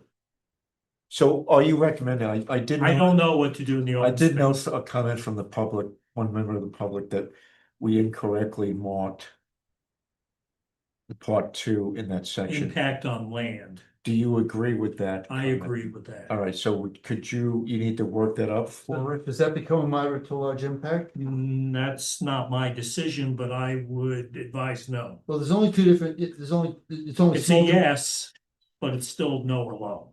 Okay, then you don't need to do part 3, right up on it. I'll need guidance on the board needs to decide on the open space, not again. I think we should do a little bit of a write-up on it, On what, on explaining. I think we should have some words that explain our determination, whether that's low to no or yes and. Either way, because it demonstrates you evaluated it rather than as being the absence of an analysis. Yeah, I agree. Right. You're right, because you now check yes. Right. Yeah. It needs to be in the part And 3. okay. All right, Put so- together a right, package. and Is that what it's you very, mean? yeah. All right, so would you put that Yeah, together it's- first? Okay, well, I Yes. don't know what you want to do with Yeah, open keep the space. lines. Keep the Yeah. question open. Well, I think with the open space. Is it a yes or no? I don't think we have enough. Well, we don't have enough information to say whether it's a yes or no. You mean the recreation issue? Correct.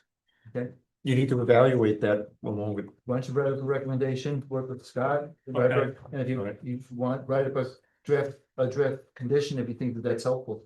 Yeah, I mean, I'll note, not to belabor this, I'll note that with the help of Helena and others.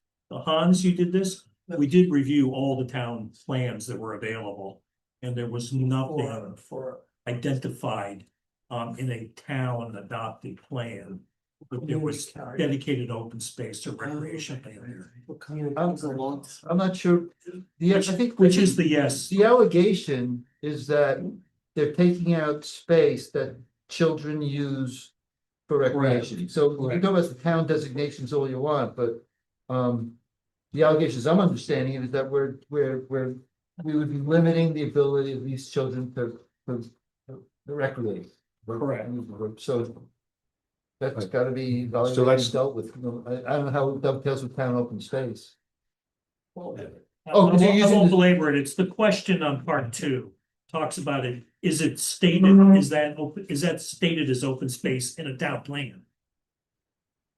Oh, And the answer is no. So you're saying that the question in part two doesn't directly relate to the zoning problem that we're elevating to a seeker issue, Correct, which is- they're related but separate issues.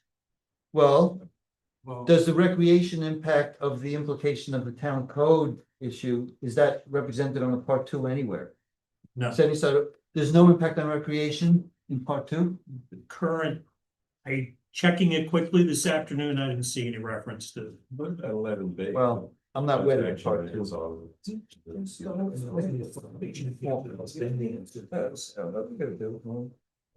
Yeah, I think, research it, yeah, you're the planet, Dave, this is, you know. okay, Did we make a mistake? Did we make a mistake and miss something on that part too? I think is the question. And if we didn't, I mean. And if we didn't, just tell us we didn't. no, fair enough, Okay, that's all. okay. The allegation was made in something from the public that we did. Correct, I don't know if that's true or not. You're the expert. Tell us whether we did or we didn't. okay. That's all. And what else have you got in terms That's the. I mean, I did an itemized list of what I'd heard for the board, might be substantive issues for the. Conditional neg deck, you can look them over, those are the ones that seem to jump out at me as of? you need to address. Dave, I want to make a point, when I was years ago, is it? Correct, okay. As an attorney years ago, I would always use as my guidepost for whether to do a declaration of significance, the actual language in 617.7. And now that's been largely superseded by the part two, but I want to for a moment turn to 617.7 C, which is the criteria for determining significance, 1 sub 8 VII. And that is one of the criteria for determining significance, POSDEC, NEGDEC, is a substantial change in the use or intensity of use of land, including agricultural, open space, or recreational resources, or its capacity to support existing uses. So recreation, at least verbally, is in the actual regulatory criteria for a declaration of significance, even if it doesn't, shoot through the ground, or rise up in a part two. So it's an issue under the code and it should be dealt with. And so if we have to Jimmy open part two or whatever to deal with it, I would suggest doing that because it's actually the law as opposed to a DEC form. And I've always taken the law more seriously than the DEC forms. I will note one more item, if you are opening up this additional deck, is comments raised about the sort, as one of the speakers said, these sort of conditions that are in the future, right? You'll get a study done before something happens, or there were comments raised about the unenforceability of certain conditions. How are you going to track them? An example is you're going to require an ecologist to go to the site before construction.